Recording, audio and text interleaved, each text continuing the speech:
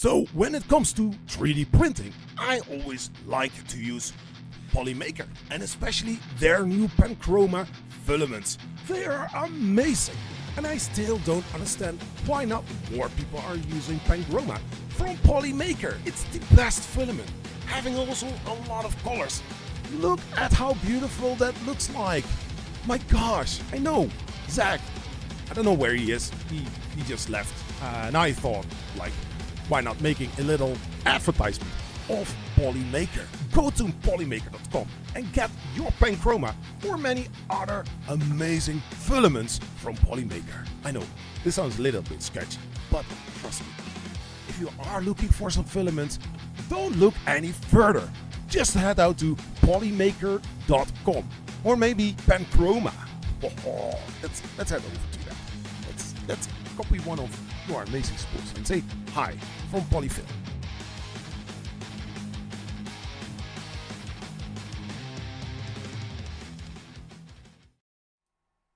Hey, hello, this is Zachary from Zachary 3D Prints here on Friday evening.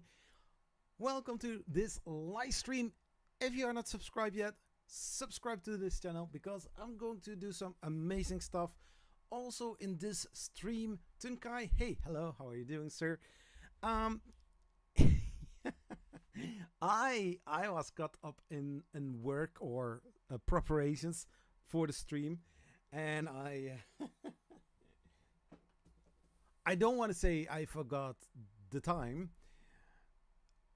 I was preparing some stuff because I might have an issue with the frame, to be framely honest. Yeah, so we are going to figure it out because although the instruction is very clear, or you know, very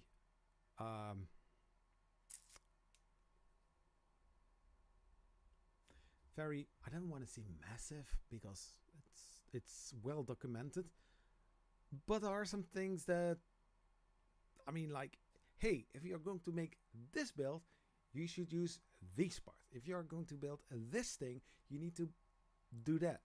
Because I had a 2040 aluminum extrusion from the Netherlands, and I cut them to 40 centimeters or 400 millimeters, and I was going to drill some holes, and I was like, wait, what shall I do next, or what do I supposed to do?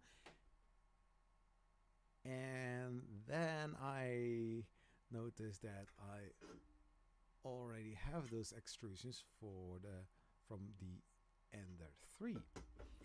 So that means I've got now something that I don't actually need, because the ones that I did cut were for the backside, which I already have. But then I can always change it. But if I'm going to change it, I need to print the other parts that are for the backside, because if you are going for the route of using aluminum extrusion on the backside of the Ender-3 NG, you need to have some other backsides for these. And also drilling some holes according to the template. And there's some other thing. I don't have a 12 millimeter rod. I do have several others, but they are all or 8 or 10 millimeters and not 12. Yeah, you see that there? That's one rod from the hardware store, but that is all rusty and you don't want to use something like that. So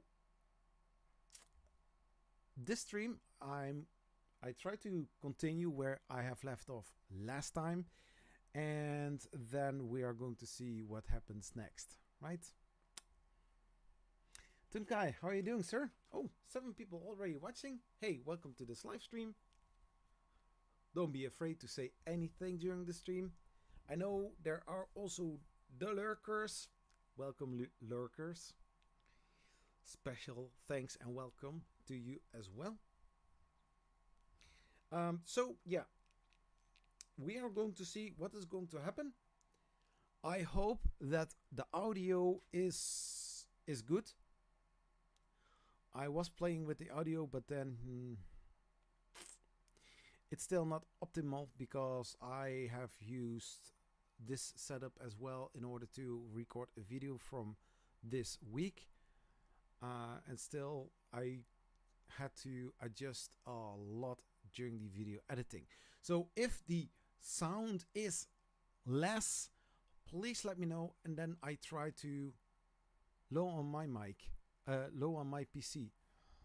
Yeah, so if you would get an ad, tell me after the ad if the ad was way louder or just almost equal to, then I need to know that I need to change something, because the loudness level on YouTube for normal regular videos would be minus 14 loves, or loves, not loves. There's no V in it, just an F. Maybe from fail, I don't know, or very loud. Yeah, because if I'm changing the volume setting from my mic in Windows, then it's basically the same if you are playing with the microphone channel and touching the gain, you know, that you pick up all sounds instead of just me talking here. I've been how was your week? My week was a mess. Very busy, as you can see. I also worked on another video that you saw on Wednesday as well. Yeah, I got a lot of questions about several videos that I posted over the days, weeks, months, and even years. Even people reaching out to me per email. That happens as well. I don't mind, but don't expect too quickly an answer, because I have also a company that I work for. I have a family that I, you know, put in some attention as well. So it's very busy, but hey, that's okay. I've been porting my Prusa slicer configs to Orca slicer. Ooh, nice. Low on my PC. Yeah, I already read that. Same volume seems low in comparison to the commercial. Again, it's off.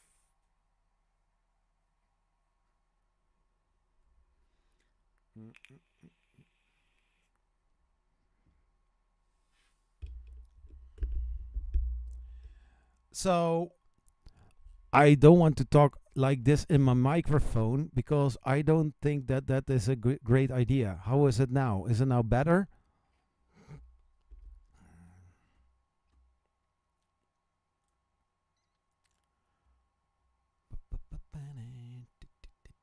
Oh my gosh! I got this song in my head. Jeez.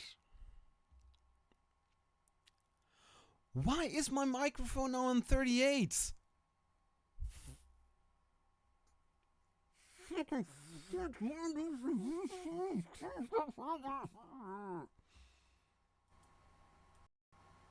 Oh my gosh.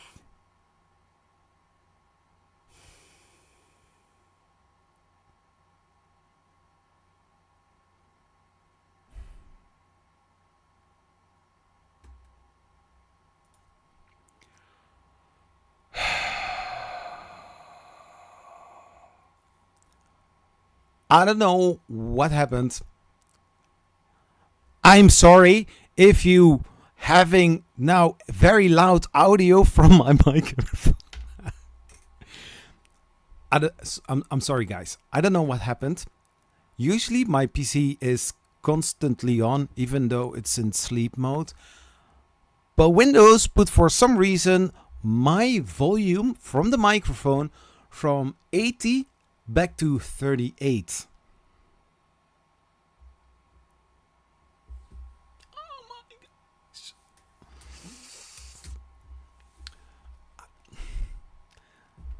So when I was preparing for the video from last Wednesday, yeah, I can imagine that I had to pump up the volume a lot.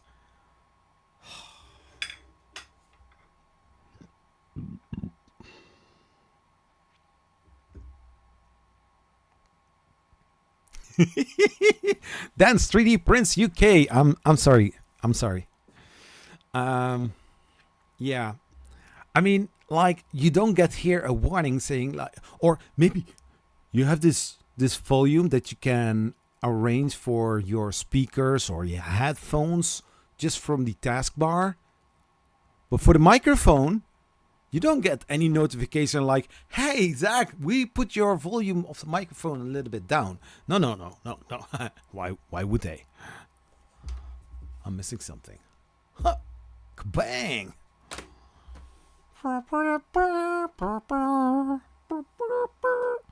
Where's that Jurassic Park? No, I think that's theme song of Jurassic Park. Or Indiana Jones. No, I think Indiana Jones. I mean, it's all Disney, right? Is Jurassic Park Disney as well? Yeah, I think so. Anyways. Yeah, so my week was very busy. I also was, working on preparing that. I even got myself. Yeah, this is what I had to cut down some aluminium. Okay, so that's also out of the way. Everybody is happy now. Yeah. And the thing is, with the extrusions that I bought from years ago in the Netherlands, these have a round hole. And then you take a M5 tab to make it, a thread in there. Yeah. Now, with the one that I have there, I don't know when I am going to need those extrusions. I hope not in a while, but I also want to move with the project as fast as possible. But then not having any preparation time. Last week on Wednesday, I ordered screws, and I think I mentioned that as well last Friday during the stream. Yeah, they came in yesterday. 1 week delay. 1 eternity later. Anyways. Much better. If you're closer, much better. By me, that was loud. Everybody dropped off, I guess.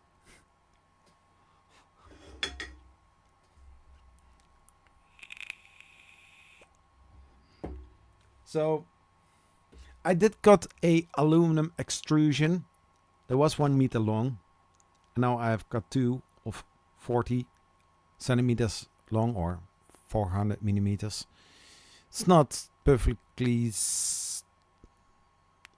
90 degrees, or it looks like 90 degrees, but it's looking terrible. I did have some clamps, and I have no idea where they are at this moment. I know I put them somewhere, but now I don't know where I put them. They are here. I know. I can feel it in my bones. So yeah. I've got some old 3D printers with aluminum extrusions. 2040. But then I do want to refurbish those printers as well and then send them away. I'm kind of confused about the Creality Space Pi. Isn't the CFS doing almost the same thing? Plus is a filament changer? Yeah.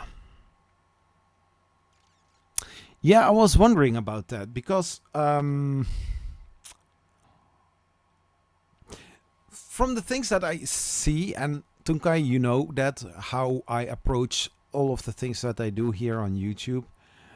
I'm taking it as a normal user of a 3D printer or accessories for printers. So I go in blind, what most people would maybe do. I don't know. So that would mean like not reading the instructions. Just, yeah, I do have the instructions here. And I also watched the the website of the SpacePi X4. It's quite funny actually, because when I received it, I was looking for it. I couldn't find it, even though when I typed it in Google search, maybe they launched the site or officially released it like Wednesday or Thursday or somewhere this week. I don't know. But yeah, yesterday when I was uploading the whole video and putting all the information in there, and there I saw the whole thing. So I was like, oh, okay, cool. I could have used that as well. No, I also don't understand that, Google. So yeah, the SpacePi, it's an amazing filament dryer. If you have the like the Creality High, you can connect it with there with the filament dry box. You can actually put 4 printers on this box if you want to, or maybe 2, and use each compartment for 1 single printer if you want to. Yeah, up to 85 degrees C, which is nice. It's also toasty. Also, if you are trying higher engineering kind of filaments like the nylons and the ASAs and the PP and the PP whatever, you need to make sure that the plastic that the filament is on is resisting against the higher temperatures of the dry box, because this one is actually hot. I set it to like 45 degrees, and after like 15 minutes of printing, I opened the box and I was like, whoo, that's warm. So there's a bag of silica gel balls in there, just like with the AMS on the Bambu Labs 3D printers. But this dry box is also actively heating the whole chamber.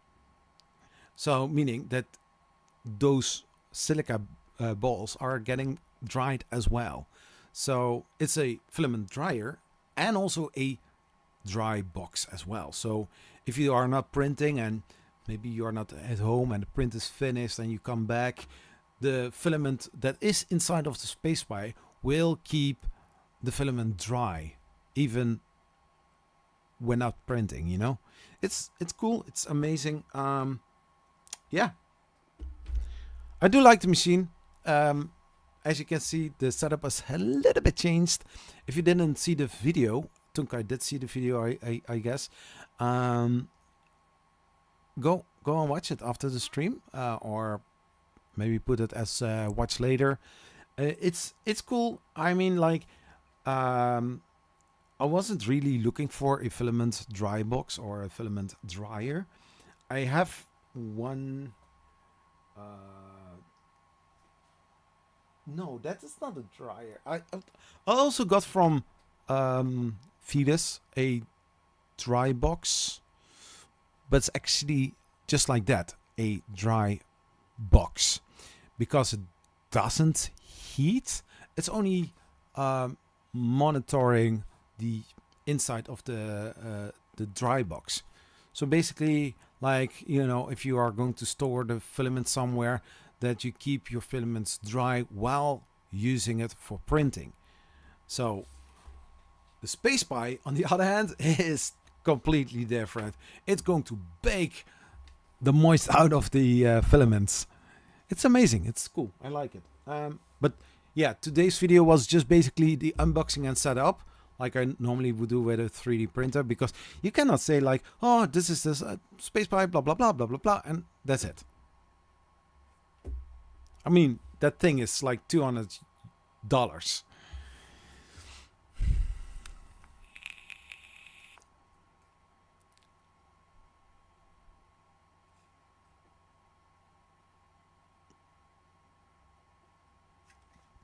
Yeah, I mean, like, I didn't try that, even though on the left side of the dry box there is a spool of Polymaker in there, cardboard.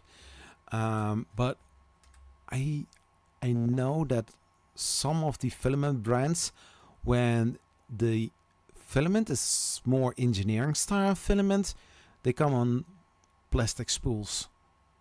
So that if you are actively drying and heating the filament or preheating the filament basically, that your spool of that the spool is not going to get softer, or something else happens. And you need to have the possibility to dry your filaments, even though the cardboard spool is made out of cardboard. Makes sense, right? Yeah. Today in this stream, I'm also going to give away a spool of Polymaker filament. Amazing sponsor of the giveaway. Not really of the channel yet. I'm not at that point yet. I'm working on it. But we will see. We will see. There are a lot of things that I am planning to do for this channel and for other social medias in the near future. I'm always... You see that I have a lot of boxes with filament in there, but it's not basically the filament that I always use. So yeah.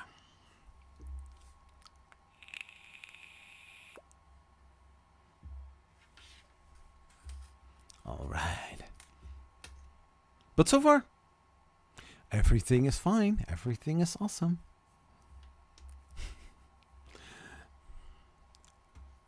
Putting up some music. And there we have some nice, cozy lounge music. Streambeats from Harris Heller. Amazing. Very gentle. Not too loud. Not too soft. Not too... We call it behang in Dutch.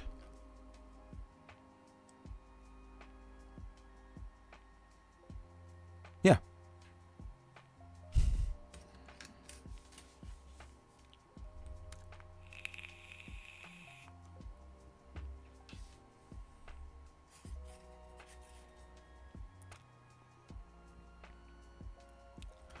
I'm going to turn on that light over here.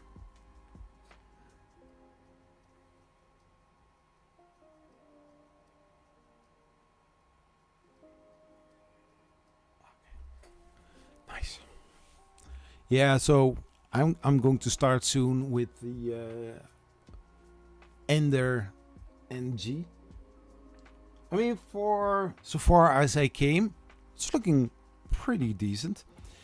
I've got also, like mentioned, I have all the M5 screws that I potentially need. Plans for tomorrow, King's Day. Yeah. My daughter has a bowling tournament. So, and it's not in Van Rij. It's somewhere else. And it's basically almost an hour drive. So yeah, and basically my whole Saturday is, I don't want to say gone, but you know. Yeah, basically if I don't have anything else to do, I would probably be working on my attic or doing some other stuff. I mean, like, if you know me, I can barely sit still. And if I sit still, then it's basically like my motor is shutting down. Like, I'm going to watch some YouTube videos and then I'm feeling tired and then I'm going to bed and I'm like, nope, no time for that. I don't have any time for that. Do you have some plans for King's Day tomorrow?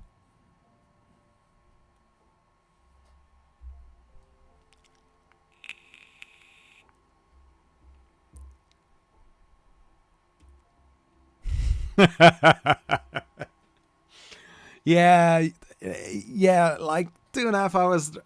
No, actually 4 hours in total. You know, round trip. How's the printer going, man?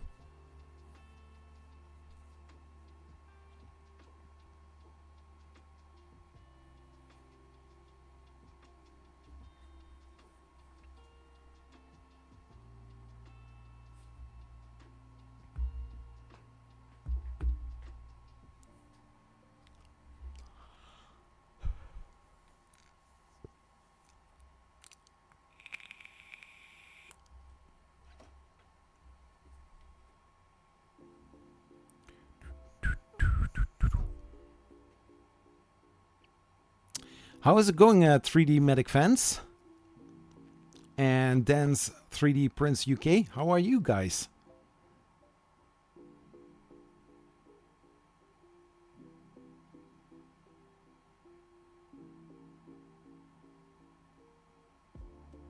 It's doing awesome. The Ender-3 Pro and the Ender. I mean, like, if you think about it, you can basically make every 3D printer into a Clipper 3D printer, but they were not designed for those speeds. And you always know, feel it, and see it as well. But I did see doing some crazy speeds on some Ender-3s with Clipper, but then they are heavily modified. And you see those test benches being printed very quickly. That is looking amazing. But are they also printing other stuff with it? I mean, my Ender-6 went also very quickly without printing anything at all. I mean, like, it's possible. But I mean, like, I see some crazy stuff when I'm at those meetings and seeing all the rep festivals and what people are doing with their printers. It's just so amazing. Yeah, I have something cooking, basically, not really in a pan cooking, but in my head. Not that I'm frying my brains though, but it's it has to do something with the Z core. The Z core.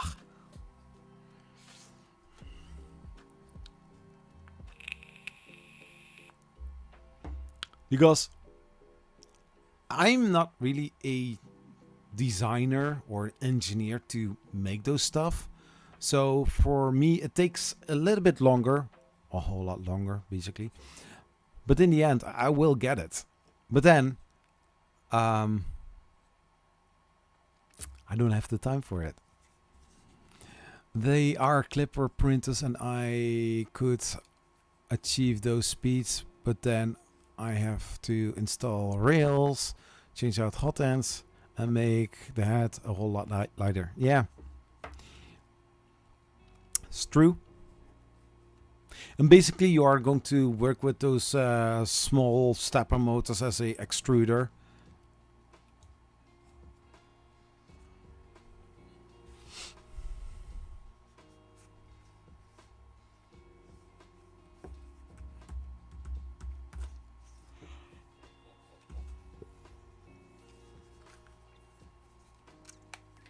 Yeah,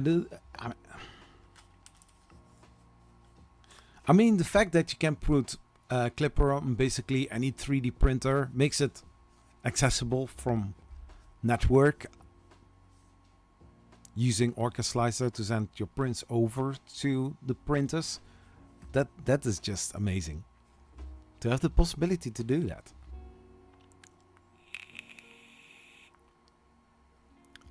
Yeah, because I fully understand, Tunkai. I mean, like a pop-up chamber here, a different hot end there, a different nozzle here, some lights, some other electronics inside, some other step, and before you know it, your Creality Ender-3 Pro that is very fast with printing and does do amazing is even more than a Bumblabs P1P or P1S, doesn't matter. I don't mean like with the AMS unit, but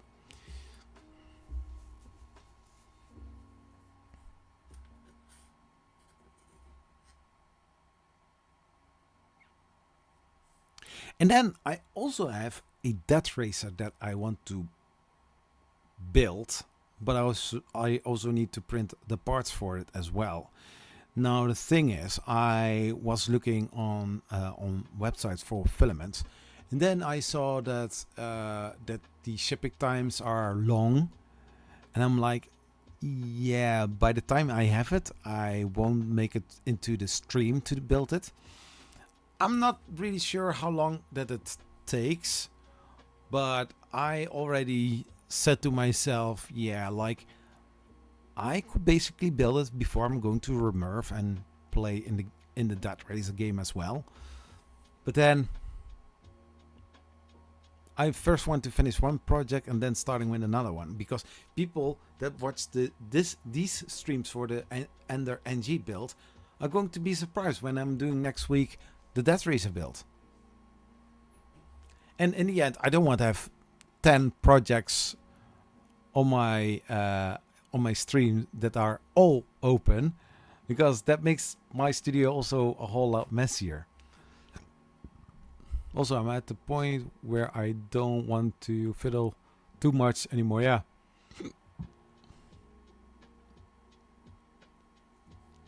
Cool.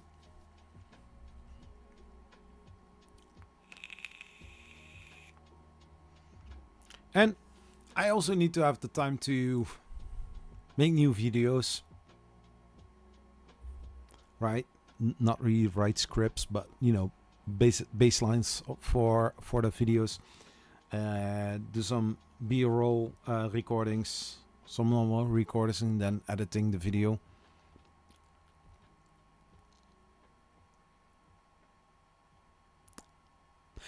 And the thing is, I want to keep the long-term videos on the Wednesday and Friday. Then, if I just take out one of those and basically focus on every Friday one video, and in the meantime some shorts, but then shorts are not bringing in that much money and views. So yeah, choices.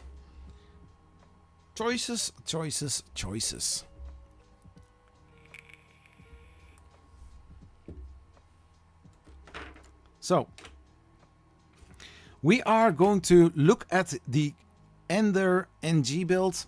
I'm just stopping with mumbling and talking and stuff like that, because I can't talk for a long time.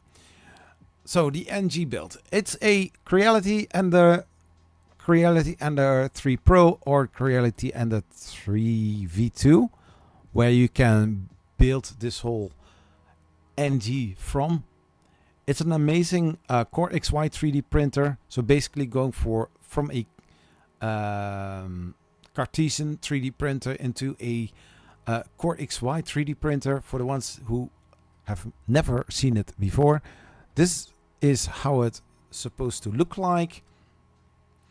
It's not really, because I'm not very familiar which type that this is, but I see here 3 stepper modes for the Z-axis, so I think this is the image from the Ultimate. That's basically how it is called. And so if you are looking here you have the base frame, the bottom base frame. That is very much the same. So a 4040 here, a 4040 here, and on the back side I guess as well, yeah. And then on the front side, a 2020 that was sitting on top of the Ender-3. It's the one where the Z-axis is going up and down. And then here some printed parts, which I already did do last week. We have a bottom frame so far. But for the back side, these pillars, these are the ones that I was talking about earlier. That are these. Because they sliding in all the way to here, and then you have the top part, and then you have a 2 2040 aluminum extrusions that are sitting on top of here. So basically I have this part, but then printed. So that means that I still need to do this one and this one.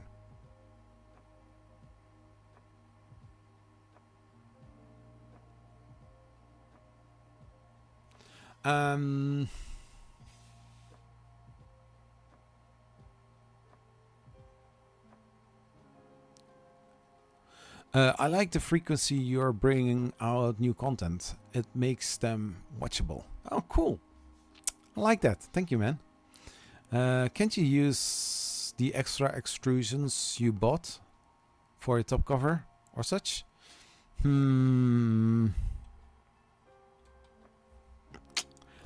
I had a 2040 aluminum extrusions of a meter, and I cut it in 2 times 400. So that actually means that I cannot really use that anymore. And it's, I mean, these have some round holes that are M5 size.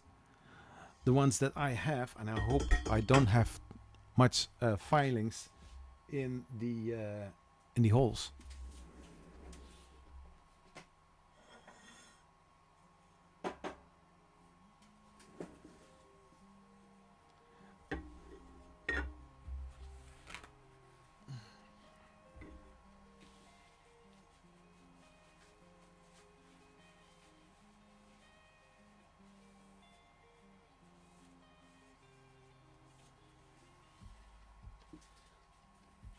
I don't know if you know the channel Ivan Miranda, but he has some equipment like band saws and circular saws and some table drills and stuff like that.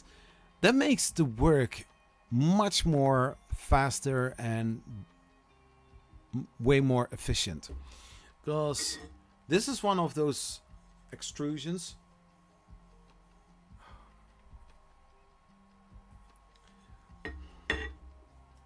Dirty.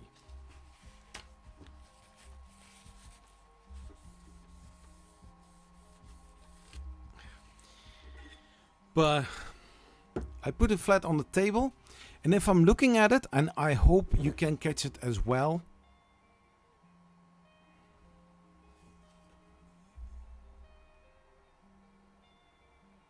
Can you see it?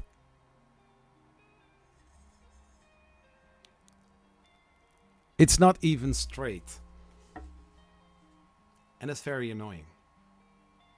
And it's bothering me.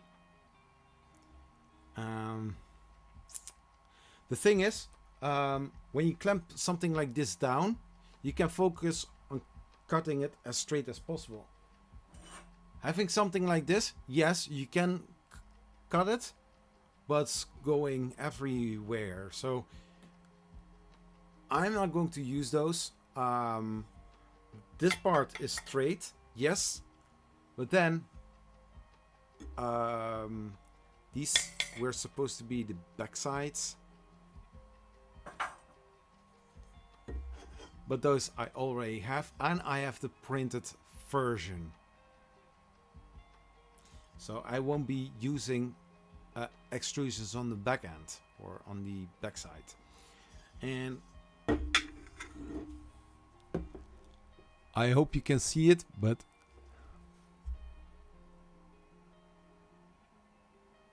it's looking ugly. So I need to find a way to cut this better. I think I need to order on AliExpress some parts, which I might be doing during this stream, because I cannot do a whole lot now at this moment, because I don't have the smooth rods like the 12mm rods. I don't have the 40T pulleys that are required. Also, I do have the lead screws, but they are from another printer, so they have to go back at some point. And then some other things that I run into issues with. I wanted to, I saw this project and I was like, yeah, let's do it. And then along the way, shit, missing this. Oh, I'm missing that. and then constantly in the same snowball effect. Did you do it with an angle grinder? I tried to do that. Here's some mark on it. If you did do work with angle grinders and stuff like that, you have different blades, right? And you know when you are using the wrong blade. There was a blade on there that is meant for stone, but I couldn't see it on the label because there was not much left. So I start cutting a little bit, and I was like, one, it's very loud and it's evening. And then I saw how it was going. I was like, nobody is helping me to hold the aluminum extrusion in place. And also, one of the tapes I put on the wrong side, as you know, as a marker to try to cut as straight as possible. So these I can still use, but cutting smaller. And the other thing, this is how they look like in the Netherlands. Yes, they are aluminum extrusions 2040, but these I cannot use. Darn it! But hey, I mean, like, I'm going to build it, and I'm going to use my brain in order to... Yeah, some people doubt that I have a brain, but I know where they came from. My brains and they. But I will see if I can MacGyver something. I think I will call this NG like MacGyver, something like that.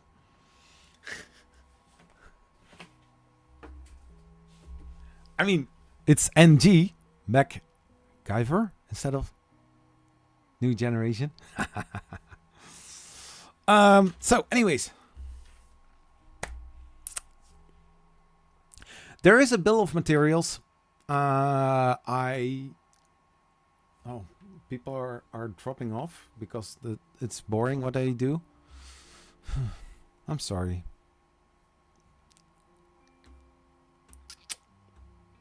So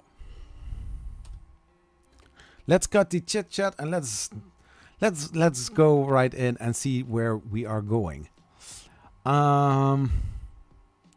Yeah, and because this is the frame, you have to make sure that everything is straight, level, perpendicular, and top on, or something like that.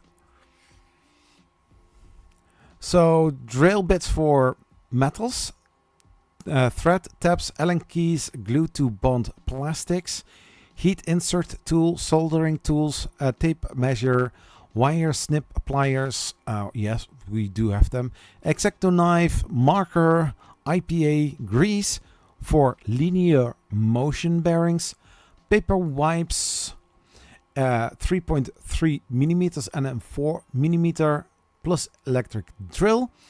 No, this is this is one line. Hey, Steph, how are you doing? Super glue is fine. Soldering iron or heat insert press.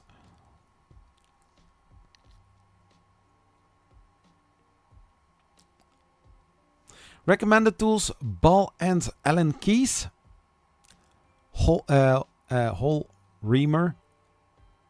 I wasn't hole reamer. File, center punch, wire stripper, crimping, pliers, scissors, masking tape, and 1, 2, 3 blocks or a precision square. So before the stream started, I saw this image here, and I saw 2 pieces 2040 times 400 millimeters, and I was like, oh, I need to cut some extra aluminum extrusion in that shape. But no, you have to go to the bill of materials in order to find all the official bill of materials. So I don't know if I have saved it here.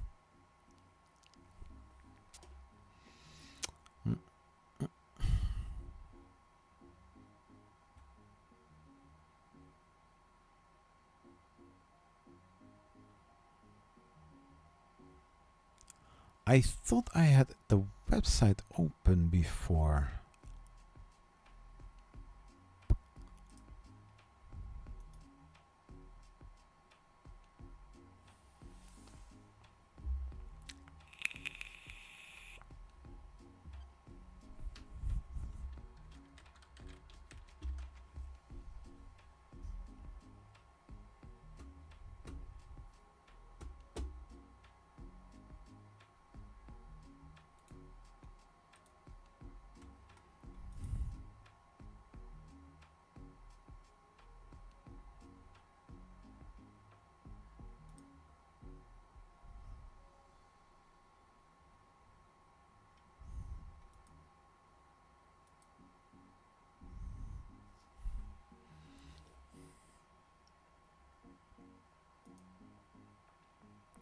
I see here a whole parts kit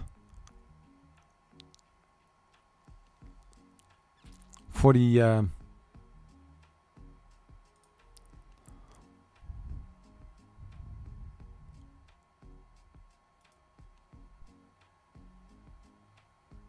ooh.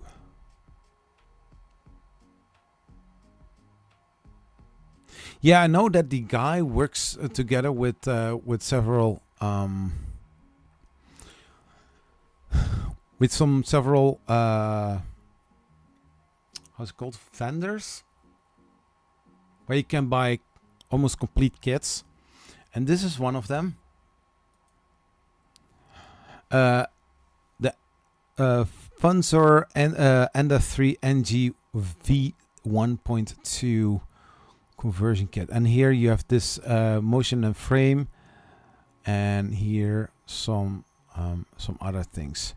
You will also find it a little bit more down.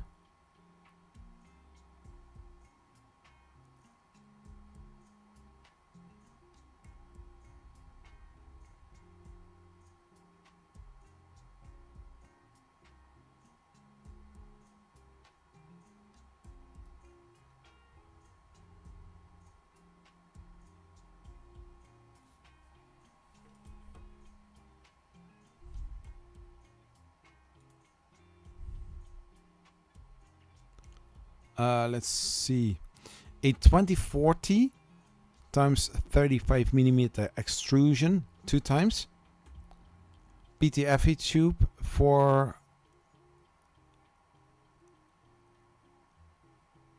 4/2 millimeter, 1 meter. I have no idea how you pronounce that. Bed silicon spacer, some other stuff.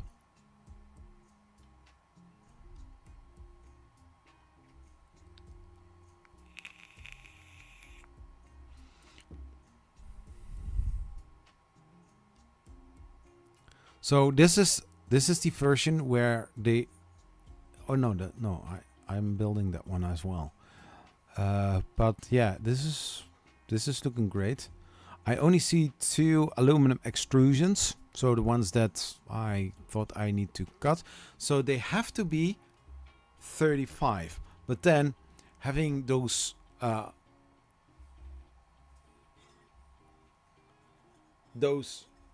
square holes, they are not working for me. Or I need to find a solution to put something on here, put an M5 thread in there, and then working like that instead. So that would mean that I need to cut even more and then finding something to press against it so that it will fit. Or I'm very creative, printing myself a 35 centimeter extrusion on one of my printers. It's also possible. Because basically it doesn't have to be an extrusion. It only has to be something that looks like it, right?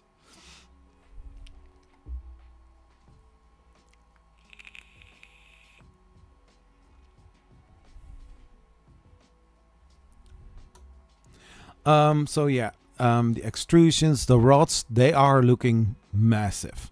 But this is a kit like 200 euros. And it will arrive between May 1st and May 9th. So that would mean that maybe before I'm going to the US that I have those parts. And I don't want to wait on that.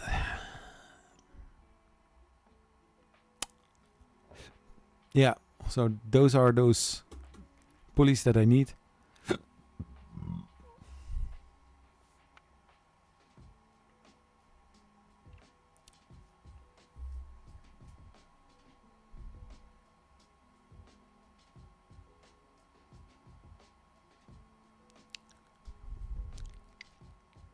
Yeah, it's funny that they have this frame like this, but they are missing on this here. I don't know where this image came from, but it looks like it's coming from the official assembly instruction. So I'm going for the one with the 3 stepper motors instead of 1. I don't know why. I've just this wild idea doing it like that. But then this one, and this one I printed. I think this idler as well. Yeah, I think I printed that one. So yeah, let's continue watching.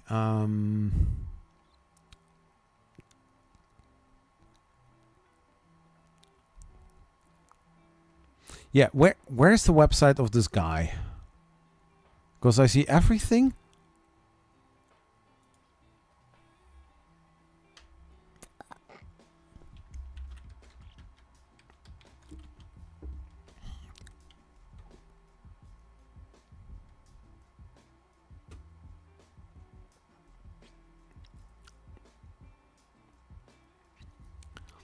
Oh my gosh.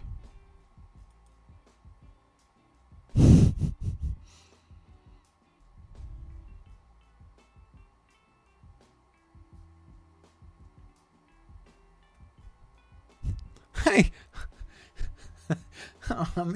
I'm even on here as well.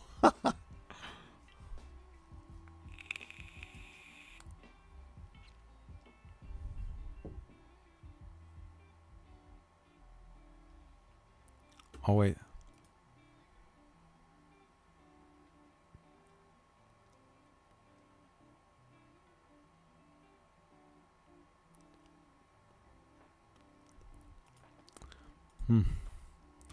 Is there not really a link somewhere? Oh yeah.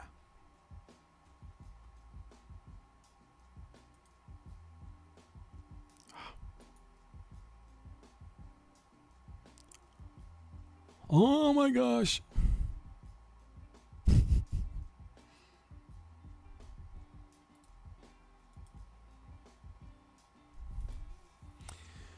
So here you can choose your color scheme. I have a certain type of color scheme already. Oh yeah, no, the bill of materials. That's an Excel sheet.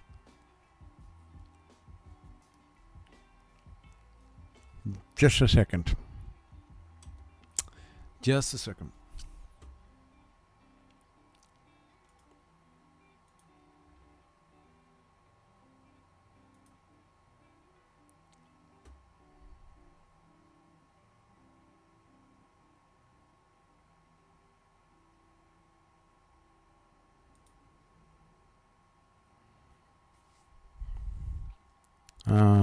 Whoop. So for this is the configurator.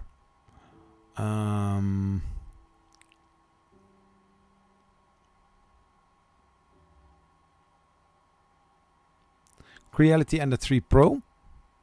I'm going for non-enclosure. I'm using the ultimate frame.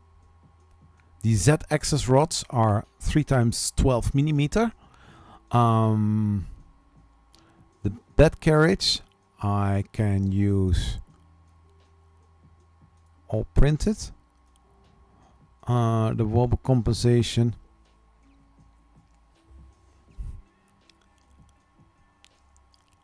Flexi joint. Wobble X. Do I really need to do that? We go walk a bit late in the afternoon. Oh. Queen's Day. No, it's King's Day. Yeah, I don't know. Flexi joint. Yeah, let's go for flexi joint. Drive. I'm going to use the 3 independent. Lead screw pulleys, aluminum. Power supply thickness 30. Yeah. I think I'm going for the easy. Is that the Manta?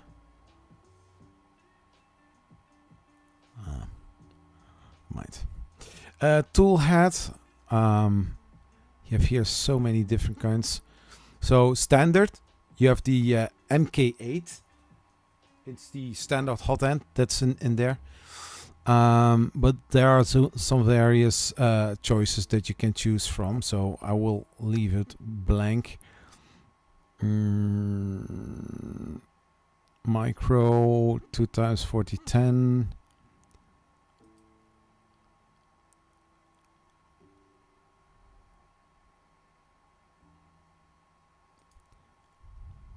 Clicky probe. I'm going for a BL Touch because I still have that one laying around.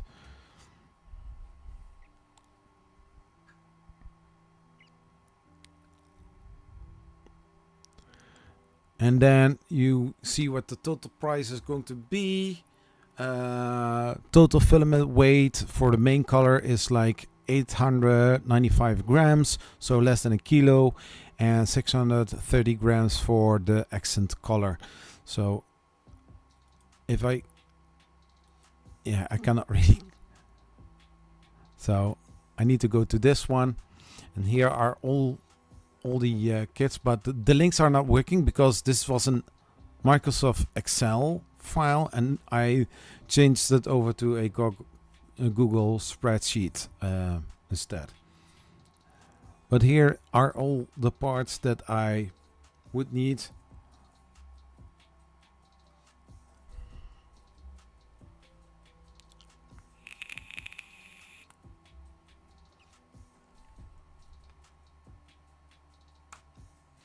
Yeah, I would say like for King's Day, if people are selling stuff, I could sit there with some printed stuff and then sell them for a few bucks. But then, I'm not here for the whole day, basically.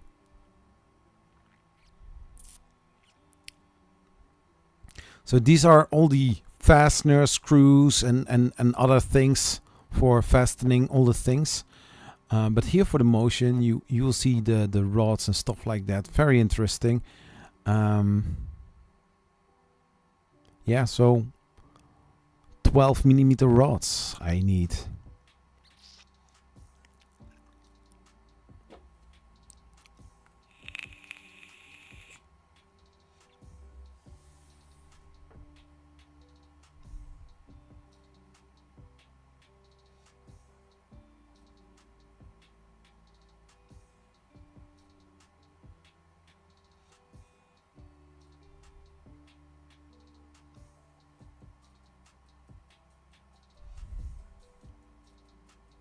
Yeah, so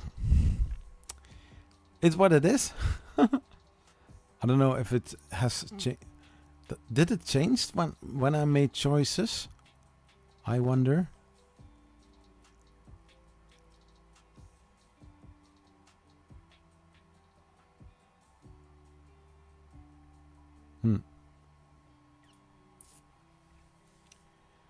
So yeah. So last week I came to I'm going to grab it.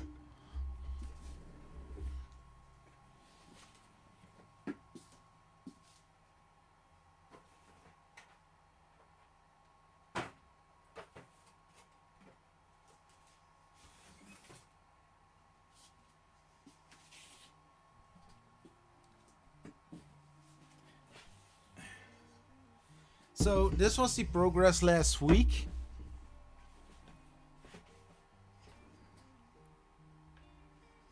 So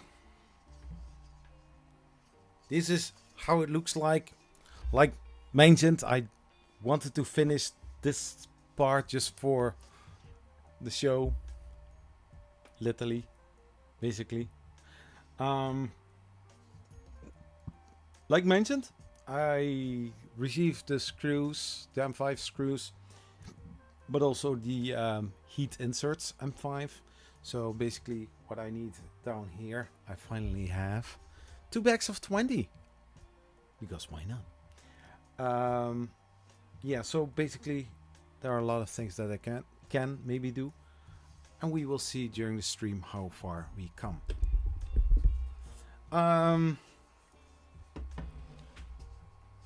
So I'm going over the whole list, or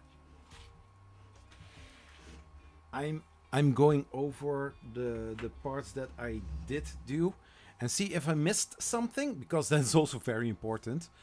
So yeah, the M5 heat inserts I will still do, but first I want to check which kind of parts that I need to take off. But also here, if you are watching the instructions, the printed 40T pulley, they don't say which kind of screws are going in there. So it's a clamp fit at this moment, which is not ideal. It's not supposed to be like that. So I need to make sure to exchange them for the normal metal pulleys. I also noticed that when I'm pushing certain points here on this frame, that it doesn't wobble anymore. No, it doesn't wobble anymore. Wow. So yeah, I've got those. I like the sound. It's basically the printed spacers.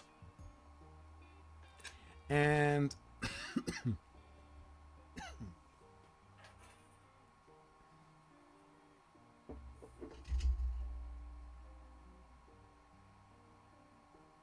yeah, the lead screws are like 340 instead of 300.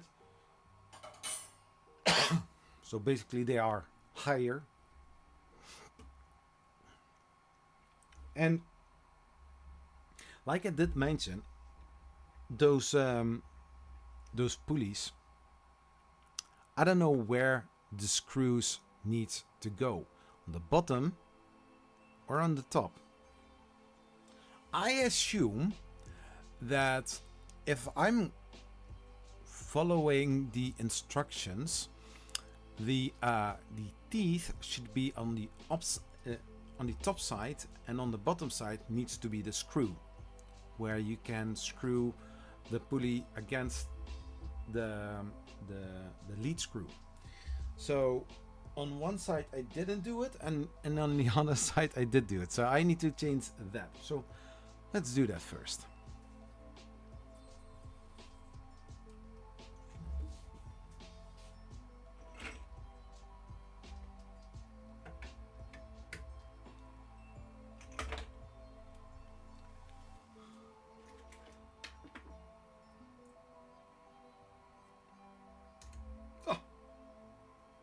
Wrong.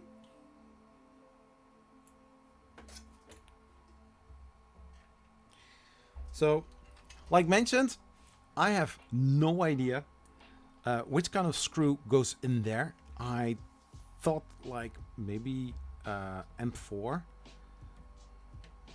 but then it's supposed to be a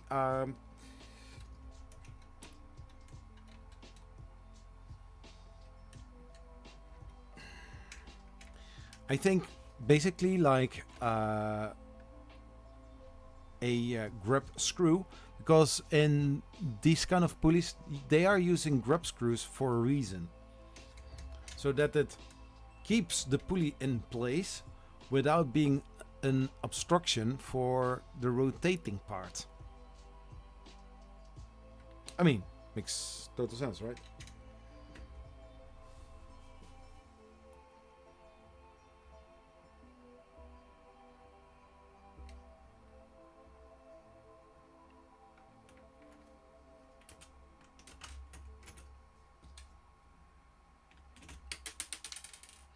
Tick, tick, tick, tick, tick, tick, tick, tick.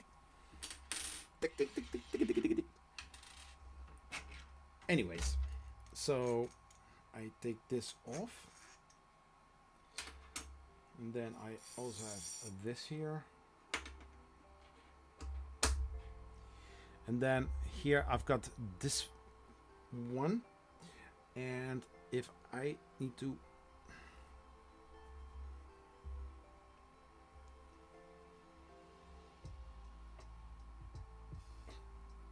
okay, so rubber hammer, why did I see it?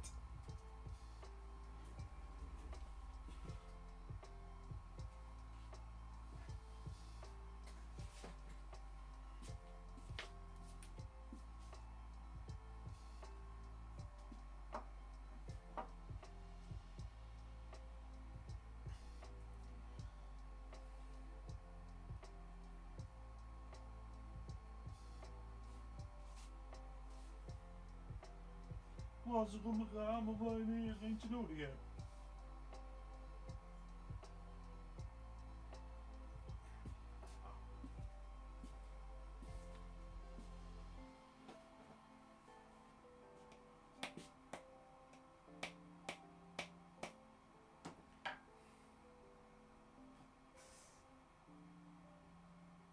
Waarom zit hij zo strak?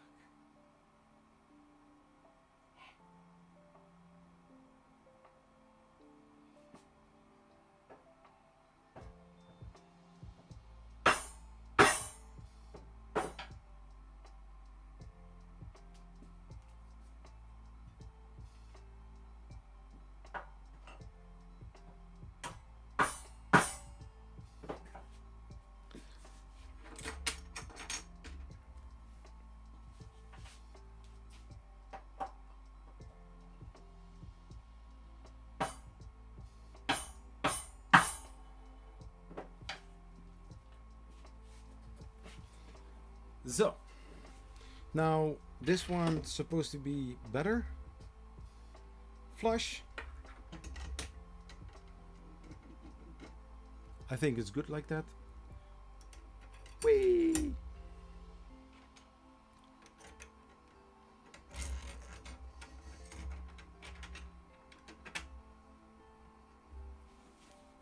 Whoop.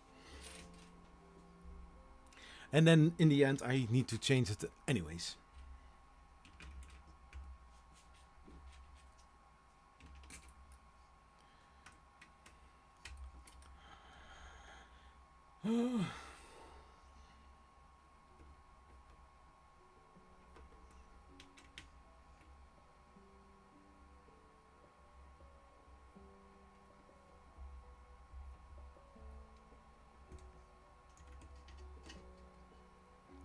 Because I still need to put a belt around it, stuff like that, so.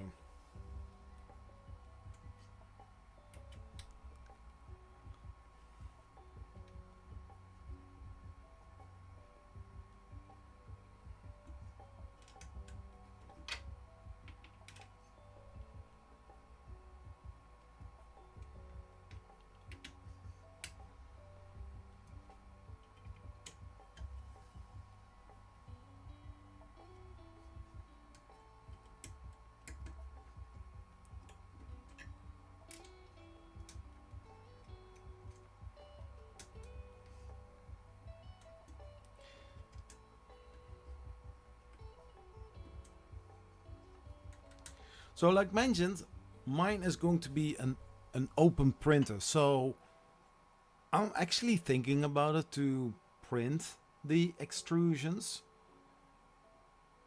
So would that be an idea? And then I mean the extrusions that are sitting here, you know, not like here, because those are going to be, if I'm not mistaken, no, actually, if I'm looking to it, those are structural parts, but they are not parts of the mechanical side.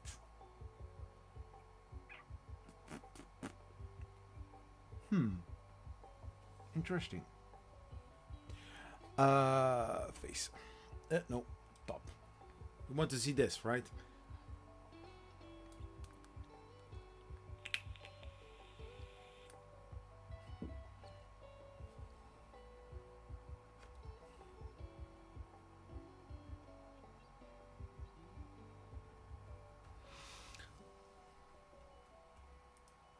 So, okay, this is good. Also, I did...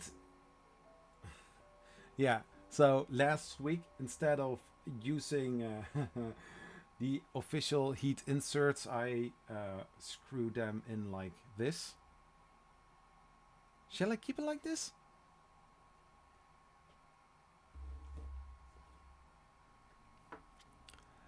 And yeah, you will see me back and forth going in the instructions.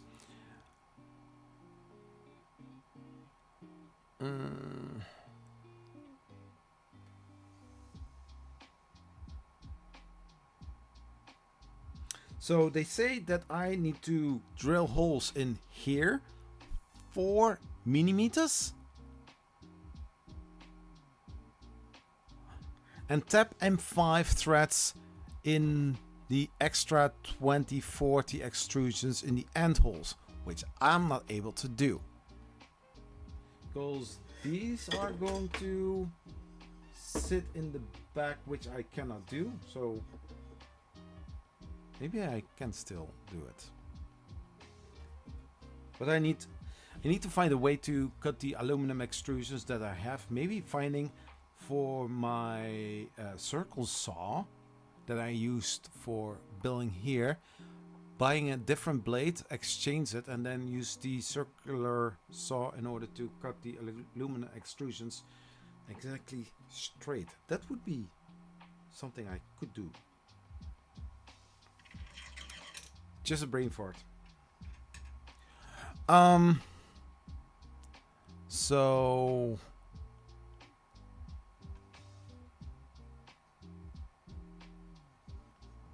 I don't know. I don't know.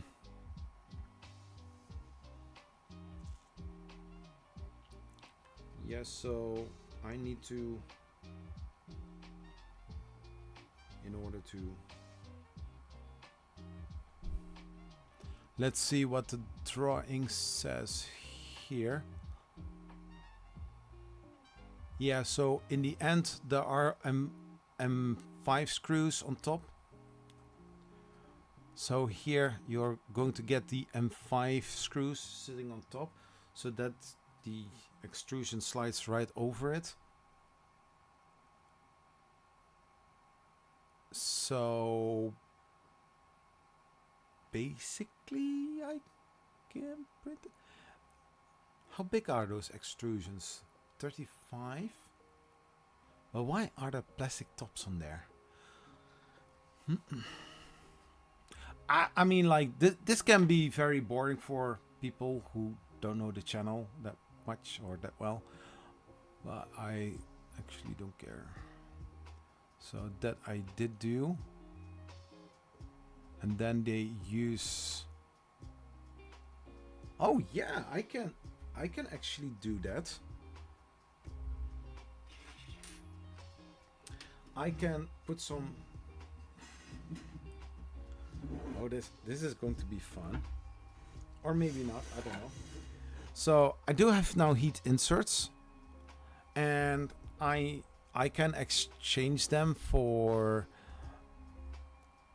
M5 heat inserts and take those out. and then put M5 times 25 short head cap screw, which I have. So let's do that. Yeah, few people are lurking. Oh, 7 people. Hey, welcome to this live stream.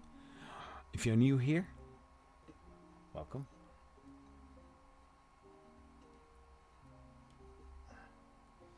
Yeah, you know, on camera I look like a very you know, sure guy, and don't never feel insecure, but I'm shy as fuck.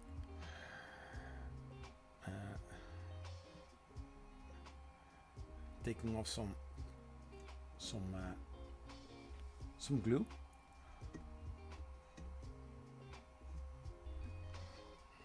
So I'm going to try to get them out. I hope I can still get them out. This is going to be so much fun. You have never seen before. No way. These are...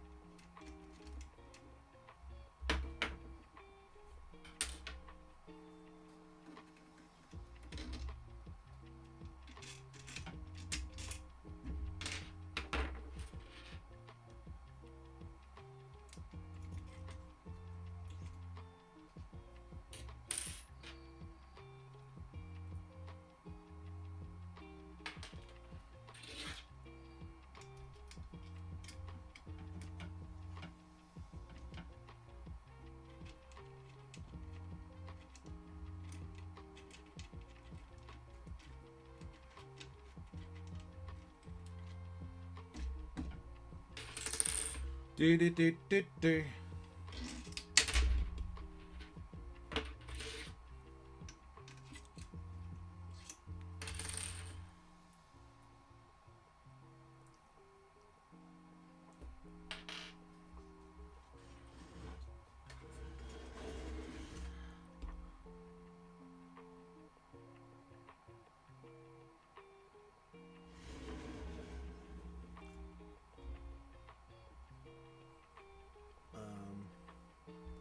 Yeah, there is a part that keeps them in place, so that's good.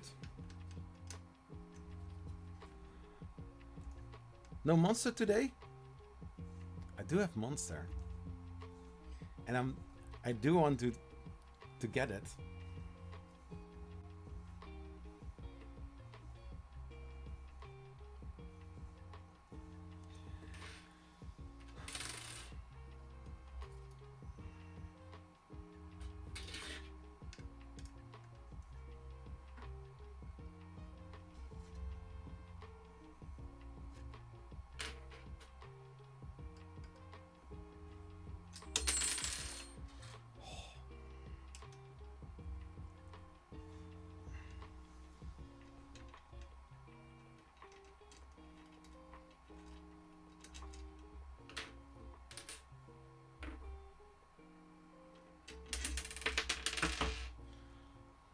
Oh yeah.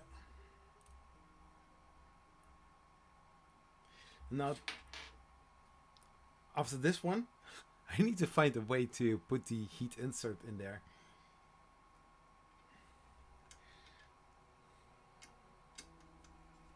Because I don't really have the right tool.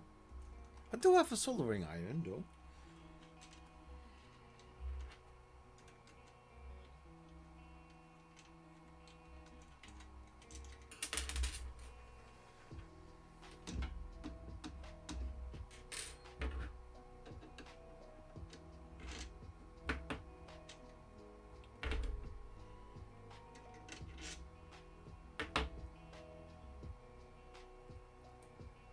So that were the screws.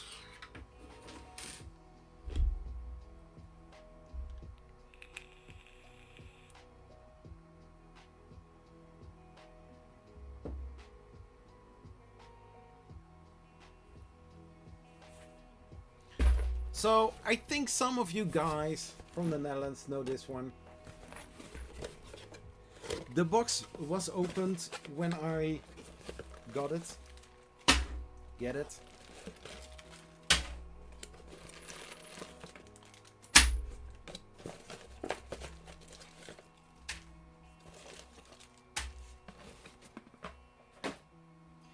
So now testing the inserts versus my soldering iron, because if the tip is too small or yeah, too tiny,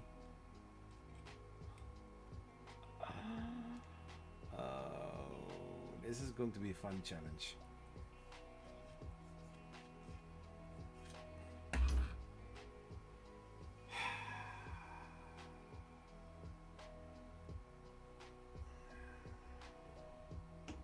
The problem is when the tip is too small, then the heat insert just, you know, goes all the way through.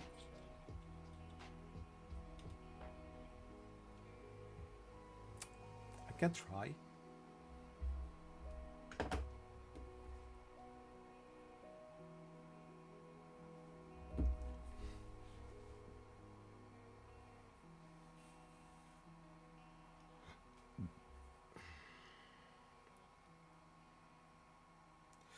I've got a metal splinter somewhere in my hand.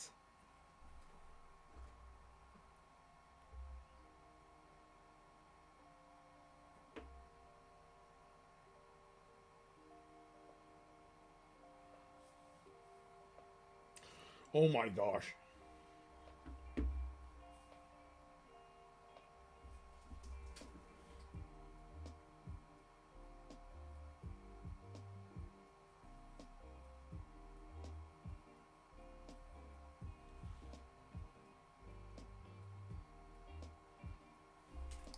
Okay.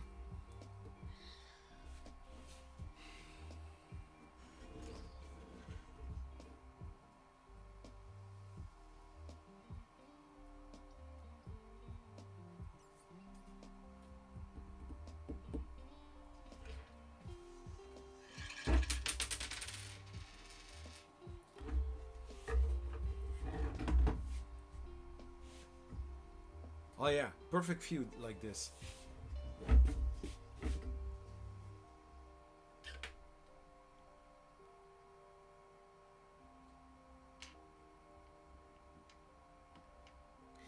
Like with the tolerance where I was talking about last time.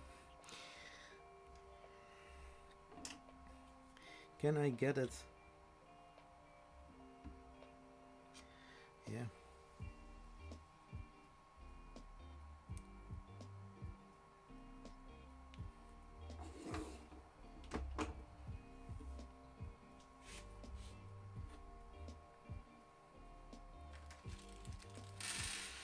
Oh yeah.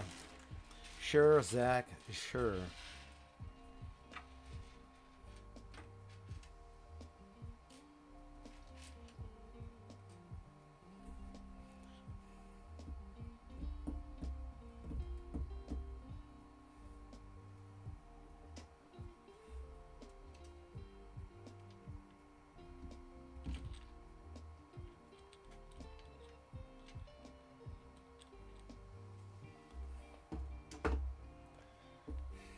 No heat transfer. What I can do or try, put a longer screw in, keep the nozzle from or the tip from the soldering iron against it, and then like that. But the thing is, you have this heat being pulled away from the heat insert.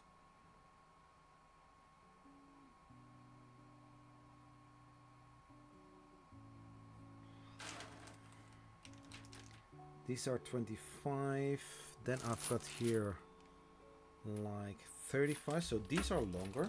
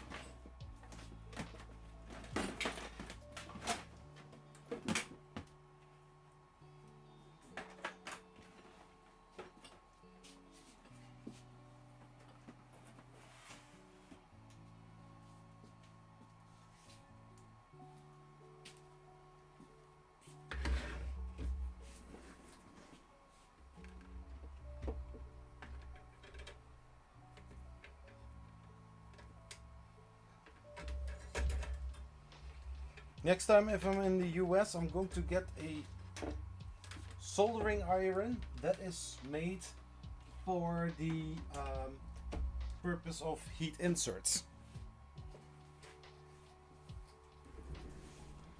And then I'm going to actually make a heat insert press. Or I will just wink to Adam from, you know, from Vector 3D and ask if he would sponsor something like that. I don't know.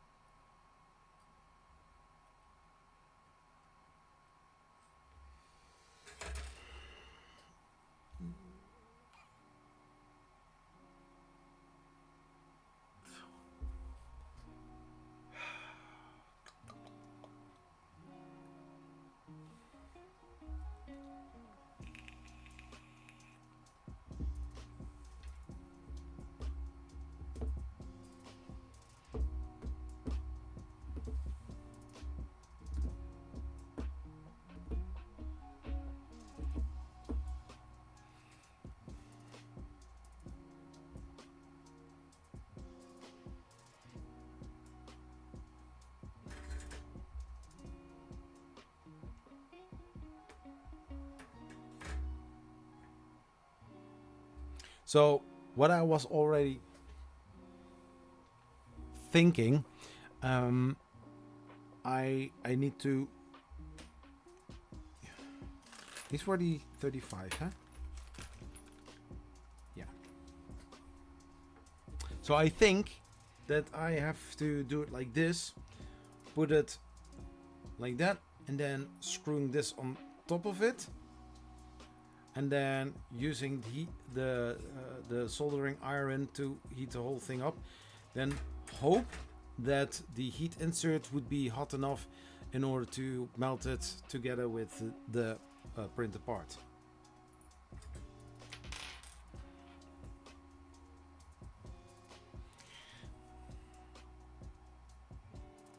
So what parts are we missing from the NG build? Or for as the tool, because this nozzle tip, you know, it slides right over it. It doesn't grab, you know. Whereas this one, these are soldering irons. These are not heat insert presses. So you always have this little issue. So I'm going to try one.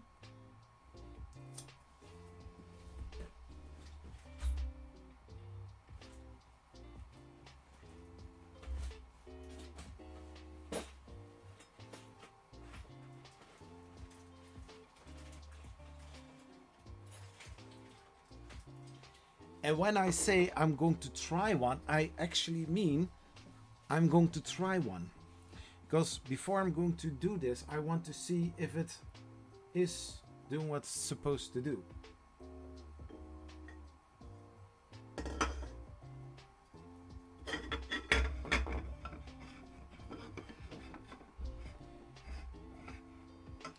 So, the thing that I mentioned last week.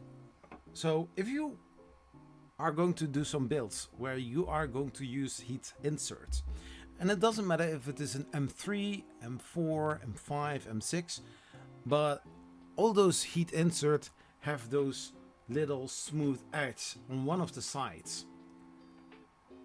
If you're going to make something where you are using printed parts, it's always great to have already a little hole where you can put it in so that it will sit straight. And the only thing that you are doing with your soldering iron is pressing it all the way through. Just a little bit under the surface of the material. Then it's perfect. So I need to see how this one goes in. I think from the bottom.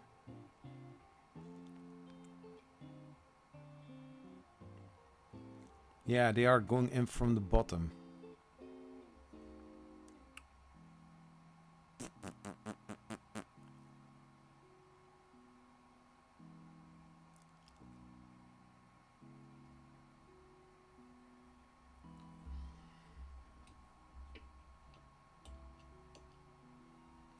Yeah, you can also do it like this and then let it slide in.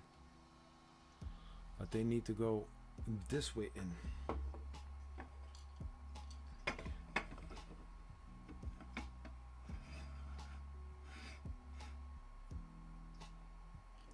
So, yeah, I cannot really use the screw itself, can I?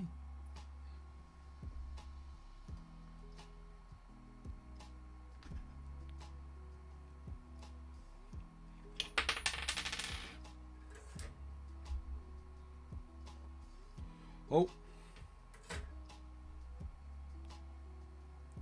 So this edge here from my soldering iron,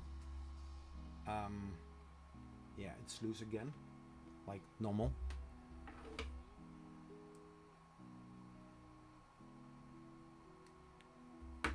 But if I do want to press it in like this, then this little side will sit against it. So if I'm going to use this method, I need to put it in from the other side.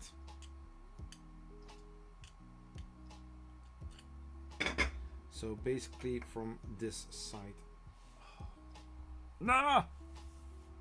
Oh. Damn it. Not most ideal.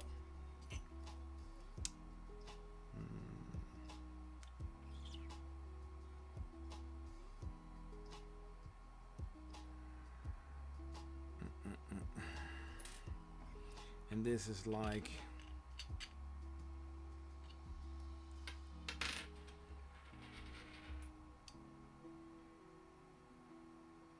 yeah, it's a good half a millimeter, 6-7 millimeters deep, and then the smaller section will start. How far? Just to test, just to test this. So heat insert is going in like that,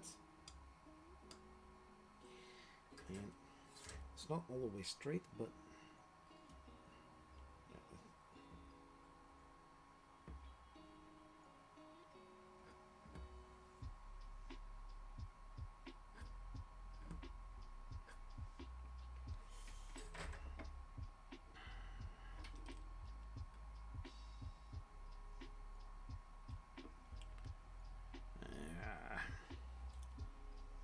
oh, that's looking. Oh. 21, 22, 3. So this isn't looking nice at all. It's ugly. Yeah, but the spatula is a big surface. Yeah.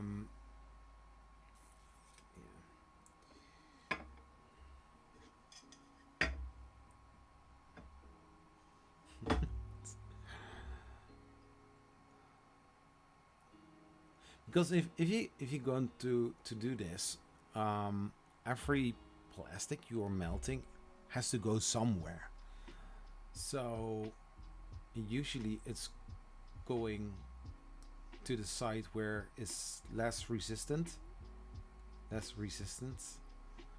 So it's going up. Happily enough, it's not going to block the hole where the screw is going in.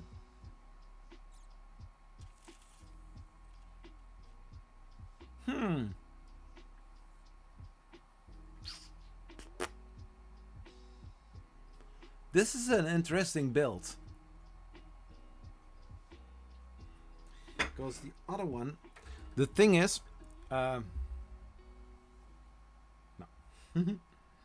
So usually I use this. There is here on the soldering tip, there is a little thicker part, and usually for the M3 heat inserts, it's perfect. This one, a little bit effort, or little to no effort, and it's sliding right in, you know. So that means that if I try to put some pressure on it, the tip of the soldering iron goes all the way in, and that is something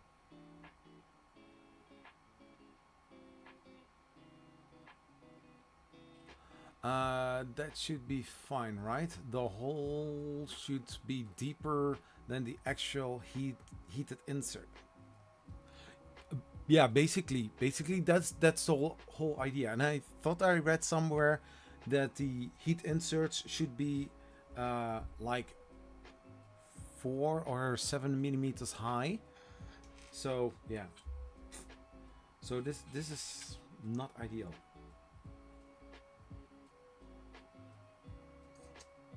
And the thing is, with indirect heat, it's going to cause maybe other issues.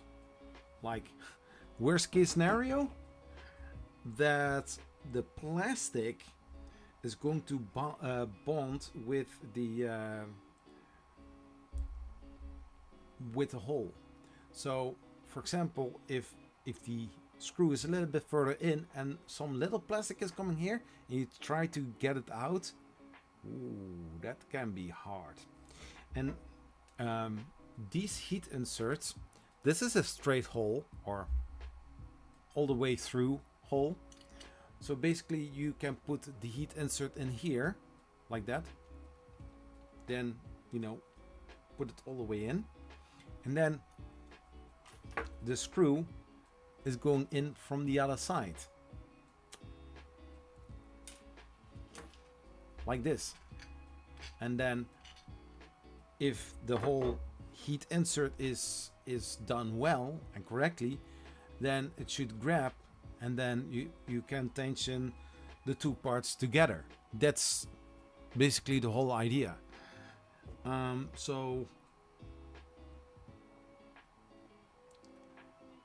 the only thing that I need to do, or can do at this moment, I need to disassemble the whole thing. Fuck. It's what it is. So basically, how I'm going to work. So I'm going to try it like this.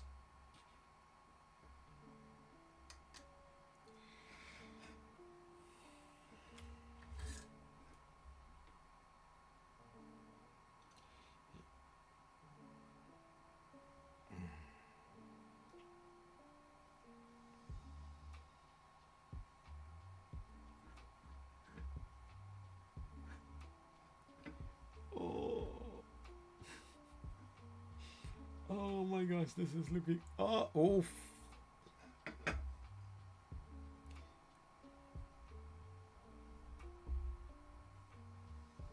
Okay, so maybe not direct.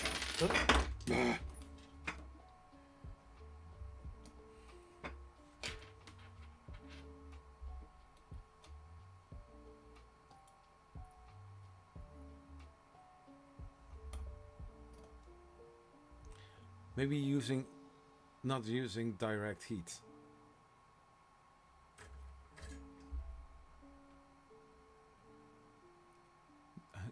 No. I see a scenario. No, you don't want to have that. No, also that not.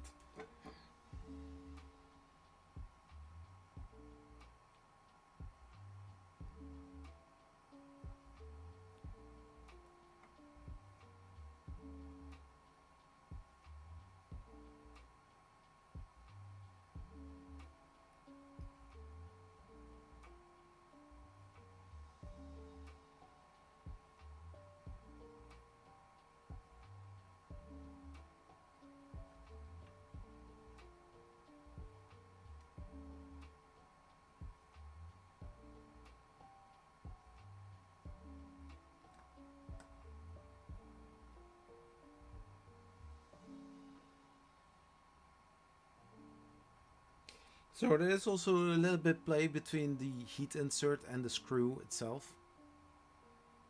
And this is not working. So yes, it does heat up a little bit, but not enough to melt ABS. Oh my gosh.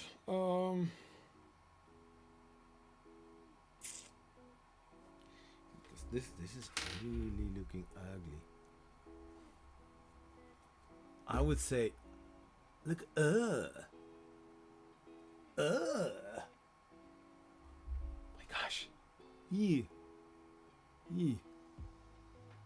Hey, FTT, how are you doing? Those inserts are really hard to get aligned. Yeah, if you have the right tool, the right soldering iron with the right head, then it should be a very relaxing job. Just heating up and slowly press, and when it is done, you're all good to go. And then the next one. So this soldering iron is too thin for that what I want to do. Good, thanks. How are you?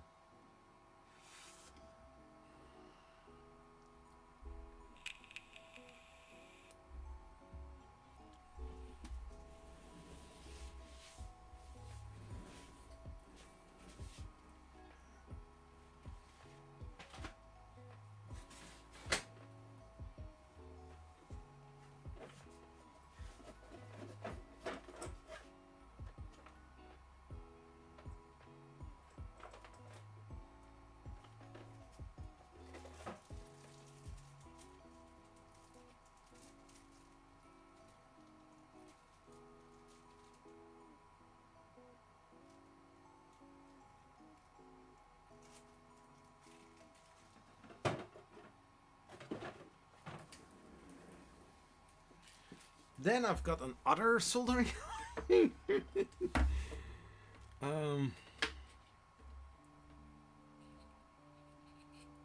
the same thing. How do I screw?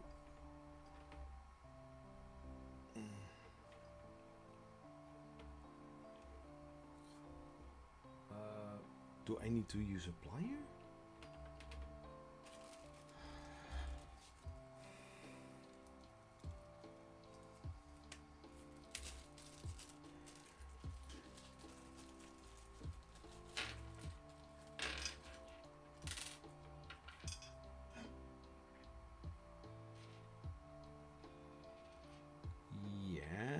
This could work.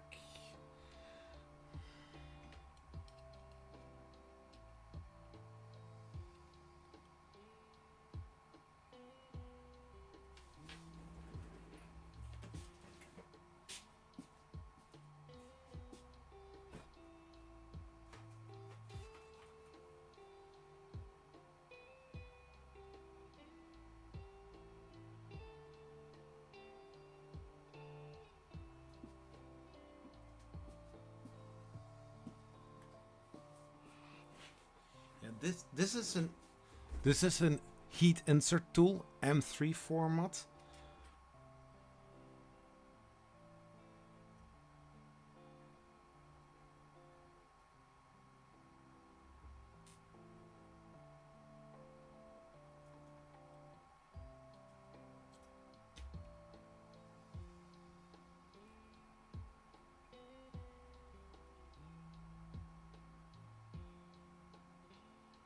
And this is for the depth.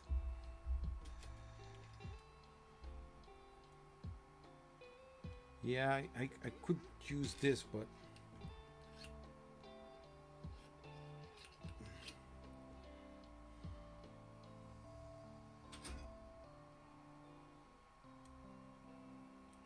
how do you put those on? Is it something like, oh yeah, you could.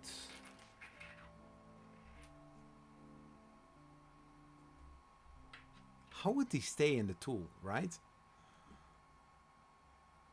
That Ender-3 is not for sale, only as a build yourself kit.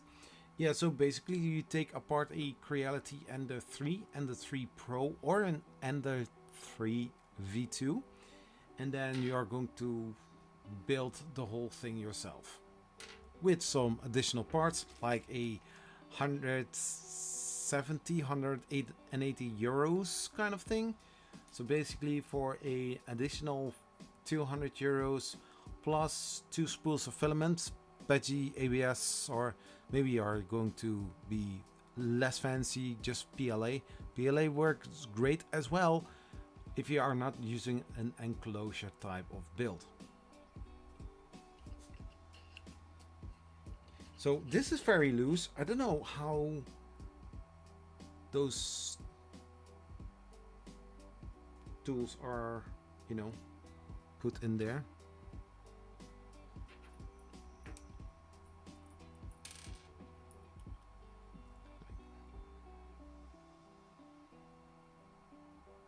It looks like you can screw it in, but then it's just a hollow tube.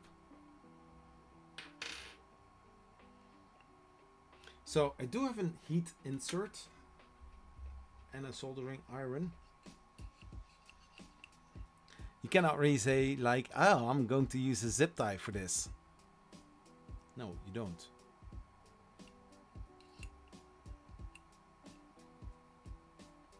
And the thing is, if you are going to use it, you don't want to grab this or using a plier and then this and then trying to hold the whole thing still. How do they? This came with the LDO kit, and I don't really know why there is nothing to screw it on, you know, so that it will stay.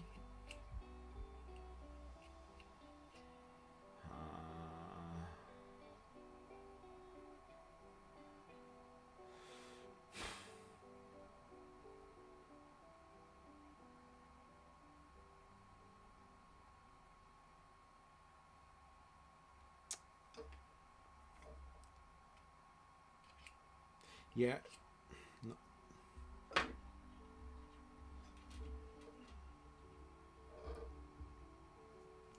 Yeah, basically what you need to do, heat up, screw this out using, I think, a plier, which I don't really would like to do with those tips, because when they are damaged, they are less effective if you do some soldering jobs. So yeah,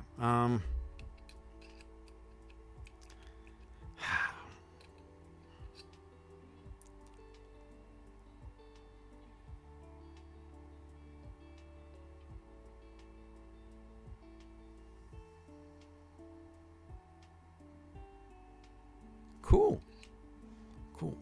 Yeah, you know, I did mention it. If you have an hex file, you connect your 3D printer to your computer using Prusa Slicer. In configuration, you have the possibility all the way to the bottom of Prusa Slicer to add or to update the firmware, and they are using hex files.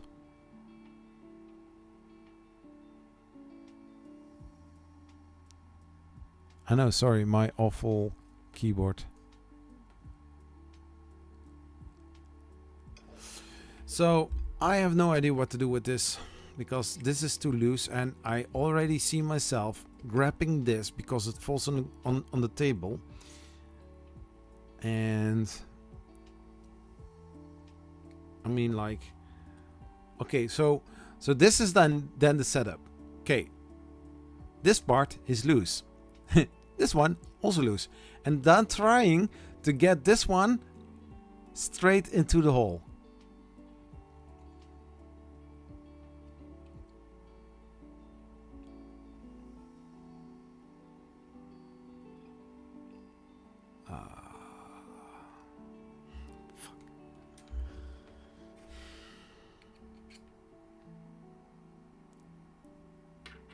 Yeah, and I know that those tips are being screwed in place somewhere. So yeah, when I'm in the US, I need to look for a soldering iron that is suitable for insert jobs. No pun intended.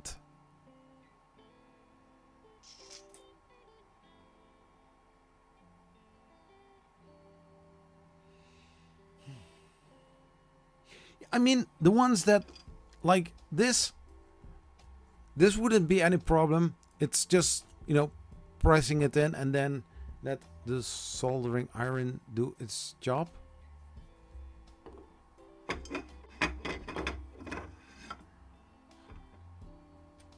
Yeah. If I can...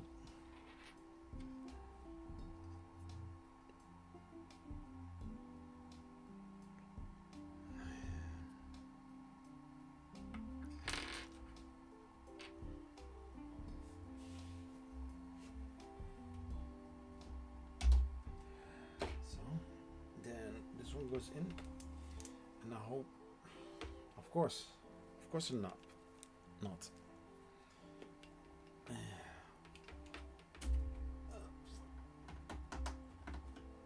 Don't mind me, I'm just a guy randomly cursing. So now what's the plan, Zach? Come on, you know it. Yeah, I know. I know. So what I'm going to do, this is going to be very tedious, so it's not going to be quick and dirty. So I take a nut or a screw and an insert. I press it in like this, then twist it out, hopefully. So this one is being heated up. Then I'm going to put this tip in there, because this one has the possibility to, you know, wiggle a little bit but be straight, you know.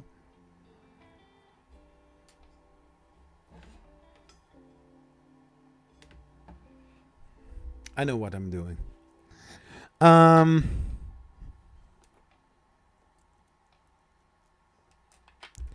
So that is that.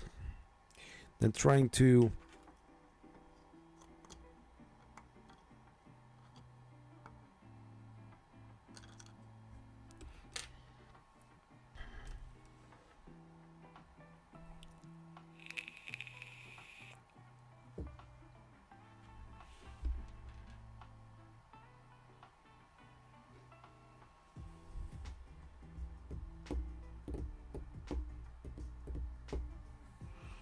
so that one I need to screw off, and the other one I need to screw in.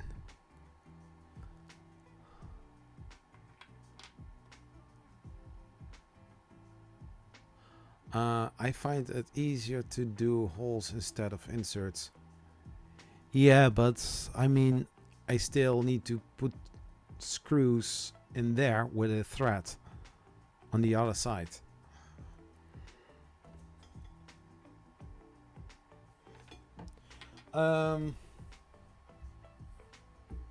Where did I put the pliers? The one with the yellow handles.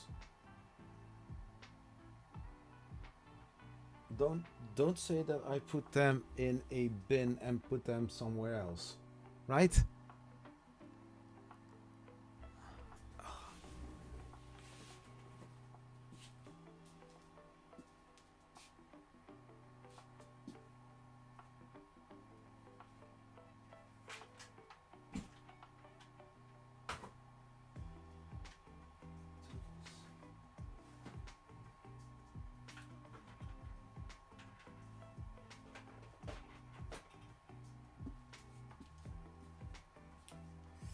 So,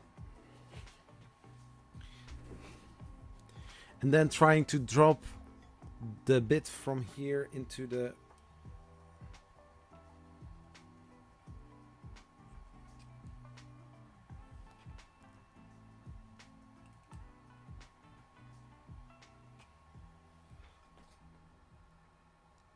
I do get it out, right?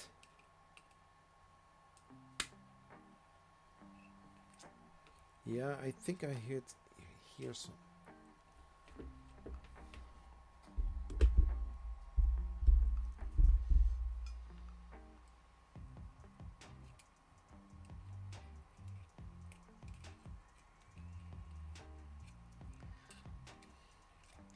I mean, like, dude, serious. I need to use pliers in order to get it out.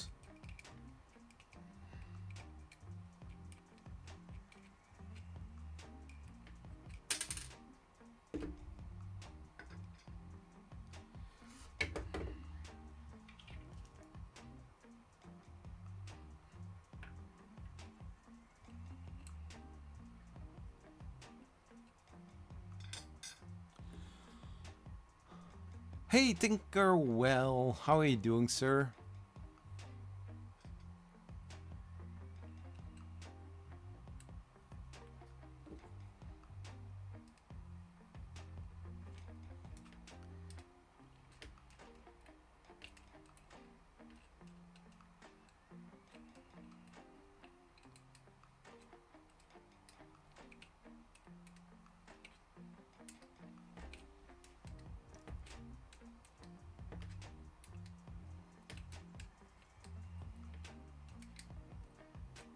Okay, so that part is done.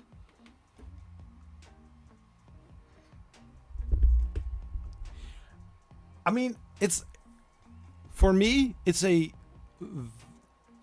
a method that works if I want to know if a soldering iron is hot by holding it next to my cheek, and then I feel where the heat is. So since the tip was just on there, I didn't feel the heat coming from the tip, but from the side, if you know what I mean.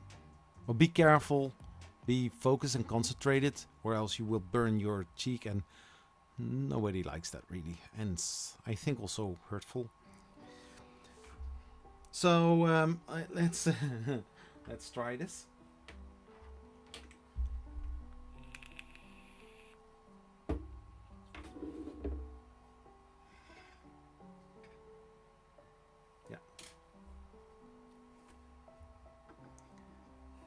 I hope everybody can see my failing. This is a part that can fail, you know. It's a test piece.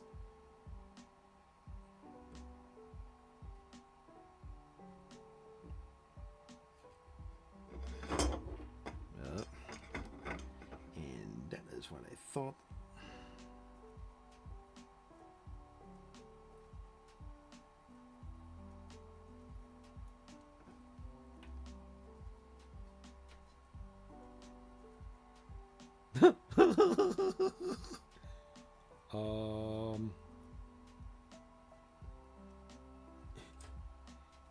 Yeah, so basically I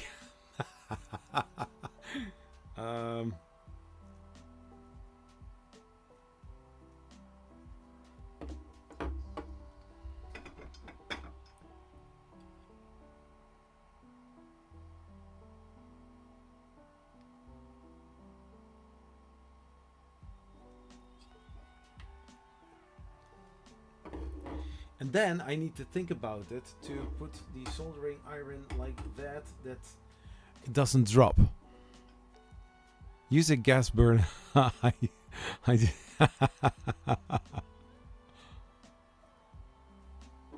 well, actually,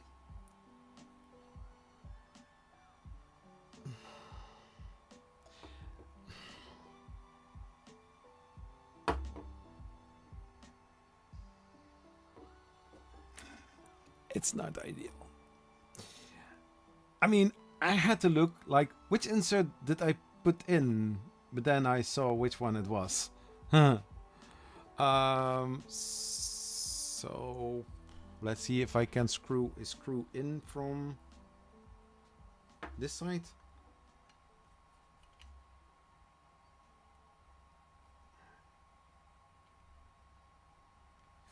Yeah, I see where this is going. Yeah, there's already plastic on the other side as well.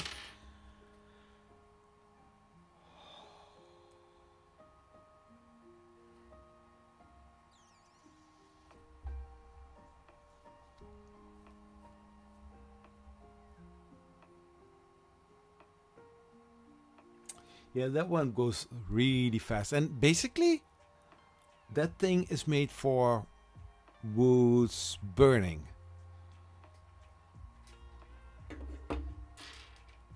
Soldering tips.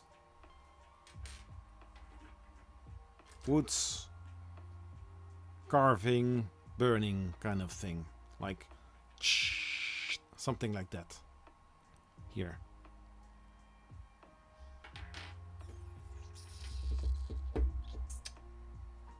And those holes are deep that it's really burning through the plastic quickly. It's making the hole a little bit bigger, but then also uglier as well, because the other one is going to look more blackish, which I don't want to have.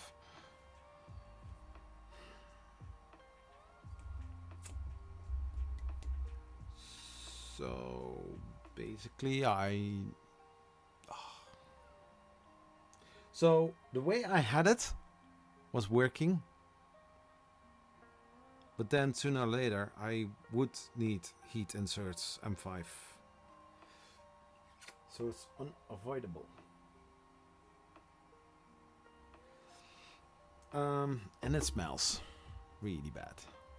More boom, less talking. Yeah. UCNC kitchen heat insert parts for soldering iron and heat set press from 2020 and STL from Thingiver. Oh, nice. So yeah, everything that is black, I know that it had touched some plastic parts.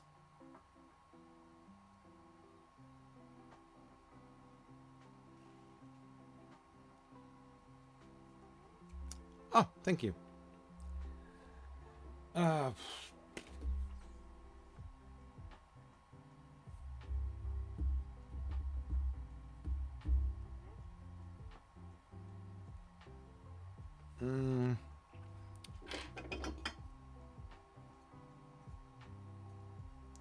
It's, I mean, one I put from this side and the other one I put from the other side, but either way it's looking ugly.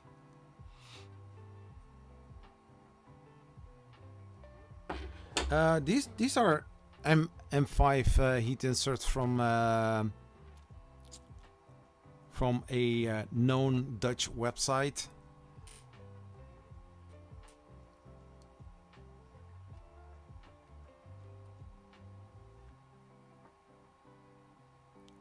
I also include 500 grams of fairy dust as a gift.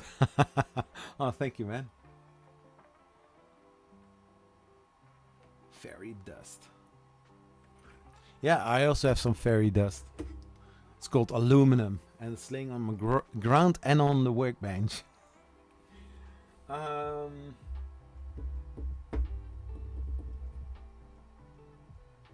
on, Zach. think about something. I think I need the monster. Ah.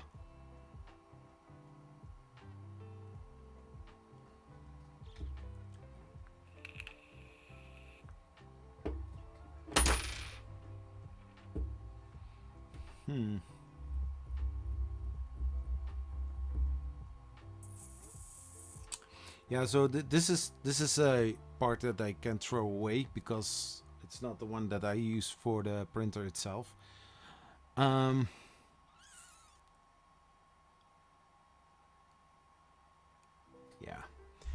and also the thing is, this is getting bumpy and higher, so if you need to square it, making sure that everything is flat to the desk in this case, then that is going to be annoying. Hey, non-stick!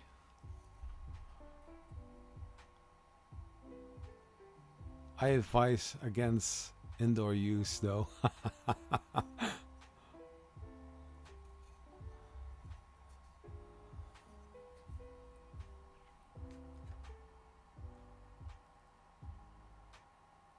Discord, you have 3 new messages.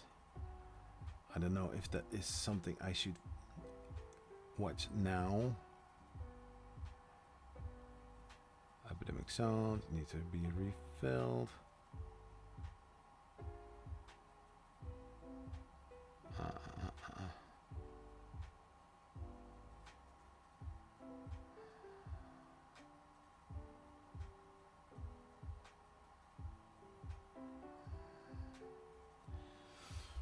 Okay, I get a I'm going to grab a monster, drink something, and then then going to continue. Sorry I'm late. After visiting my mother.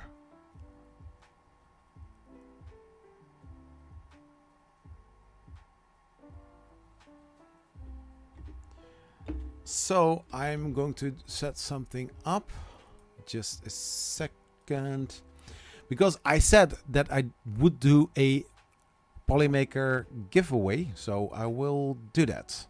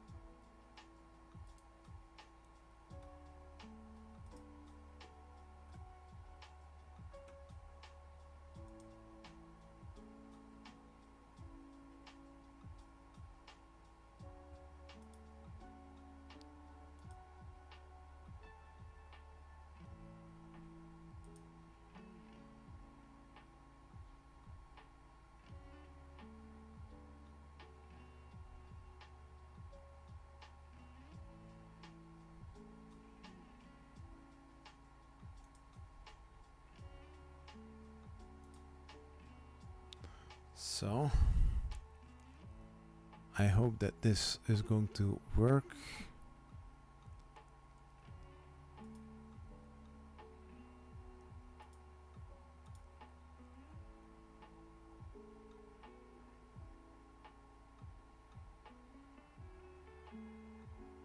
Why would I need to publish that?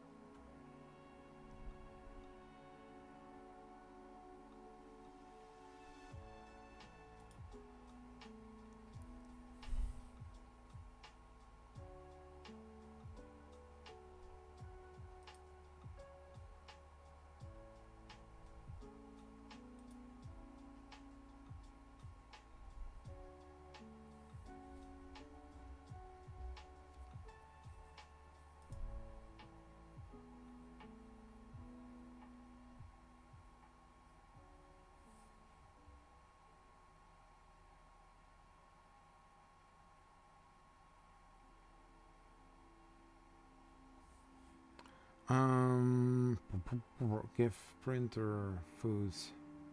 Yeah, exactly.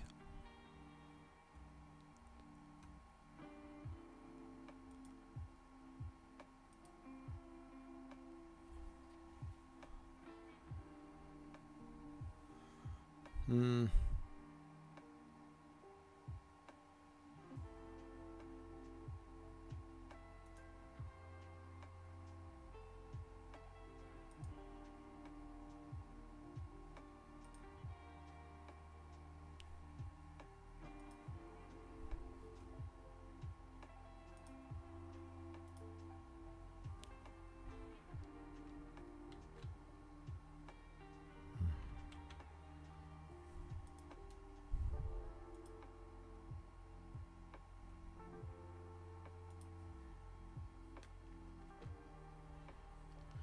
Now let's see if that works.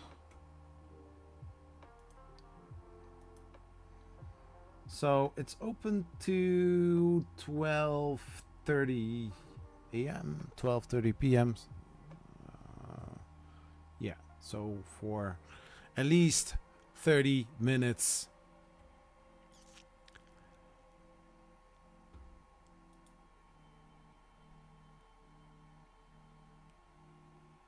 So in the meantime, I'm going to run the famous ad. I hope next week I will have another one. And somebody's very quickly. So if you want the last time or last couple of weeks, you have the possibility to give the filament to somebody else, because winning several times in a row, it's it's looking weird on Polymaker as well.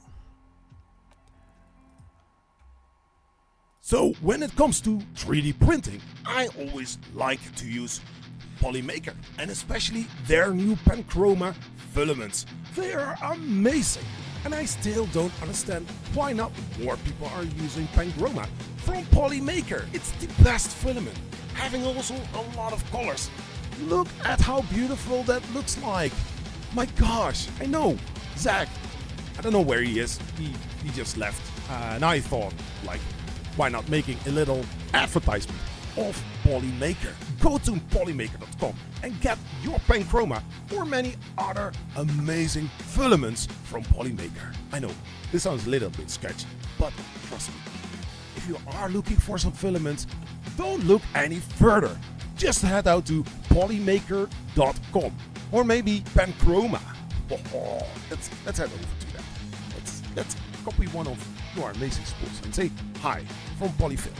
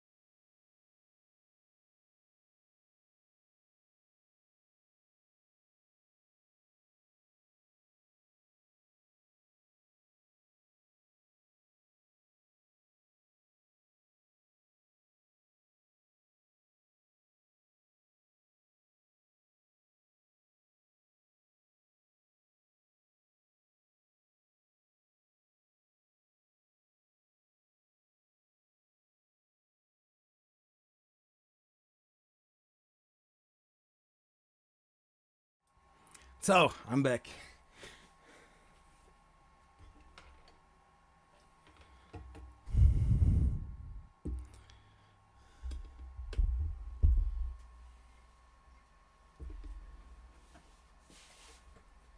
So this is not the way.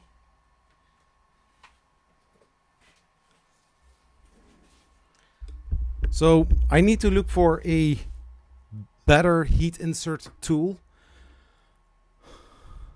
than what I have now, because It's not working as it's supposed to, and it is looking ugly. It's not satisfying my inner soul.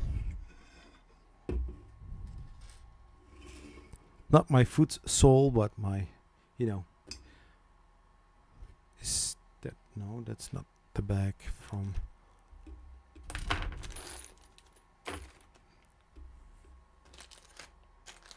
Where did I put the bag from the heat insert? It's not this one.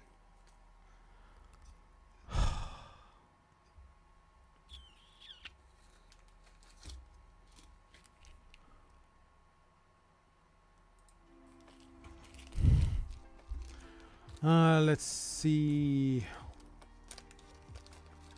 I watched that. What did I win?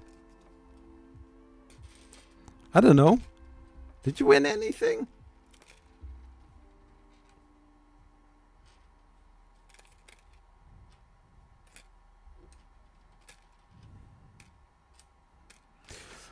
Let's see. Polyfill is kind of sus. He might be working for Polymaker. I don't know. Maybe he is. I don't know. Is that a Chinese clone? What? Yeah, maybe. I don't know. I thought I splat it wrong. Yes.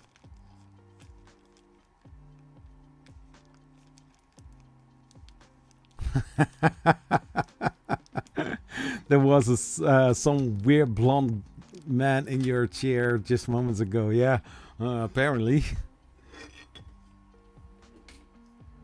So I'm not going to use my my soldering irons in order to put the heat inserts in there. It's ugly. It's unethical. I don't like it at all. And I don't want to reprint the parts because I screwed up.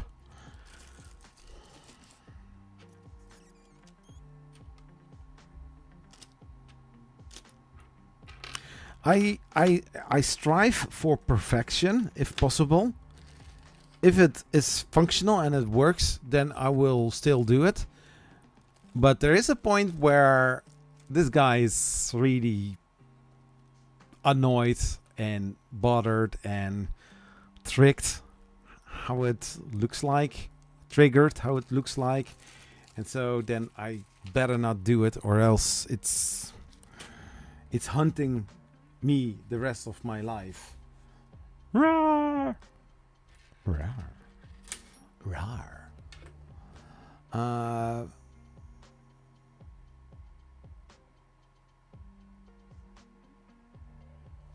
Yeah.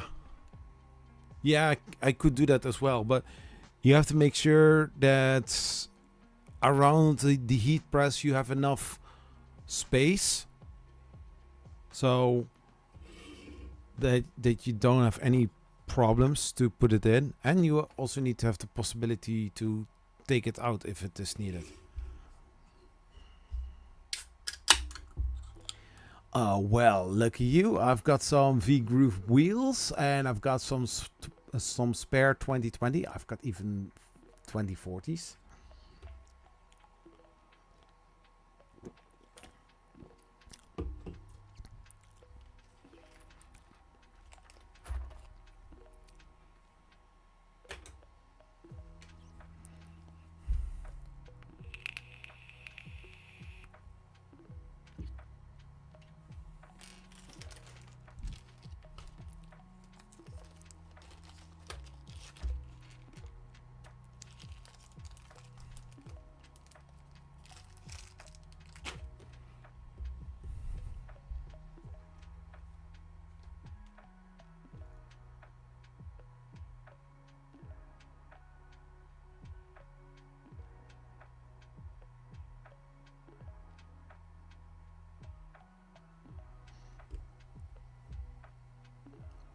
Hello? Chat? What? I think I missed that. So, here. Yeah, still a little bit warm.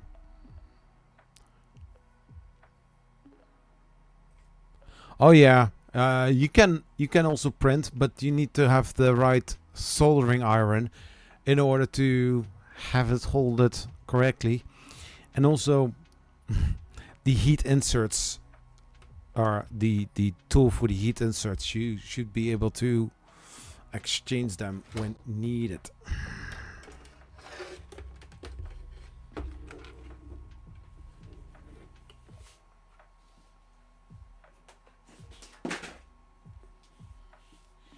Throw it on the ground.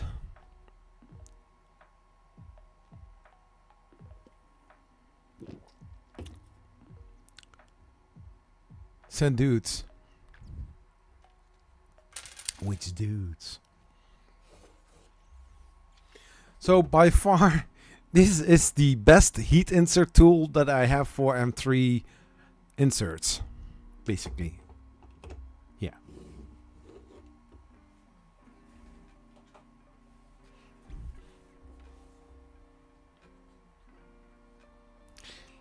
You know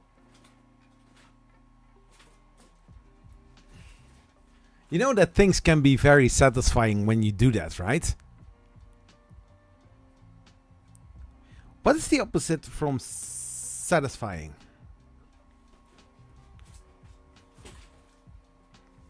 Because if the satisfying thing isn't working, it's then the opposite of satisfying. Or satisfy. Yeah, satisfying. So I had those, and those are going back in again.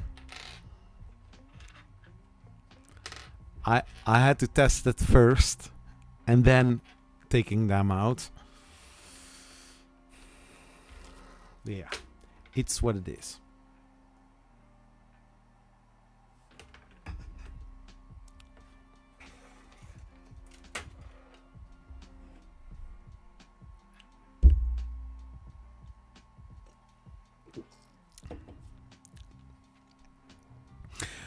We are all guys here. So if anybody is under the age of 18, please close your ears because this guy is going to say something very naughty.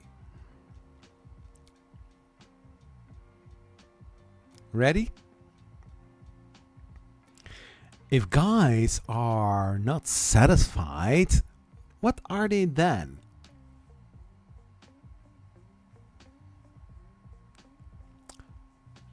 Frustrated. I don't want to say annoyed because that's basically like boring, but then in a different kind of setting. So, yeah. I call the opposite from satisfied or satisfying frustrated, or maybe irritated as well. Disappointed. Well, you can be happy and you can be sad. I mean, like for me, like happy, sad, disappointed. So Dutch word for disappointment is teleurgesteld. But then the opposite would be high expectation or high expectations and then being disappointed.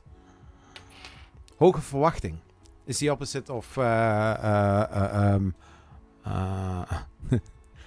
fuck, now forget the word again in Dutch. Disappointed. Teleurgesteld.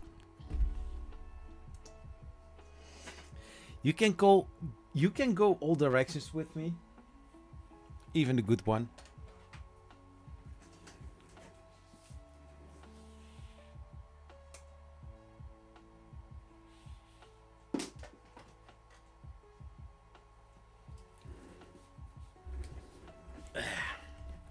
Whee! Unsatisfied. Wow. Yeah, it's also possible. But you are English. You know. I don't. I guess.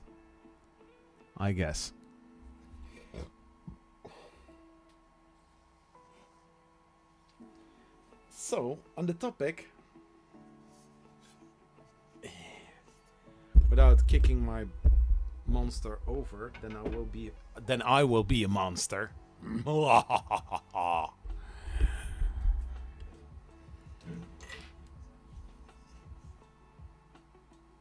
Yeah.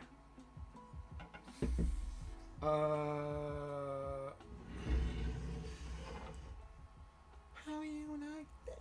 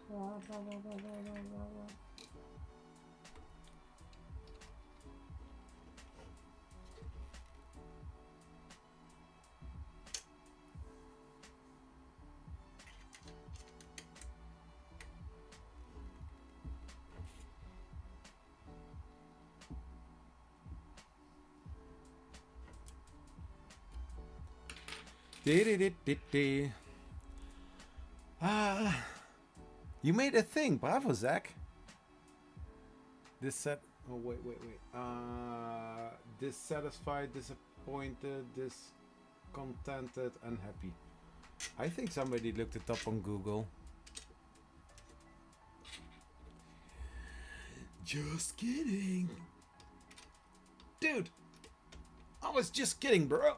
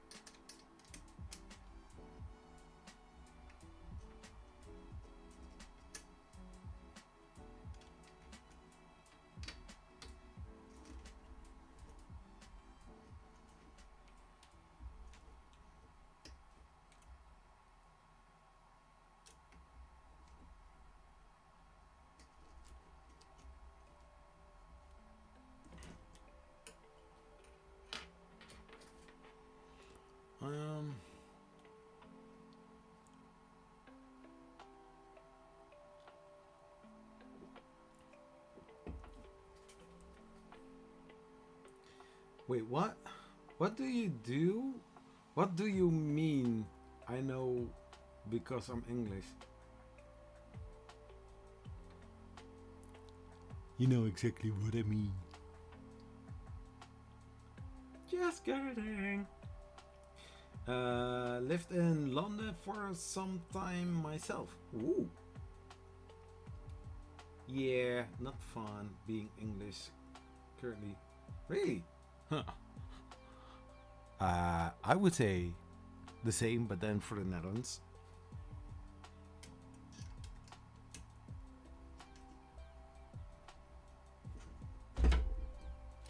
So.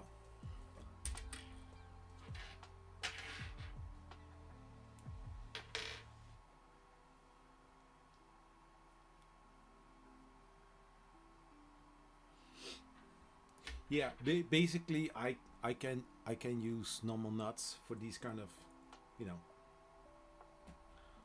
Oh wait, I could use those screws instead.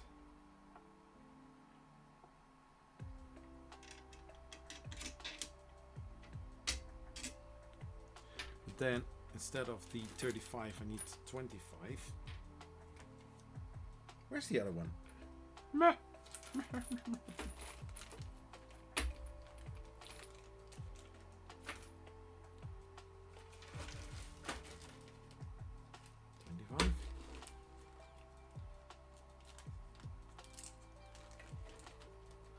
I made a t-shirt for a close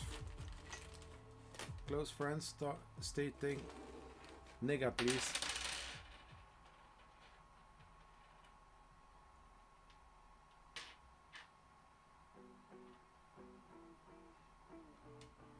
So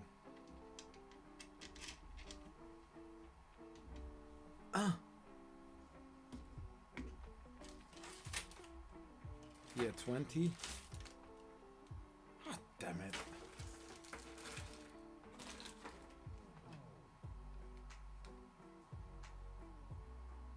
So those don't fit. They are just slightly too short with 5 millimeters. Because 35 is too long and 25 is too short. You need that comma.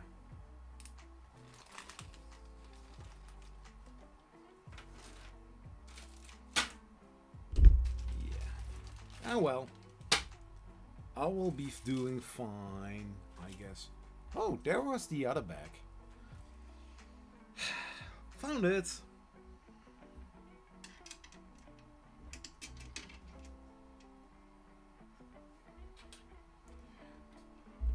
So I press my pink against the lock nut. Then I screw the screw in there, if correctly.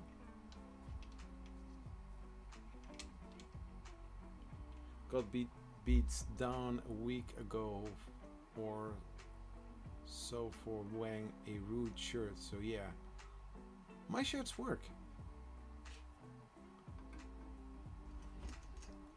I mean, I'm not going to say the words, but I mean, like in the discussion, like, oh, you are not allowed to say that. But then again,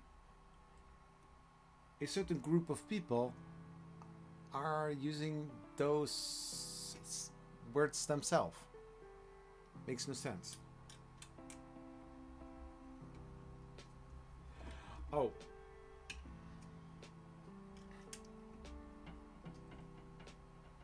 This is actually funny because I'm putting this on here, but then I still need to put an extrusion in here.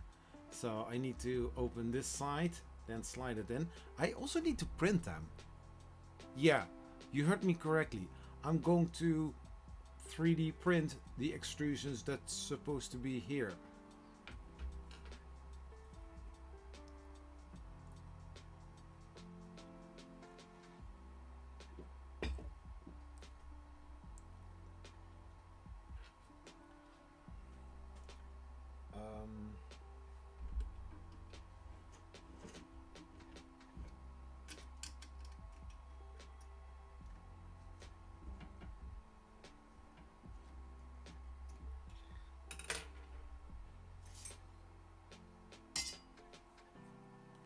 Can I put this underneath?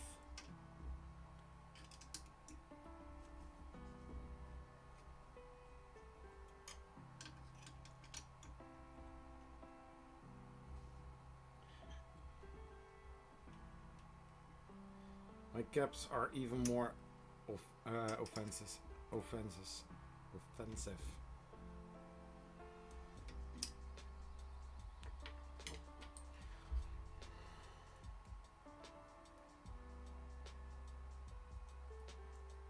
You need that comma. What? Which comma?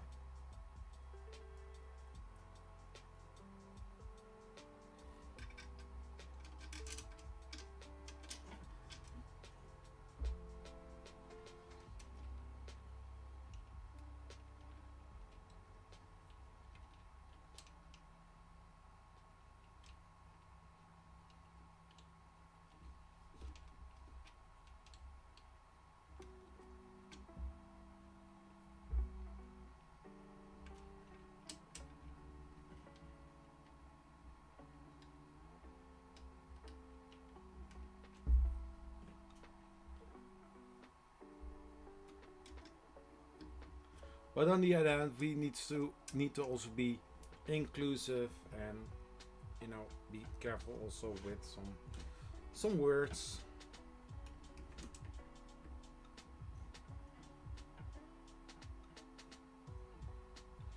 So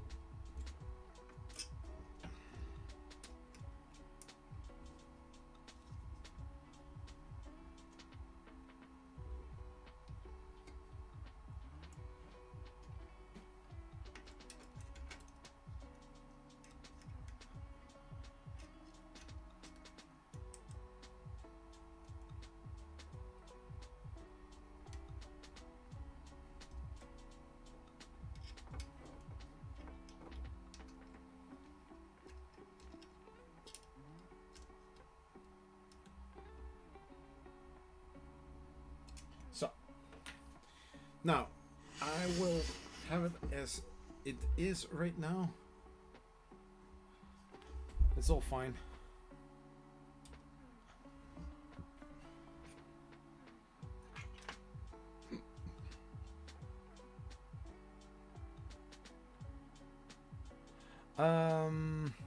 What did you print these parts on, Zach? What do you mean? So these, the teal color is ABS.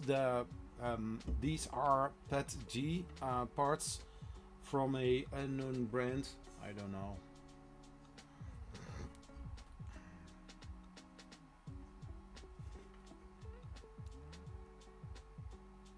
Yeah, so basically,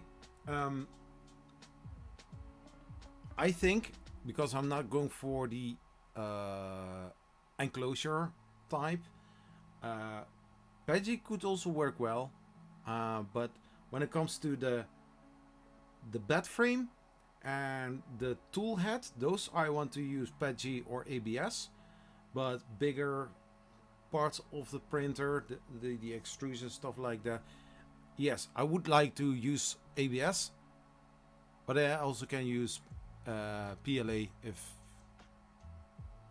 if I need to.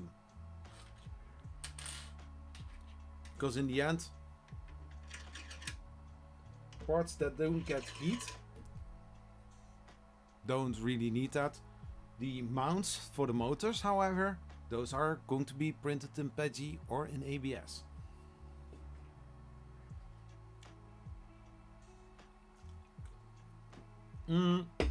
Which printer did I use? The purple parts, I used the Bambu Labs PIS 3D print P1S printer, and the teal color is from printed on the QD-Tech X Plus 3. And I think so far it looks amazing. Yes, you are seeing it correctly. I just wanted to assemble it and show some of the parts. Of course, heat inserts there, but I think no, I need to use heat inserts on these. Yeah, so I can do that. It's now 14. In 16 minutes I'm going to close the form. If you didn't enter for the Polymaker spool giveaway, please enter. Even though you won last time, please enter as well, and you can always give it to somebody else who didn't win. And I keep track who did win the last other 2 times.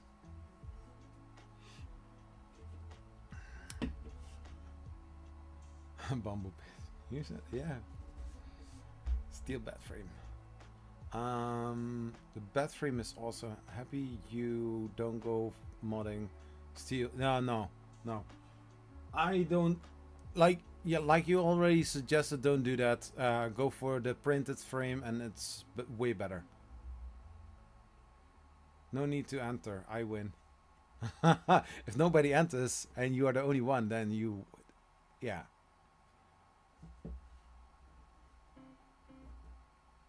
My printer is from Somalia. Remember? Huh.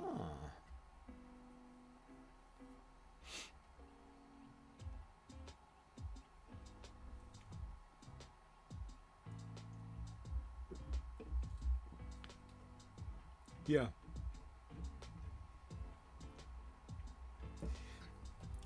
at this moment, I don't have the metal pulleys.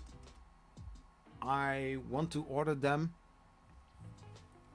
and I'm actually thinking to order a parts kit in order to keep the build going, because at this moment it's not going very quickly.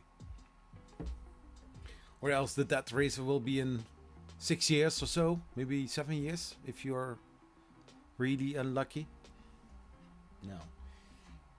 I think I will finish this build pretty quickly, but like the 12mm rods, belts, all the stuff that I need is going to take way longer, and you know, nobody wants to wait that long.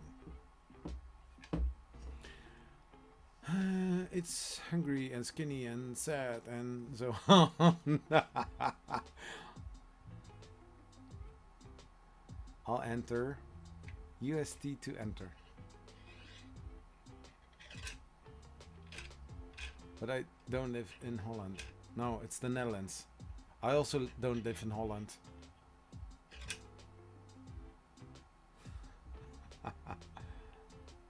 Yeah, so it's worldwide. So US and Canada, people will get a different kind of form, and it's shipped from their Polymaker store.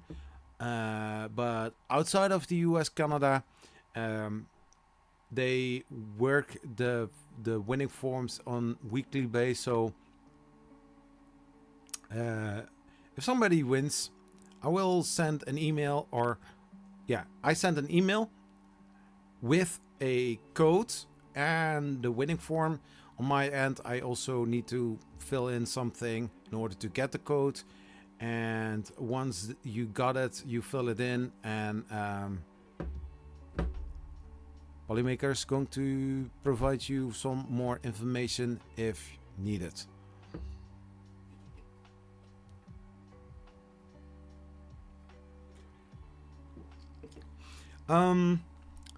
Nederland and Holland not the same? No. The thing is, most of the tourist attractions, stuff that people visit the Netherlands for, are in North and South Holland. That are states or provinces, whatever. So the whole country is called the Netherlands. But a lot of tourists says like, we are going to Holland. But that's where most of the tourist places are. But I'm living in the Netherlands.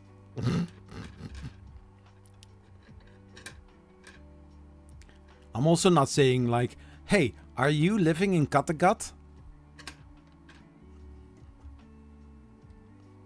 Are you living in Kattegat?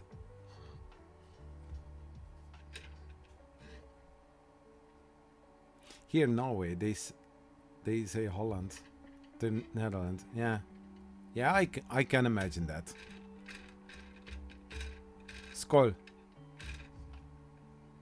I love Vikings. Oh my gosh, I watched the latest series, and then I start watching the older ones. Oh my gosh, so amazing.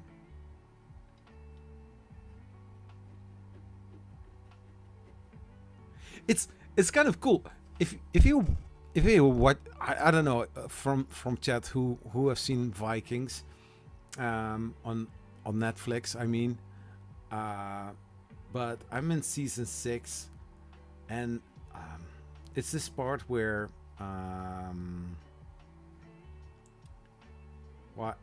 Ivar is looking around and see people only, you know, consuming and trading stuff for money, and he is like, we need to change something. We need to go out and do some raid parties.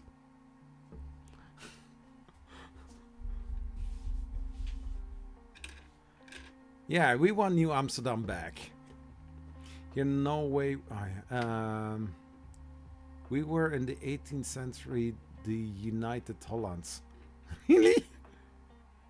And that's very long ago.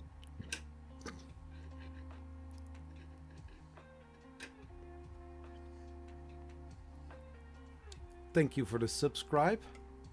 I got a Viking in the garden. Not fun at all. Always make a mess. Does it do that? Wow. Is he using an axe as well?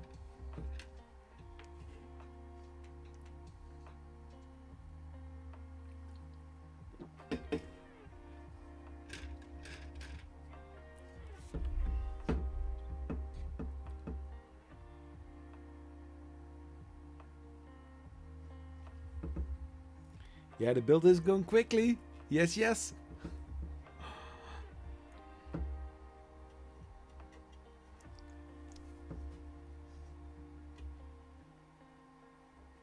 It's a small Viking, thank God. Like 50 centimeters or so.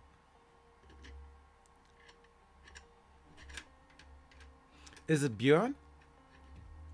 Or is it Ragnar? Carries his sink. Tiny axe. Never tried Polymaker Filament before. You should.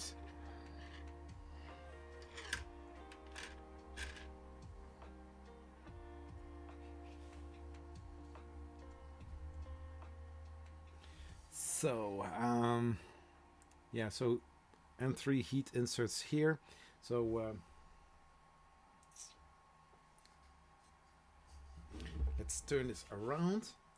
Turn around.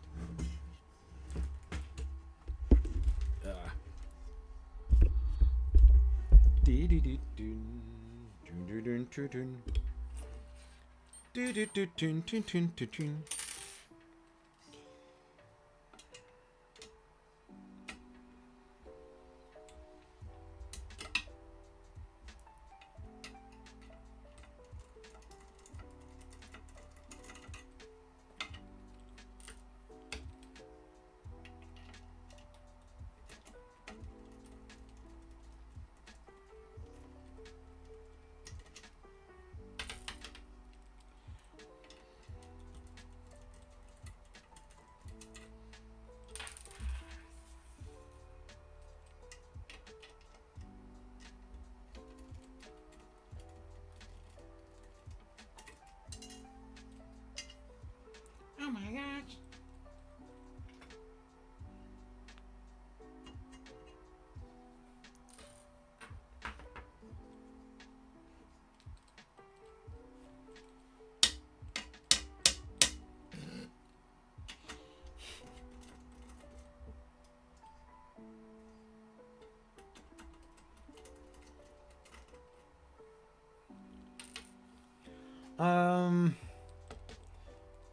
If you win, I advise you to look in more technical filaments.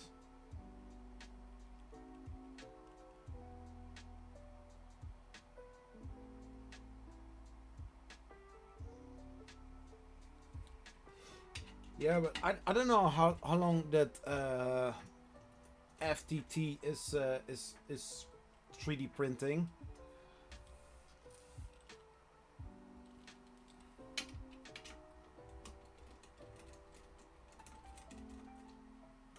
I think the limit is like $35 to be honest, not like, you know, the higher cost materials from Polymaker.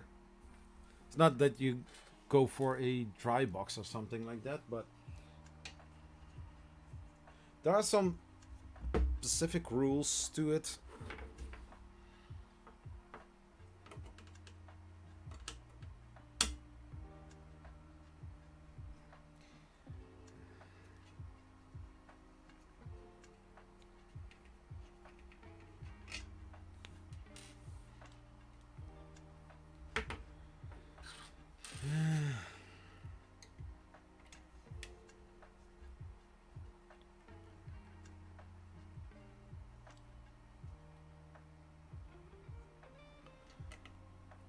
I had ABS for 3 years, just laying there.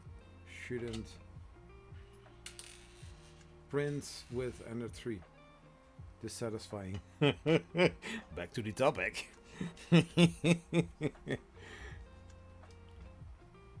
Currently 17 or 18 people watching, 7 likes.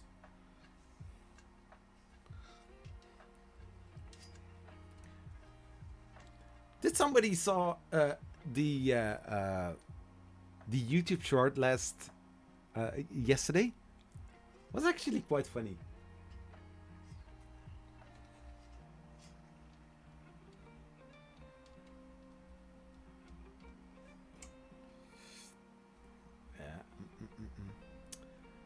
I used an Ender-3 V2 for ABS for a year or so. I won from Zach, the man. Oh,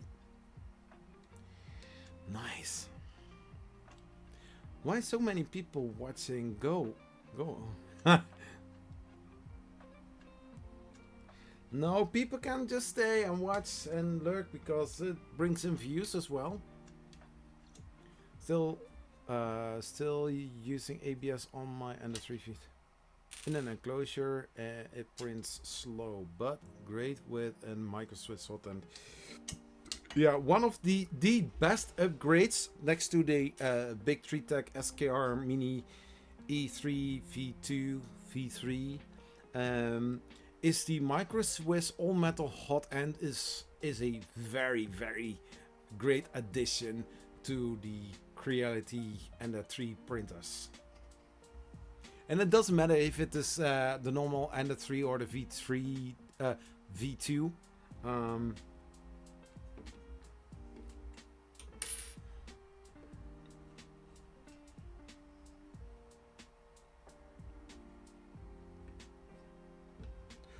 Oh my gosh.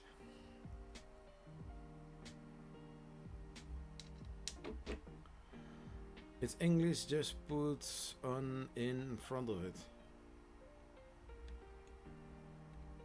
Nah, Red Lizard is the best budget hot end for the Ender. Red Lizard?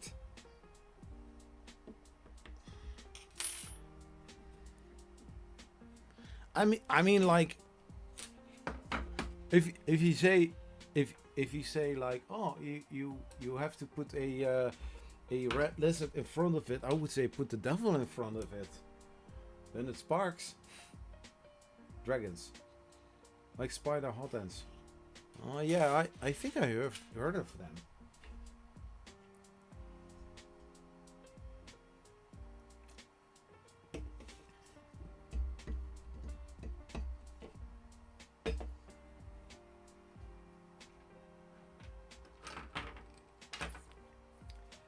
So let's go to here and so you have just a few seconds before I'm going to close the form. So that means I'm going to run the Polymaker ad. After the ad is finished, I'm going to close the form in order to, you know, continue with the giveaway. So here's Polyfill again. So when it comes to 3D printing, I always like to use Polymaker, and especially their new Panchroma filaments. They are amazing, and I still don't understand why not more people are using Panchroma from Polymaker. It's the best filament, having also a lot of colors. Look at how beautiful that looks like. My gosh, I know, Zach, I don't know where he is, he just left, and I thought, like, why not making a little advertisement of Polymaker? Go to polymaker.com and get your Panchroma or many other amazing filaments from Polymaker. I know, this sounds a little bit sketchy, but trust me, if you are looking for some filaments, don't look any further. Just head out to polymaker.com or maybe Panchroma. Oh, let's head over to that. Let's copy one of your amazing spools and say hi from Polyfill.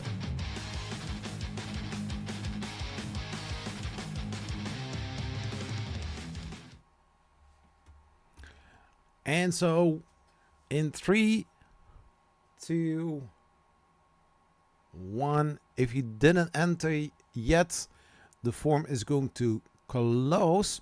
And just one thing about it, next week during the live stream, I will do another Polymaker filament. So if you couldn't enter now, then next week, another chance to win an amazing spool of Polymaker filaments.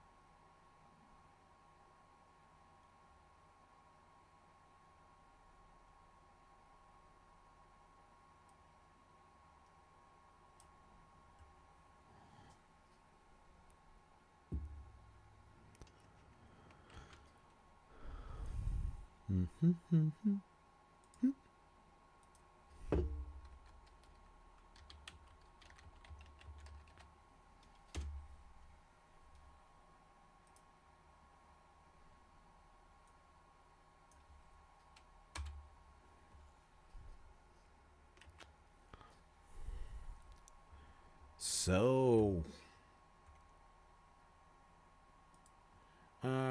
the red lizard is like 15 euro or so. Got the red lizard 3-4 years ago, so they were just very niche and unknown. Yeah, usually let's say it like this. I am this type of guy that wants to do a lot of mods on printers. Basically nowadays is going to be in a different kind of direction, so I will also do stuff like this, where you have a lot of modifications to printers. Basically the whole thing is in one big modification. Anyways, so I have in total 2, 4,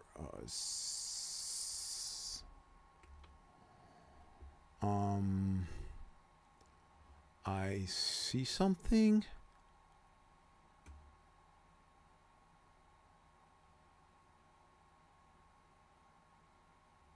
So that is going away. Just remember where your name is going to be. Is the name of the YouTube name where you are tweeting or you are chatting with. Don't make an email address in there as well, or else people will see your email as well, and we want to avoid that. So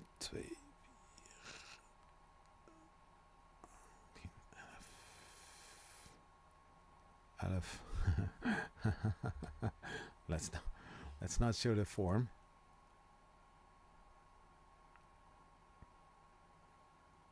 Yeah, 11 names. So we are going to shuffle display. Okay, how many times shall I shuffle?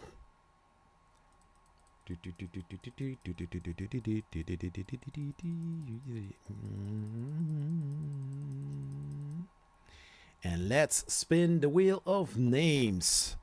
Are you ready to rumble? Actually, pretty funny. We have 21 viewers and 11 names. Oh my gosh, Tunkai. Are you in chat?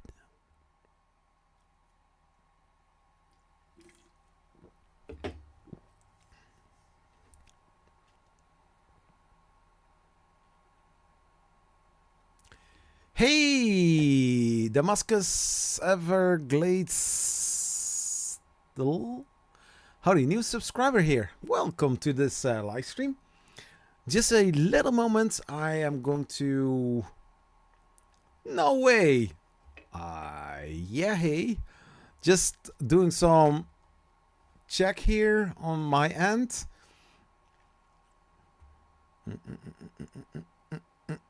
No, you didn't win before, so I'm here. Whoop. So Tunkai, congratulations. I'm going after this stream. I'm going to reach out to you. I will send you an email. Just like mentioned, I'm going to provide you a code and a form. And, you know, there was this code between the brackets, but it was not very clear how to enter it. So I will only put the code in there. And that code is going to be used in the form where you are going to, you know, fill in all the things that it is asking. So where's my spool? I'm sorry, man. I'm sorry. So yeah, Damascus. Can I call you Damascus? Or Damascus Everglades? Are there exclamation marks behind your name?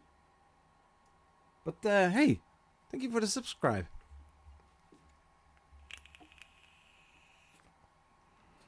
Now putting some nice background music. I'm going to highlight the person who won.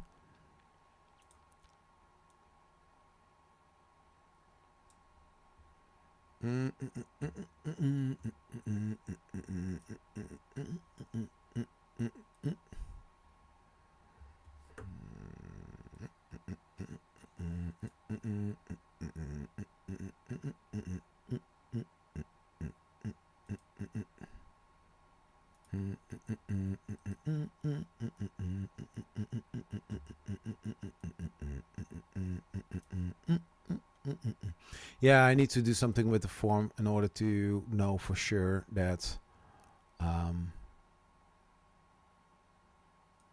thickness like that. Hopla. So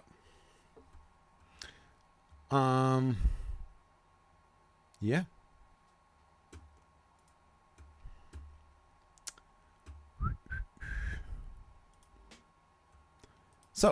So thank you so much for participating in the Polymaker filament giveaway. Yeah, it's now the third time in a row that I do that during live streams.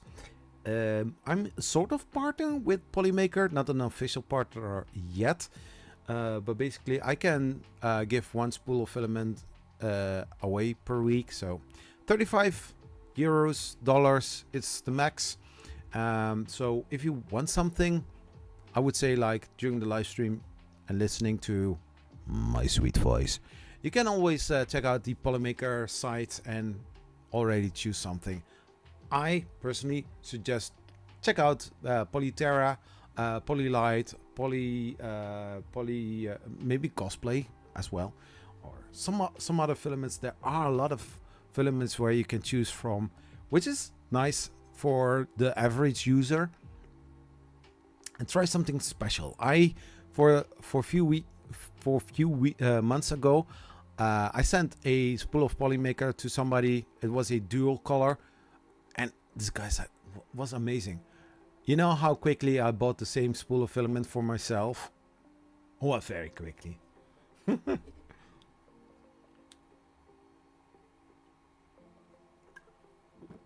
You're from North Holland, so basically, I know Tinkerwell is living in Maastricht.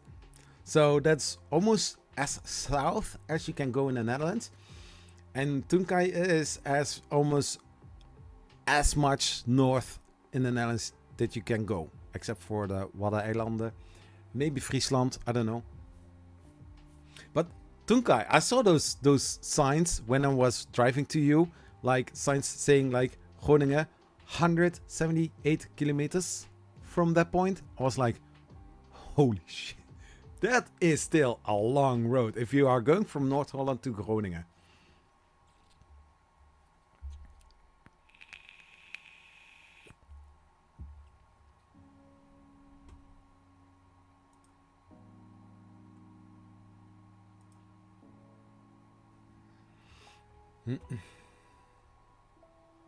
It's getting late here. Here as well. It's now 12:41 a.m. So if you just joined, good morning. Or if you are in the US, hey, good evening or good afternoon. No, good evening. 9 hours. No, still good afternoon and good evening. It's pitch black over here. Well, here as well. Well, not in my room.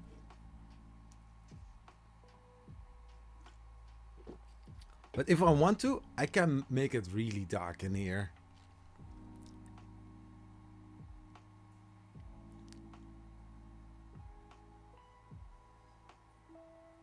I'm from South Holland, so whole Netherlands is covered. Yeah, basically.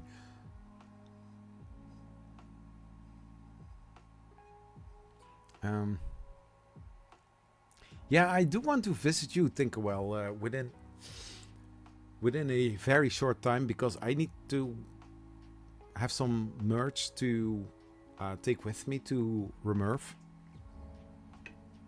Sounds a little bit sketchy.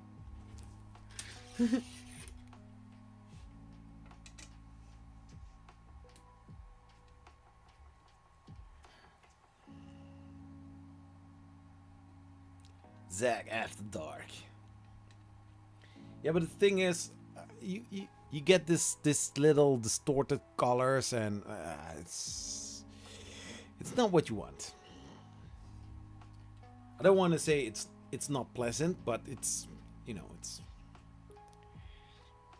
it could look worse. I'm putting this camera on. I offered you some for free though. Yeah. Merch, that is. That sounds creepy. Hi, this is Zachary After Dark. What's your worst fear? Yeah, I could actually do that. Hey Google, lamp uit.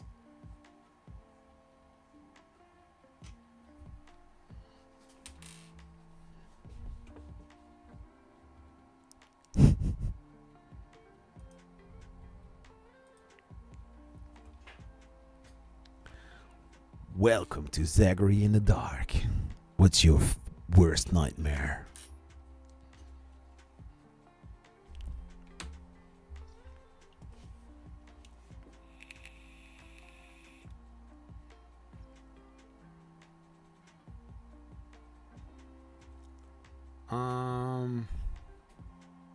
Brr, sounds creepy.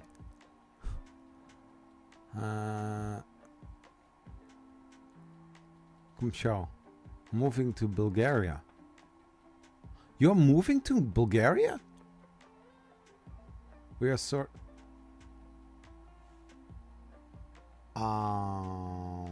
Which light? Went off? Turned off?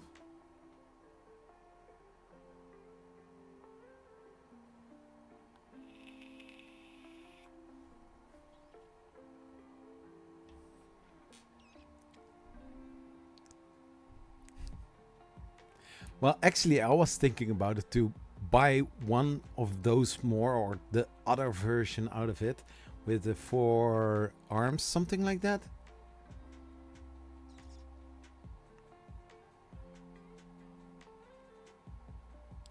Oh, you bought a farm next to the Black Sea. So when are you planning to move to there? Or are you going on once in a while?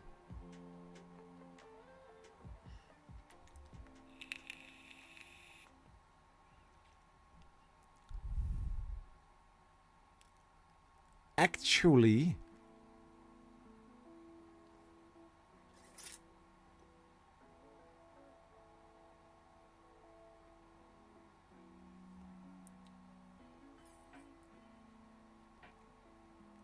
I see there is a kit for $190 on AliExpress, Fuser, Ender-3 and G.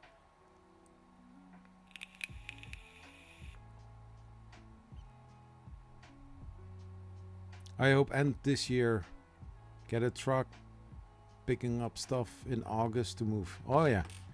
Yeah, the thing is, I'm going to turn this light on. Whee!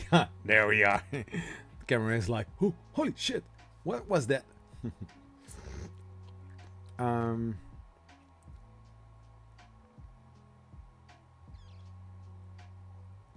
Yeah, exactly. I mean, like, um, yeah, I did see the kit as well. I'm actually considering to buy that kit. Uh, yeah, for one and simple reason, to have all the parts without sourcing it from other printers, because that's hurtful. And in the end, I also want to make sure to have, uh, you know, also project printers for restoring and actually giving them away or something.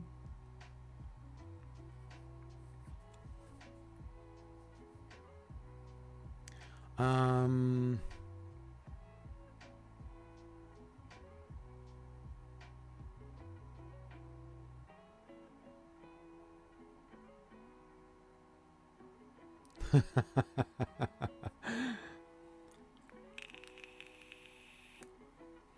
yeah, I mean, I saw from the dude, I saw all the spare part or all the parts that he used in the bill of materials, and those parts are basically all from AliExpress. And then when you see the whole kit on AliExpress, it's like 15-16 euros more, or maybe top 20 euro more.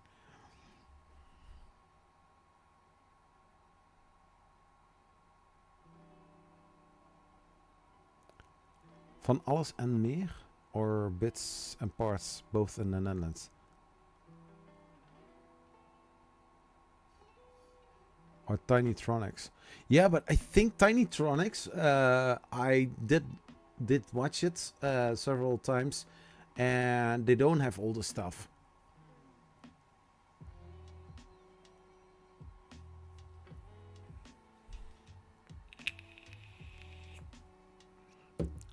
I mean, I do have some printers that actually doesn't work at all, but then I do want to give myself a challenge in order to restore them completely.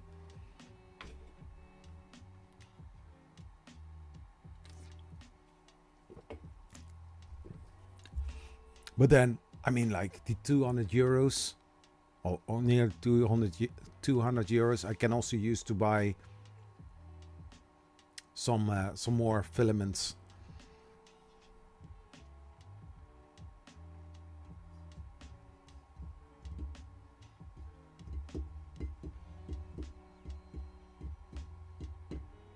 Yeah, and basically my schedules are so cramped with all stuff that I need to do that I barely don't have any time to sit for it and then go through the whole list and order all the parts that I need.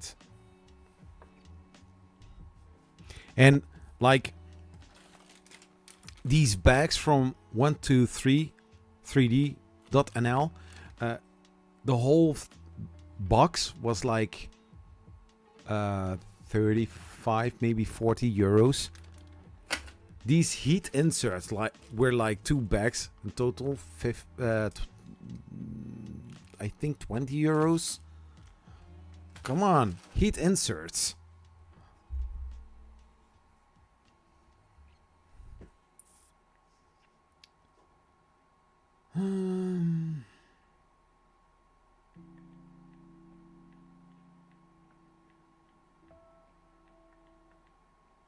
Unexpected.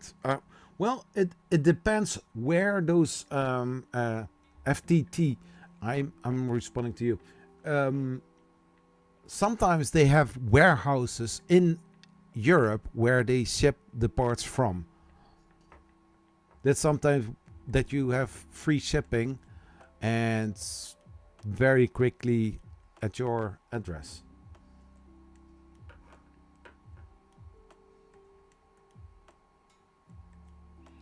I do restore Cannondale bikes. Never ordered parts from the USA direct. Get them from Japan or Germany. Old stock. Oh. But serious, guys. Take care. It's 1 a.m. here now. I'll call it a day. Hey, good night, man. Nice to have you here. See you next week. Or maybe not, I don't know. I will make a fortune selling nuts and bolts from Bulgaria and bags sorted for projects series. Yeah. Yeah.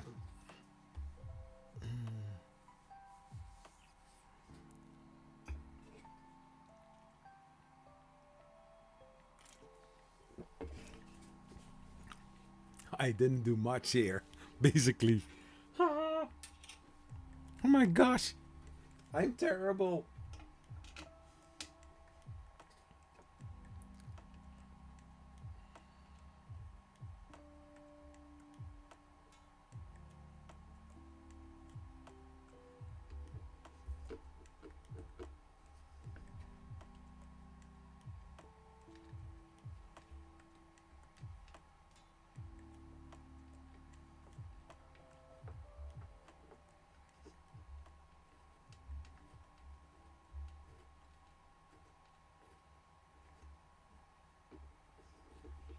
I overtake a new palette in box.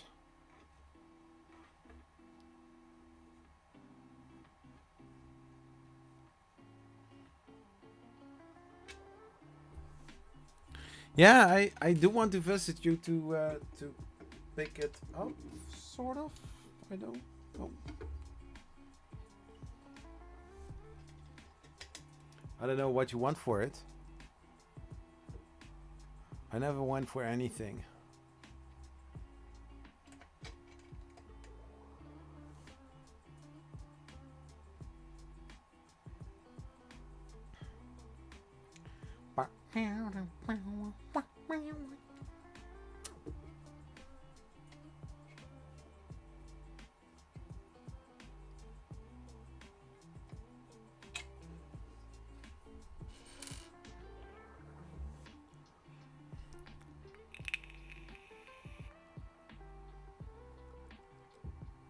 Well, the palette is in use now.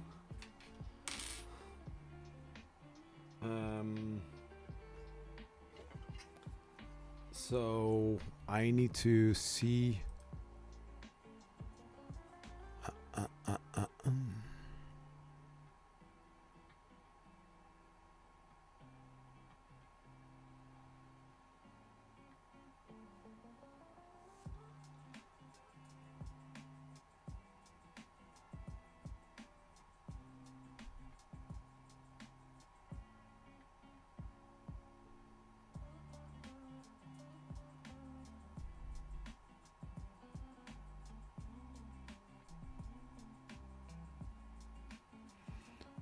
Ender-3 V2.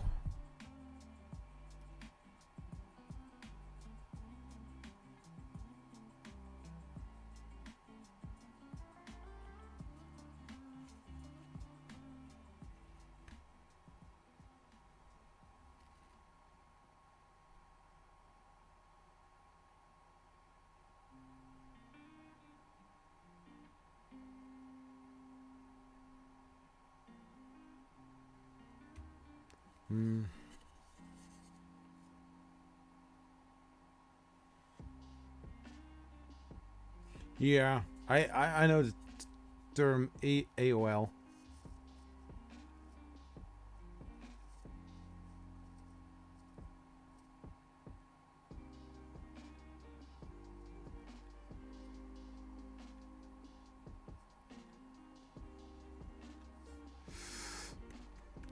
I'm looking at this because here at some point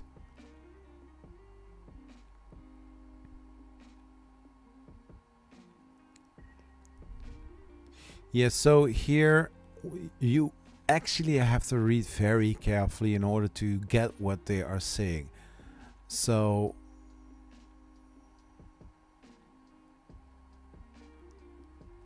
I'm going to show this now. So we have here this part we have done. Now base printer Ender-3, so that means the Ender-3, the standard edition. So to make this part, yeah, it's something that I did print it, which was actually not needed.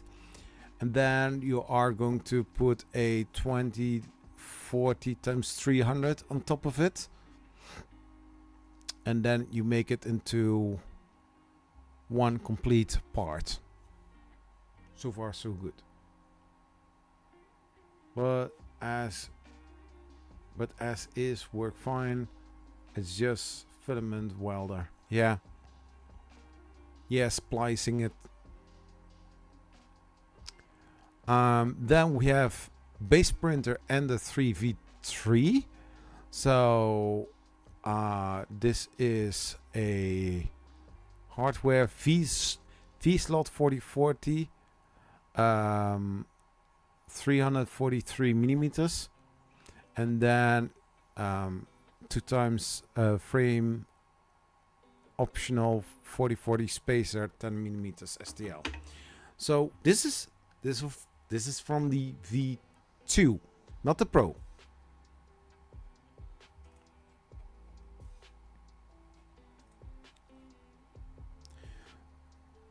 So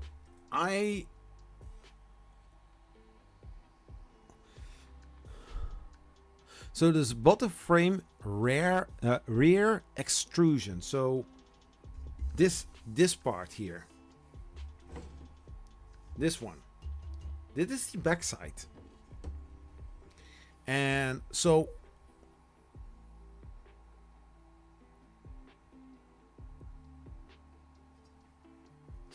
here we have those caps, and so this one,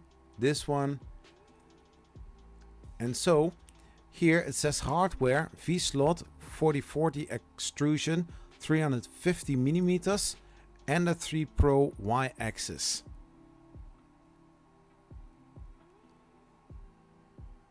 So this whole part here, the backside, that is the Y-axis.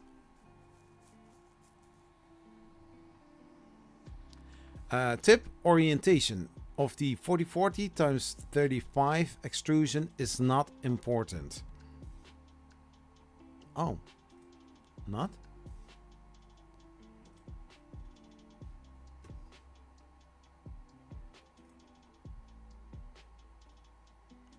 So the printed verticals, now that is part that I'm going to do.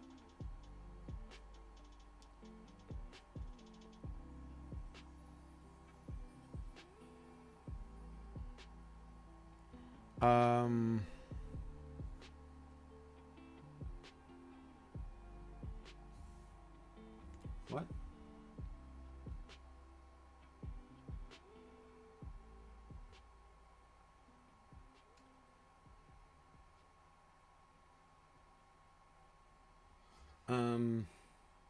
Print a 2020 or 2040 I saw.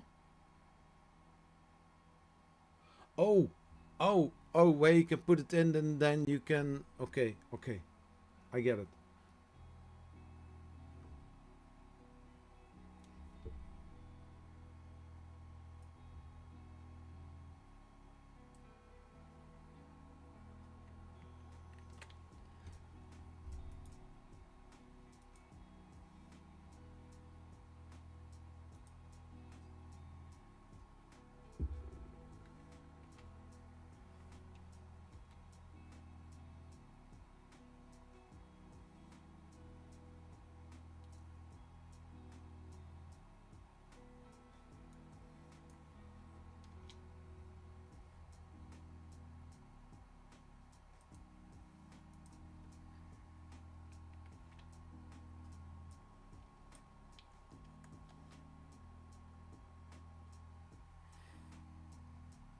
No, that doesn't seem to be correct.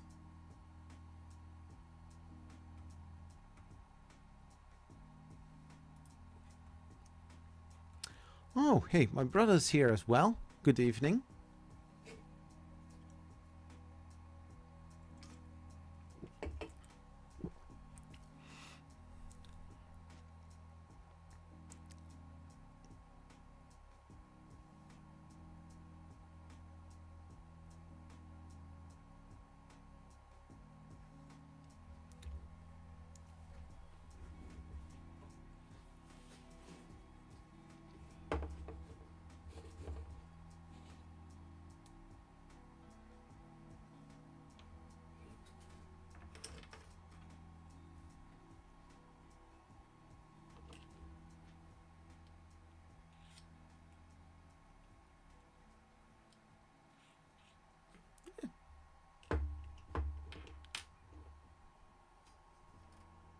You make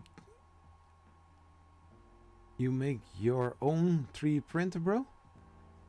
Well, actually, I took a printer apart in order to do that. So I'm exchanging one printer and making it into another printer.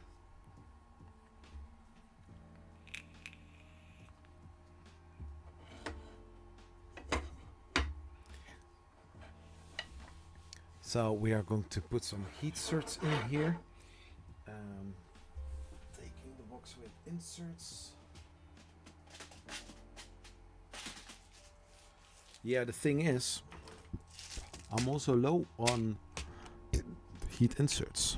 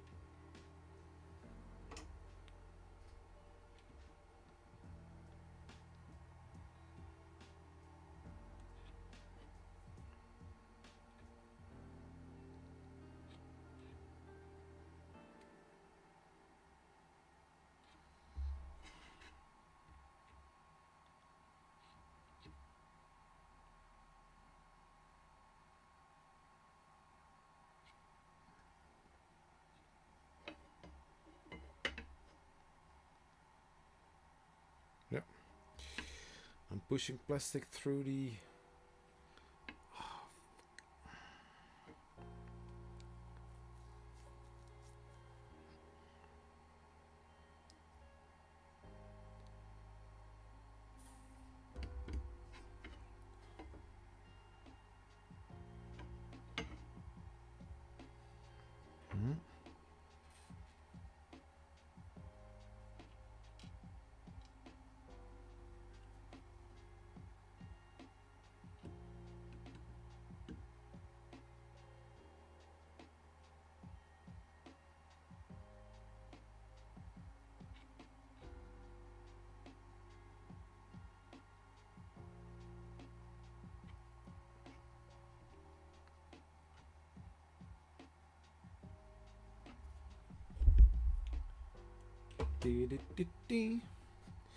So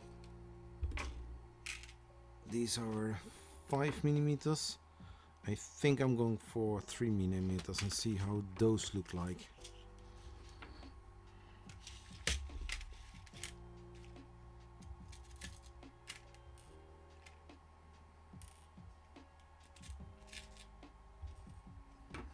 Just trying it out. I mean, how hard can it be, right?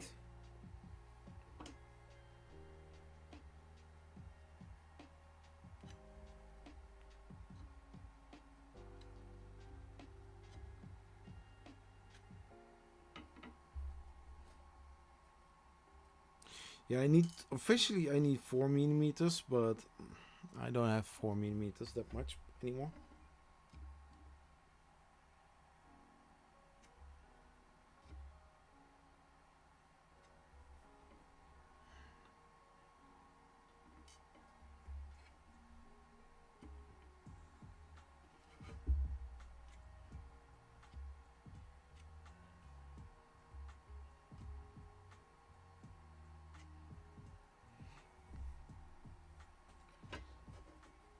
And then we have all the way through.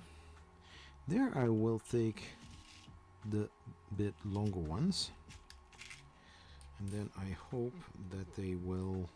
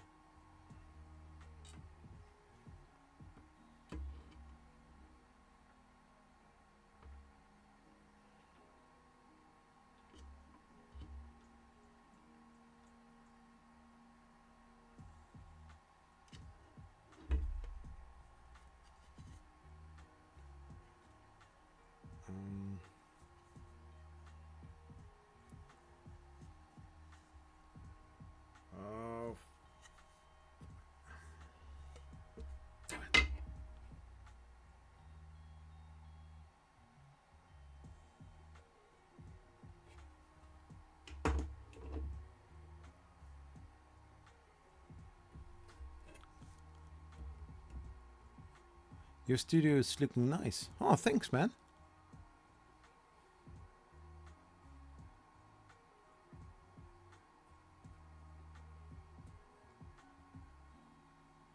Just block the inserts from the email. I use the transporter function there.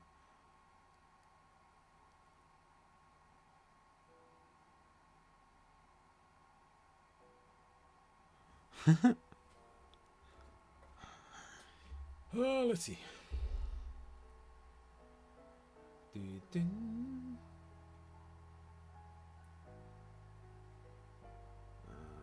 No.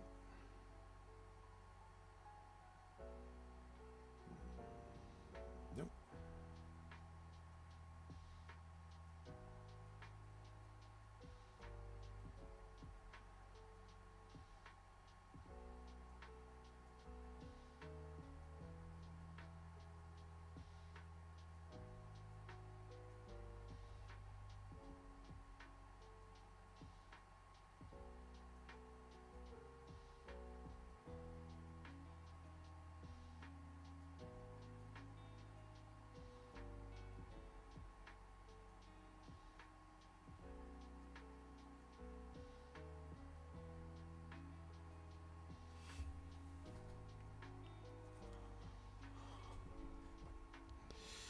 So I see that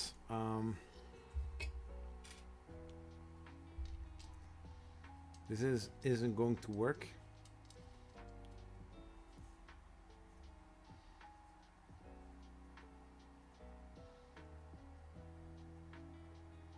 So we're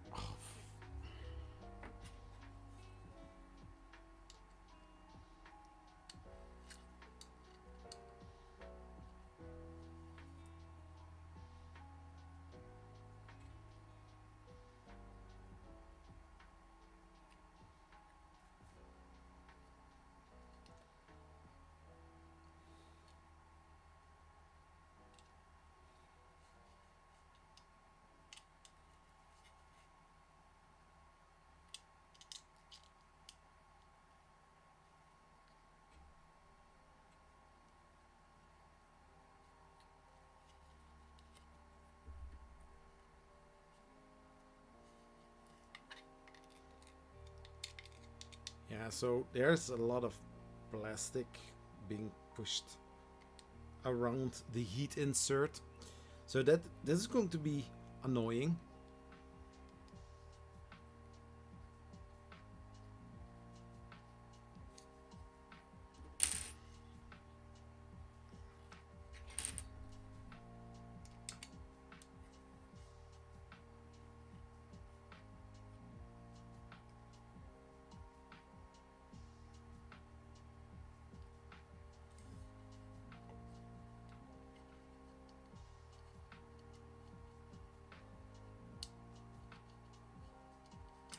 So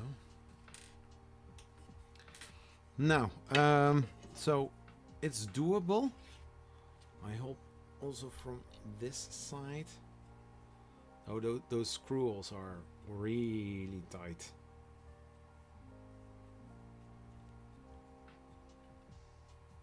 Yeah. We see if it is going to work, yes or no. I'm right off. I have to be up early. Yet another long day. See you later, man. Thanks for being here.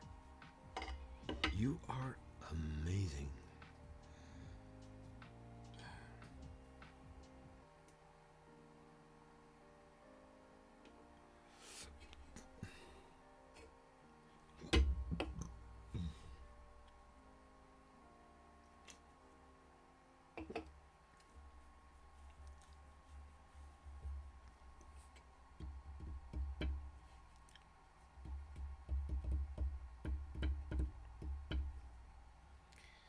So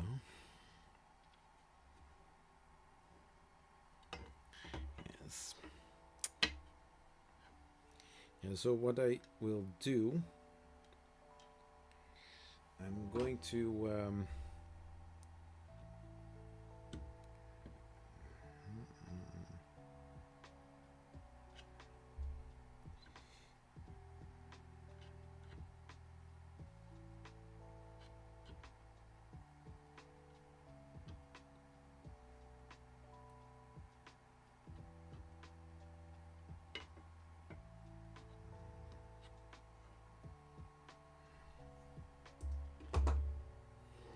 then I need to wait.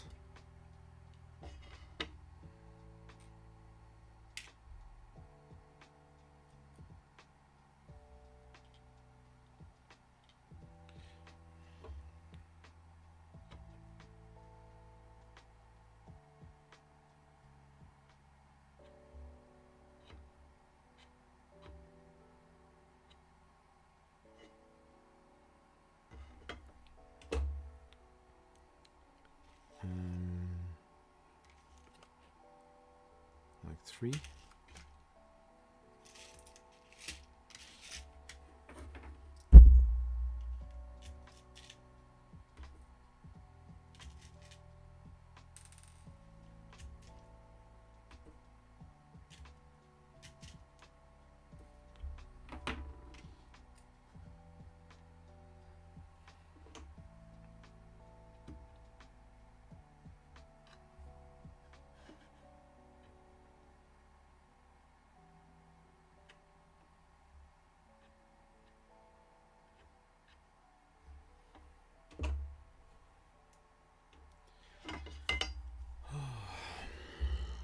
I have a certain idea. Bob for France. Cool.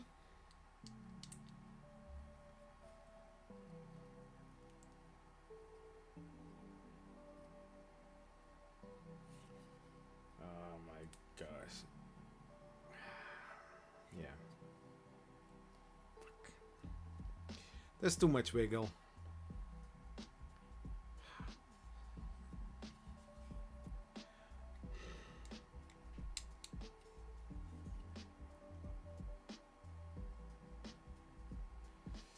So I need to reprint those parts because with the heat inserts that I have now and the current heat press, it's or soldering iron, it's not working as it's supposed to.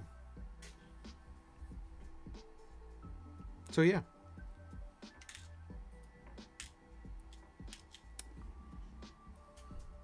Oop. Oop. That one is out. No drinks for me. Keeps bobbing the head.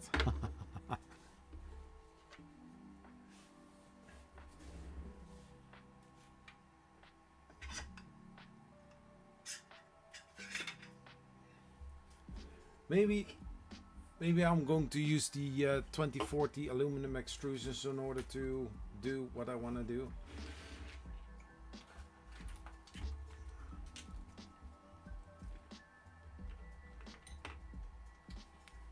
Just a second.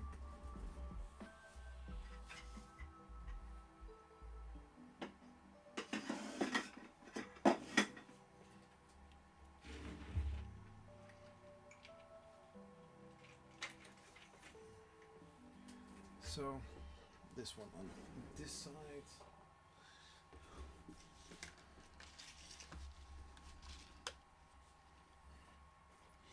Yeah, basically for all the tools that I'm using, basically in there.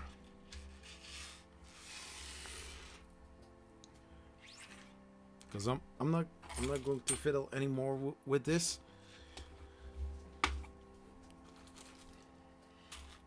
Too much frustration, my god. Something like that. I don't know.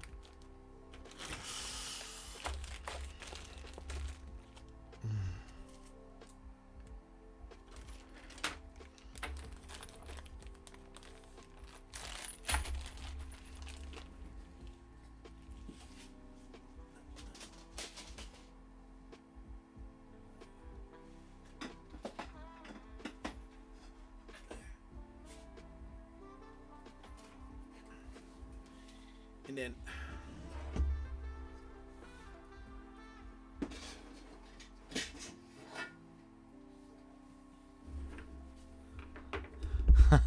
and the cool part is I now have even less than I started with. I have a screw left.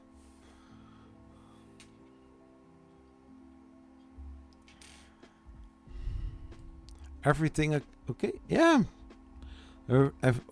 Almost everything. I don't need to complain about it. Let's say it like that. It's going well. Very, very, very busy. They do have a new video uploaded after almost 2 weeks ago. I mean, like,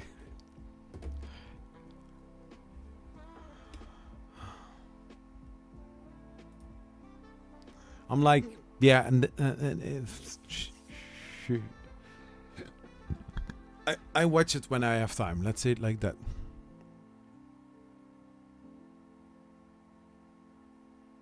New gay stuff.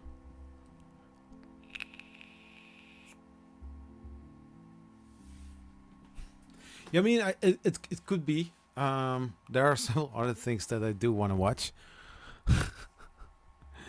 So many stuff. I almost cannot keep up with it.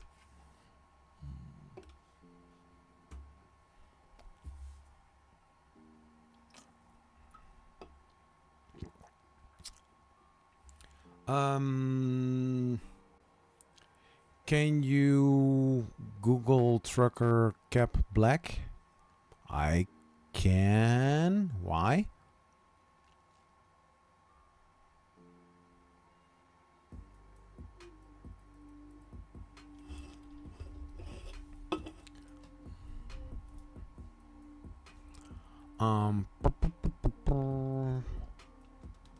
Trucker cap black. Oh, with that, no. I don't know what you want to say, but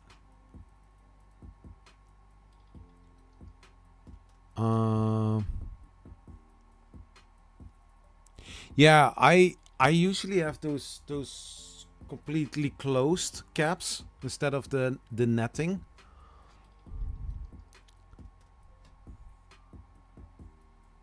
To order a bunch for a tattoo shop, yeah.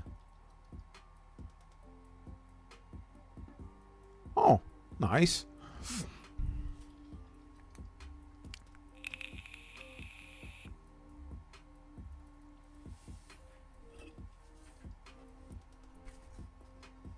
Yeah, we can think a while. We can talk about it. I think maybe next weekend.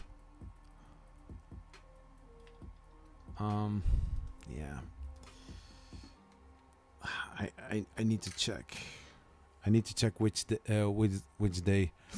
You know my email address, so hit me up on the email and we can talk about it. I'm still waiting for Nike for the caps to get a deal for total fabric caps you like.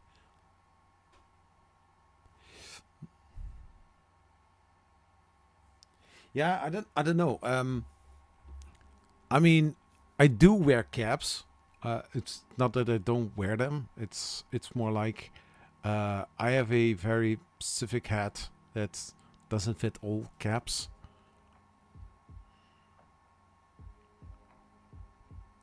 And usually with caps, it's basically that I need to put them almost on the last two knobs in order to, you know. Oh, cool. Yeah, I do want to wear more t-shirts and polo shirts with branding on it and hoodies as well. Zipper hoodies, that is. Fruit of the Loom. Oh.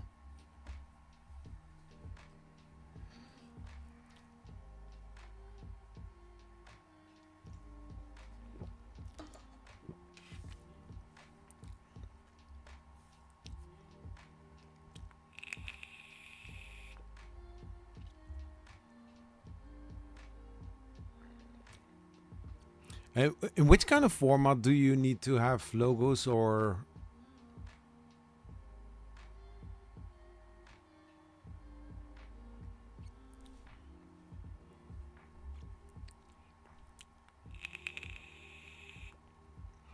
Yeah, I didn't have any beer, so I need to catch up tomorrow, I guess. I'm going to tank SVG.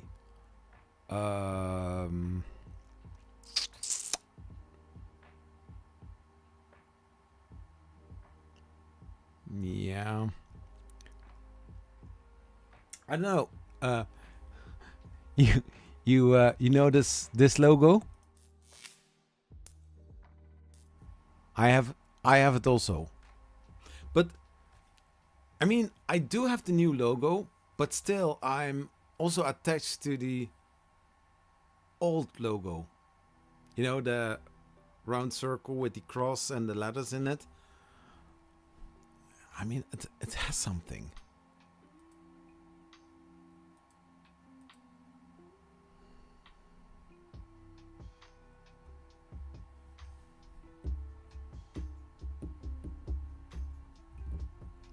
No worries, I can make logos. Ooh, can you?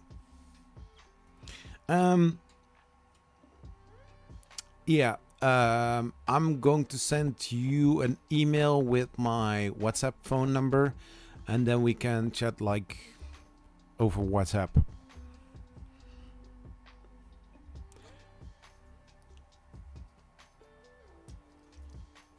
Because currently my merch is coming from Spring, and yeah, that's basically print on demand kind of thing.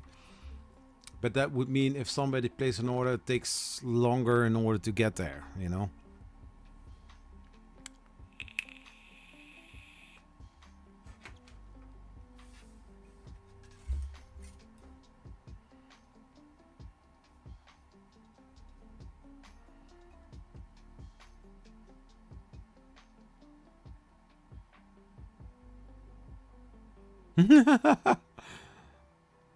I do Discord, but yeah, I do have a Discord app, but I have. Do you have Facebook or Twitter?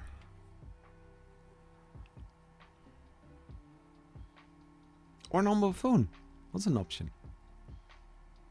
Yeah, there are some people that don't use WhatsApp. So if he doesn't have WhatsApp, that means that he also doesn't do Facebook. Oh, you have Apple? Okay, then that's totally fine. That's totally fine because my phone says hi.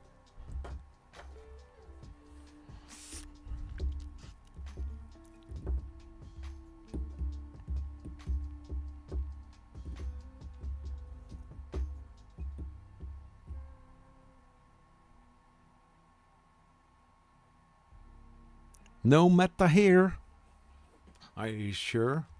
But so you make you can make merch, and you send national and international.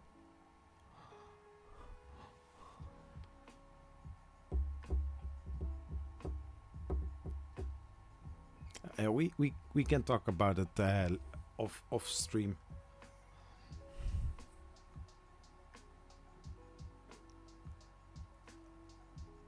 Somebody is walking up the stairs to the attic, I guess.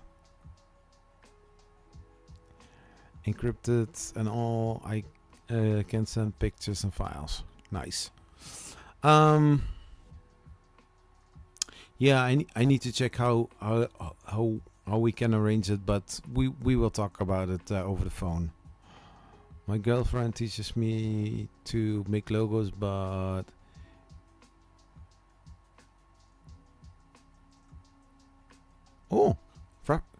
graphical designer. Yeah, so basically I made all the logos myself, but I am not a designer. I mean, like, I started YouTube with the intention to learn people how to use a 3D printer and how amazing 3D printing is. But then, you know, running a YouTube channel means making great storylines so that it's appealing. handling a camera, making better camera angles, do some video editing. Oh yeah, also marketing and Google SEO and YouTube SEO and stuff like that. You need to have the full package.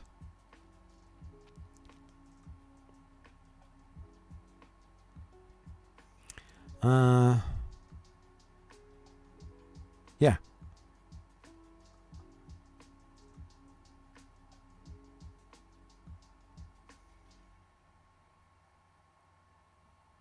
Oh, no problem, man. I mean, like, I know a lot of people in the 3D printing niche on social media. I mean, I'm not doing that much yet, but I do wanna do more.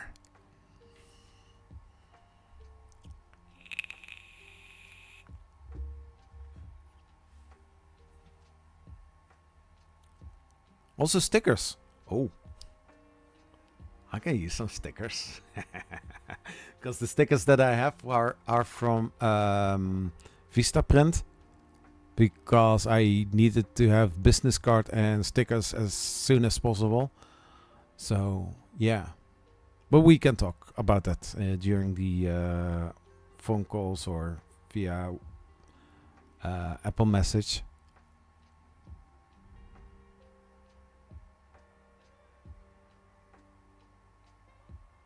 You got, yeah, but that is the thing. I know that there are also a lot of filament manufacturers in the Netherlands, and none of them reached out to me like saying like, "Hey Zach, you have an international website or international YouTube channel. Can you use our filament to collaborate?" But no. Even better, there's one in the Netherlands. There is one in Nijmegen, there is one in Helmond, and there is one in Belveld. And that last one is called Color Fab, and it's an international company.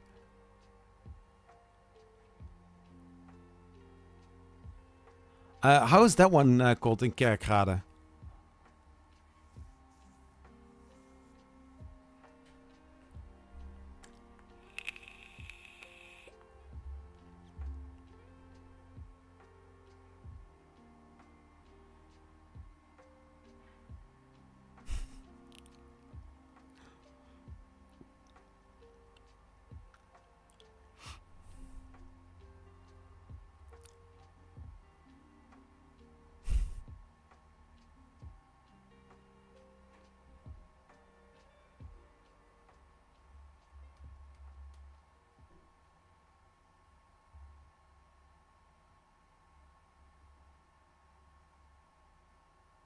Oh, 3D Jake is in Nijmegen. Oh, cool.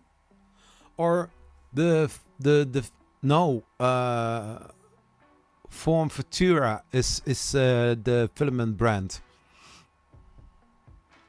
But I had an invitation for 3D Jake in Austria, and I think that is the main office.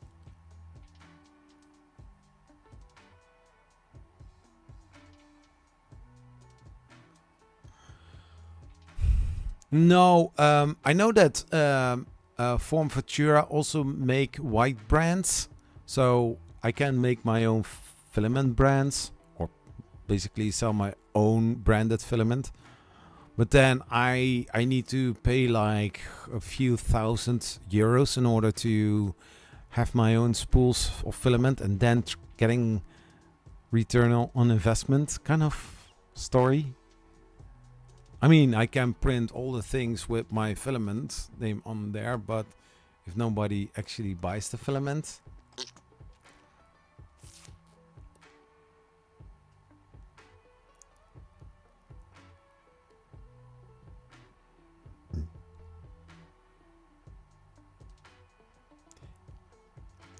you do not want your own brand there. No? No, I mean, like Loyal Moses has, and Hedgehog makes, and 3D print general, you know, like a specific kind of color with some glitter or some shiny stuff in there. With Polymaker, just one spool. Polymaker still earns money with those filaments, but you know, it's a maker spool. Something like that is cool, you know.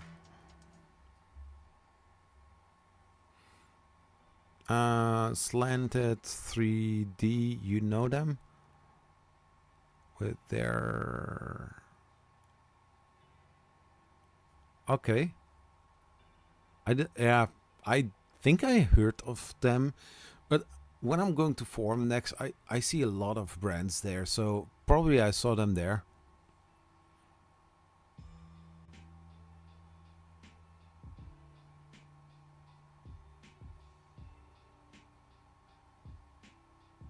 Slanted 3D with their line, nobody will ever buy it for 11 USD. Why? Because they hate the guy. Slanted 3D.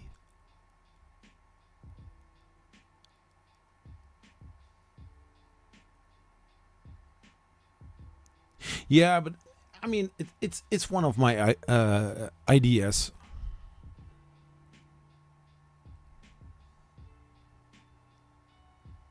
Yeah, yeah. I want to use during videos filaments from known brands that basically sell worldwide. So if people are saying like, "Oh, where can I buy it?" or "Where can I get it?" that I don't have this.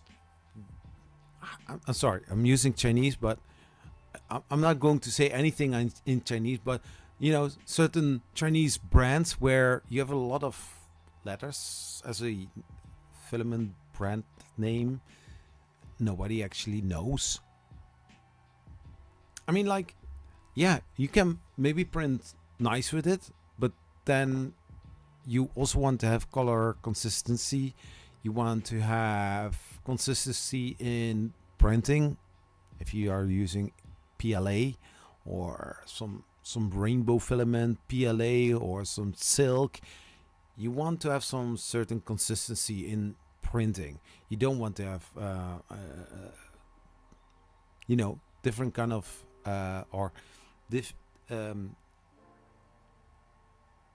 tolerances that are off. That is not everywhere 1.75. You don't want to have clogged nozzles, stuff like that. Yeah, if I can make a choice between the top 3 filament brands, Polymaker, Filament, and Extruder.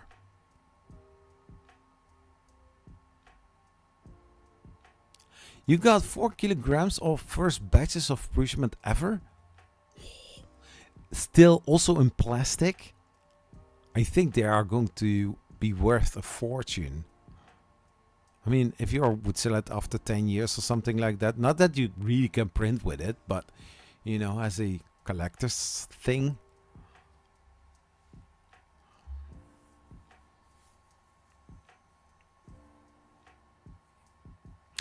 Yeah.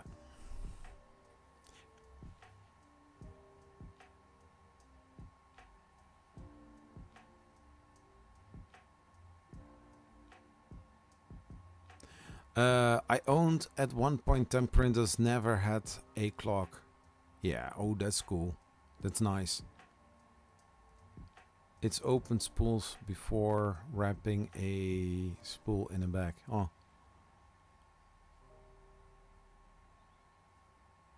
Okay.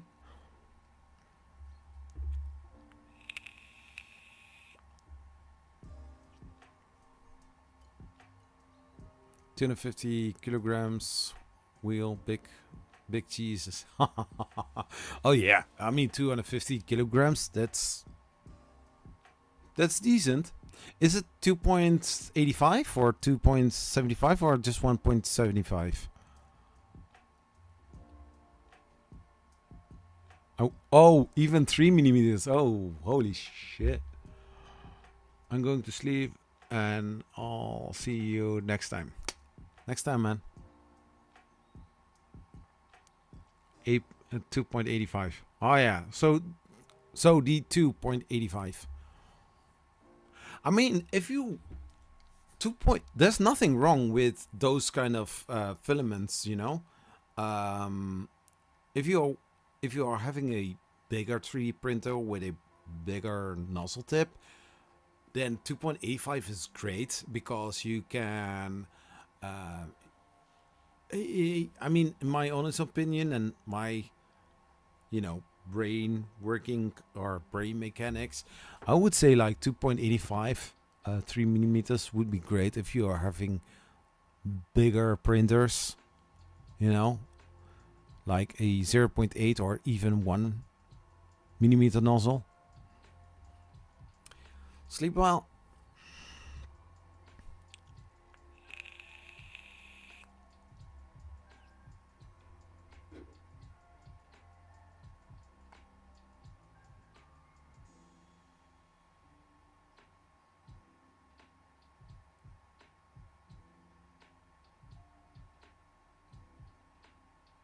Yeah, I remember.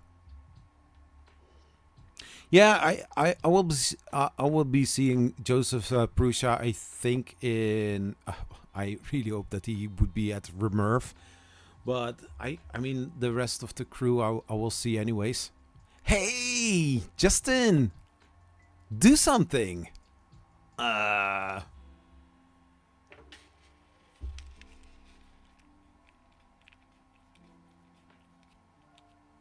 No, Justin, it just turned out that I need to order some parts or get some parts, and I just ruined some printed frame parts with some heat inserts that were not working that well.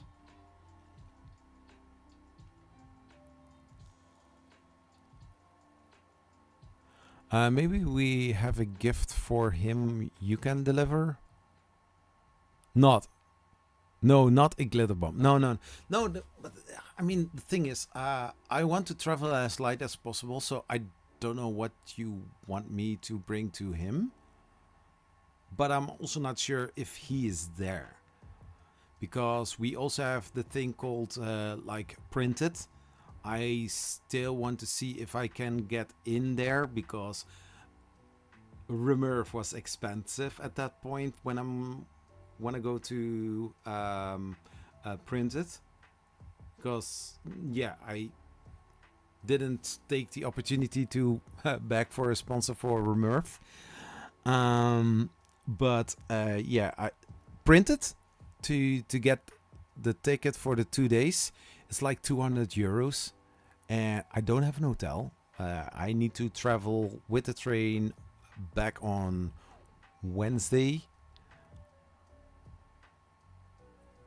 Joseph will not be at Remerve. More free time, yeah.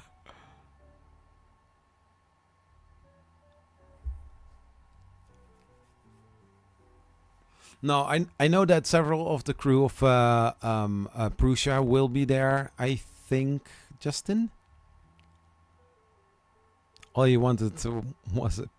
Yeah, but the thing is, he wanted to be a DJ, but then if you are a DJ, you are also very busy in the weekend.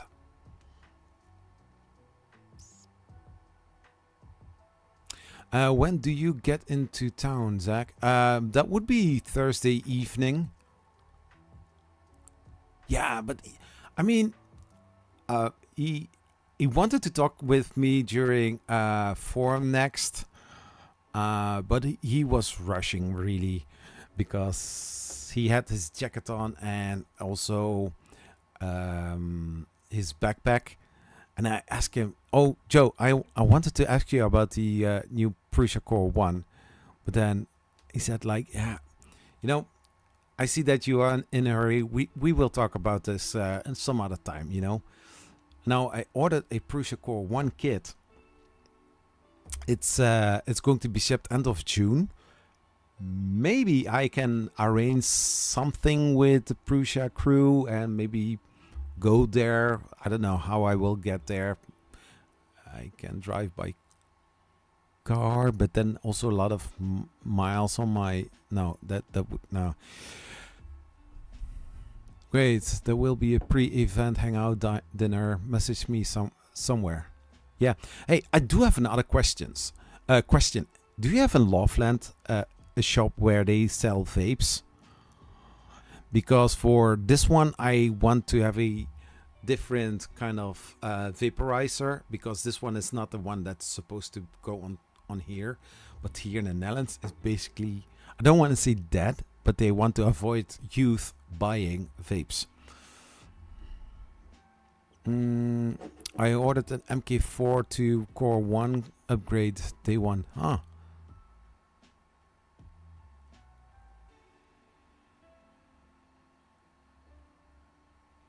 Yeah, because I want to get a better one.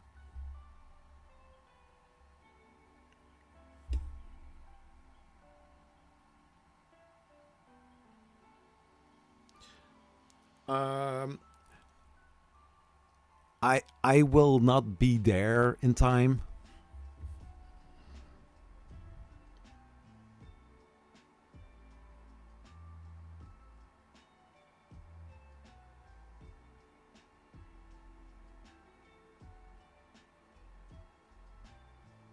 No, the only vapes that I'm using is with Nick salt and just the liquid with flavor. Hey, Just Wolf, subscribe. Thank you for subscribing.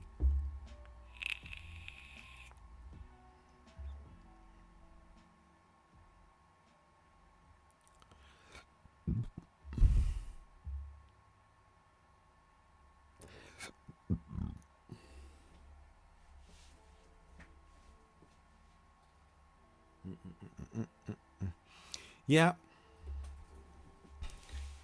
I'm the okay. So I went from these to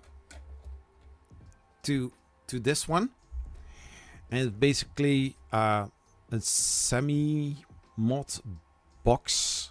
No, this is a complete unit. No, it's this is a mod box. But so basically the tank, the mouth tip, it can also be a bigger size if I want to, but the e-liquid, it's 3 bottles of Nick salt, 10 milligram, and I mix them into a bottle like this, and then the 4th bottle, making it 40 milliliters, that is going to be the flavor.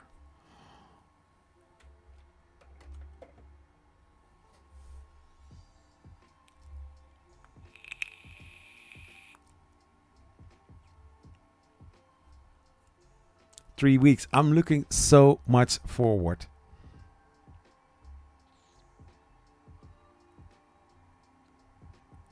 You know how much I miss the guys, and you, Justin. You know, it's amazing to see everybody on social medias, but I love to see everybody in person.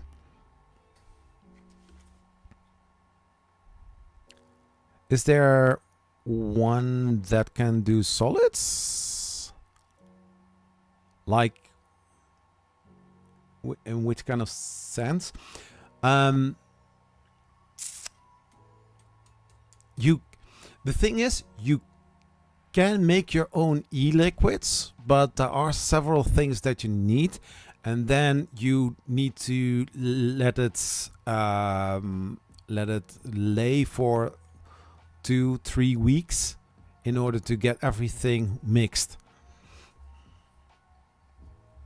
Because this one is peach flavor, but basically you can make every liquid just DIY. But I don't mix them, as only putting the 3 plus 4th bottle together and then shake it, and then in the end I've got my e-liquids.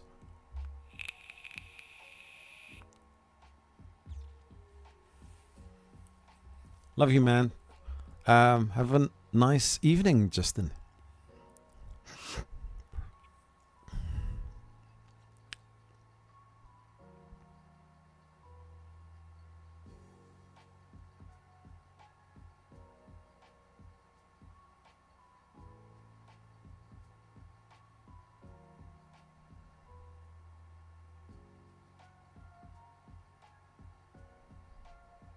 Yeah.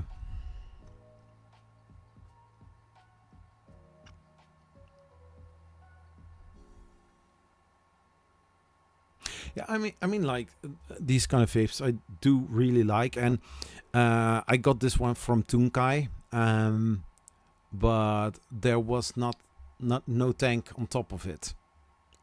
I think from hygiene point of view, but I mean, like you can clean it, wash it, whatever you want to say to it, and putting on top of it, because I can get the coils in for it via the local shop that I usually buy the e-liquid from, but the rest it's very hard to get.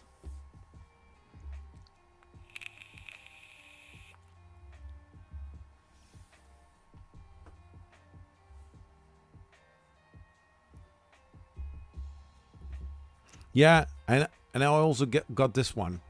It's also a sort of mod box,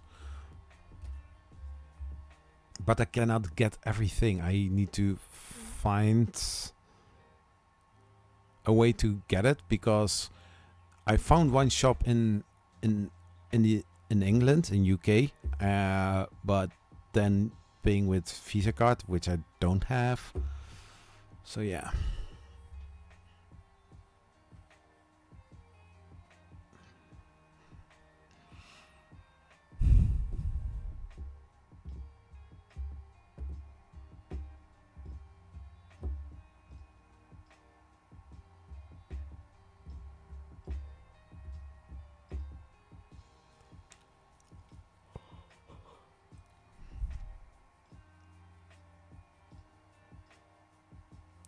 I don't know for Germany. I'm close to the German border some ways, but I really need to figure out where exactly. But I want to have the tank that is from Geek Vape. There are some great ones. Yeah, I did see the treadmill video.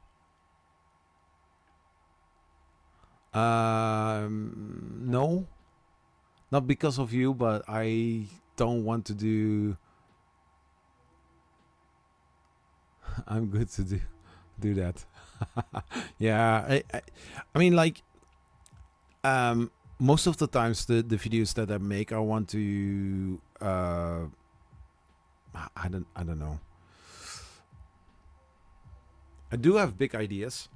I came up with another idea for somewhere in the future, but it costs a lot of filament and some other materials as well.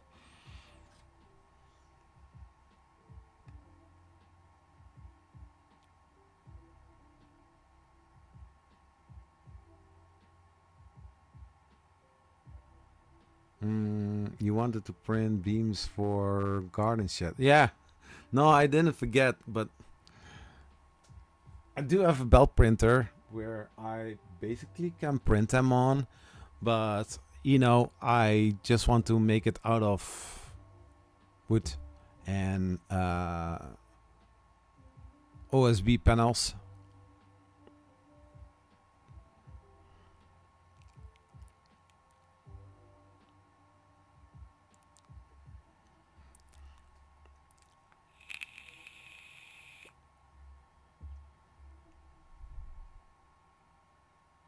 Yeah, no, I also saw in their videos how the I-beam actually damaged the belt.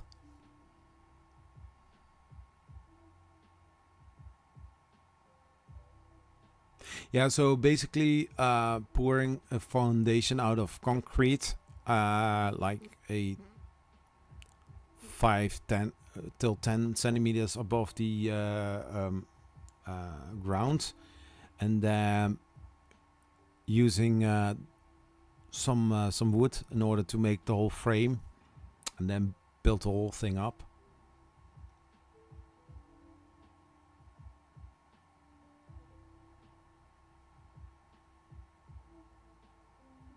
Oh, great.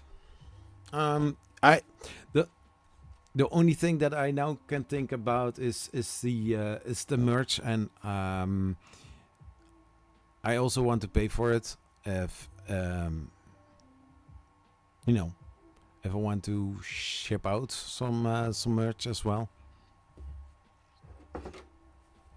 because I expect in 4 or 5 months to hit the 10,000 subs.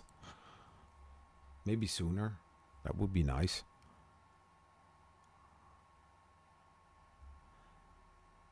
Just buy a shed from Marktplaats, pick it up with Barry. No. I have seen so many videos how Americans build their sheds, and they look stunning. They look amazing. And I mean, like with the top of the roof being 3 meters high. I have some plans for 7x4 or 6x5, something like that, and I still have enough space in the garden. I still have this rijtjeshuis, you know, but I mean, like, the garden is like almost 6 meters wide. You saw it.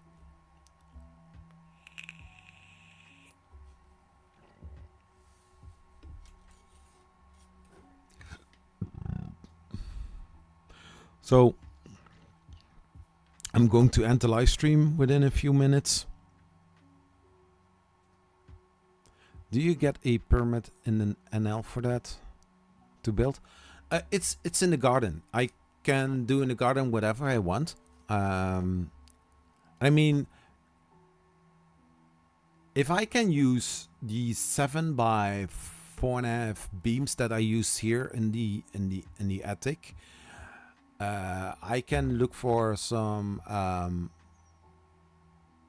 wood shops to buy some pallets of them, and then using enough screws and stuff like that in order to build a frame very quickly. And you know, it's not that hard, but you need to have the right tools, the right hardware, and all the building materials, and then, you know, taking the 2 long edges, making the whole frame on the concrete slab, and once everything is done, then you put it up, put some support beams, attach it to the ground, and then do the same thing for the other side, and then put the other 2 walls up, and then you have a complete frame.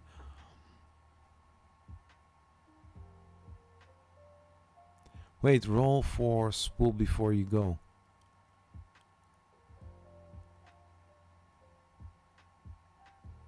Oh.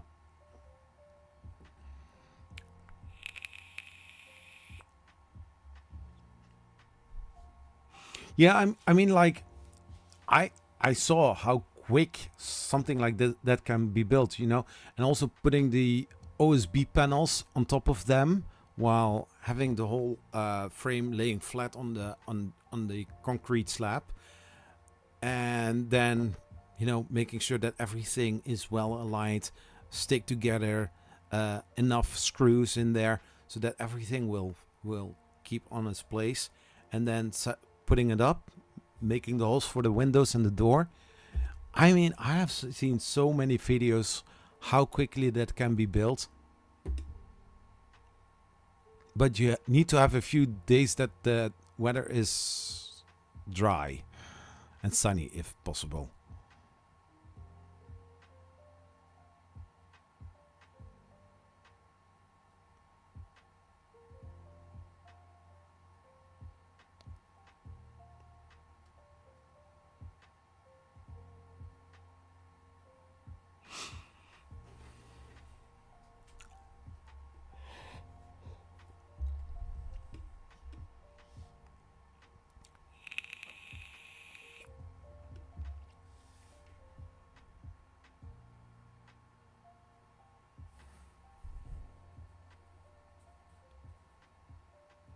And then for the roof, you can already make some frames as well, you know, pre-made, and then put them on top of them, and then nail them all together. It can be so quickly done, you know. But Zach, thanks again. You change lives in your videos. Oh, I never have the idea that I do that. I see sometimes the comments. Sometimes they are very harsh, and sometimes they are very uplifting. So, yeah, I mean, I do what I do. I'm exposing myself, even though not everything I do is perfect from scratch. But we all learn by doing.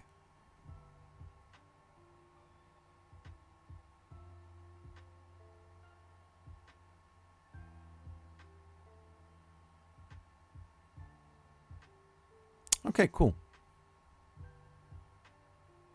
Yeah, I mean, like, we still have some time, so yeah.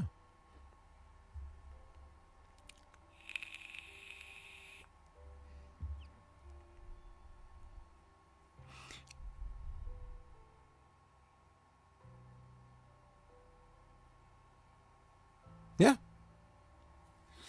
I mean, like, if my younger me saw what I'm doing now, I would say, like, who is that guy? I mean, like, during school period, I was bullied. I was, I mean, like, people made fun of me. I mean, it's crazy. I would say, like, you, a YouTuber? No way. No. Oh my gosh. Not me. Because why would I do that? Thanks, man.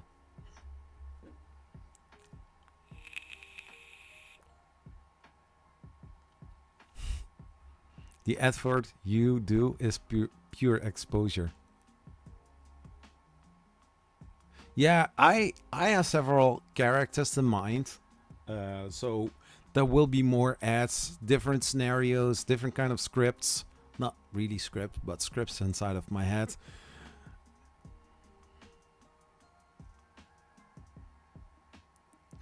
Thanks. Yeah. I don't know what to say. I mean, like, I try to do what I think is good and what people do with it.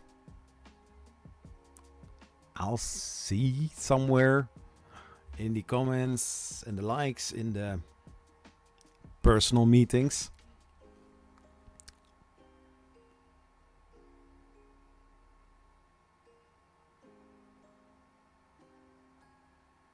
Thanks. So, yeah, this is the end of today's live stream. I didn't do much. I even took 2 parts of the frame that I already had. But it's not the end. It's only the beginning of the whole frame of the Creality Ender-NG build, the new generation Ender. Next week will be another live stream. Maybe I'm going to continue with it. It all depends on the parts that I need to have. Also the tools, because obviously I don't have the right tools, so I need to search around and dig around in order to get the next stream going. Also, the Dead Racer, I do want to build it, maybe before Remurf, but I will see. I will see. Aww.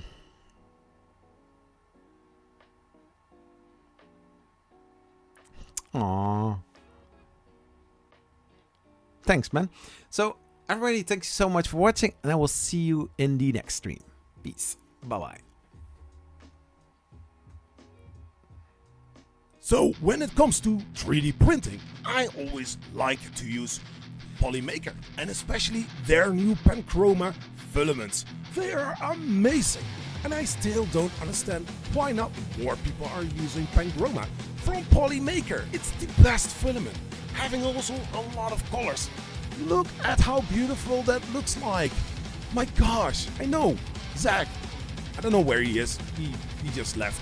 And I thought, like, why not making a little advertisement of Polymaker? Go to polymaker.com and get your Panchroma or many other amazing filaments from Polymaker. I know, this sounds a little bit sketchy, but trust me, if you are looking for some filaments, don't look any further.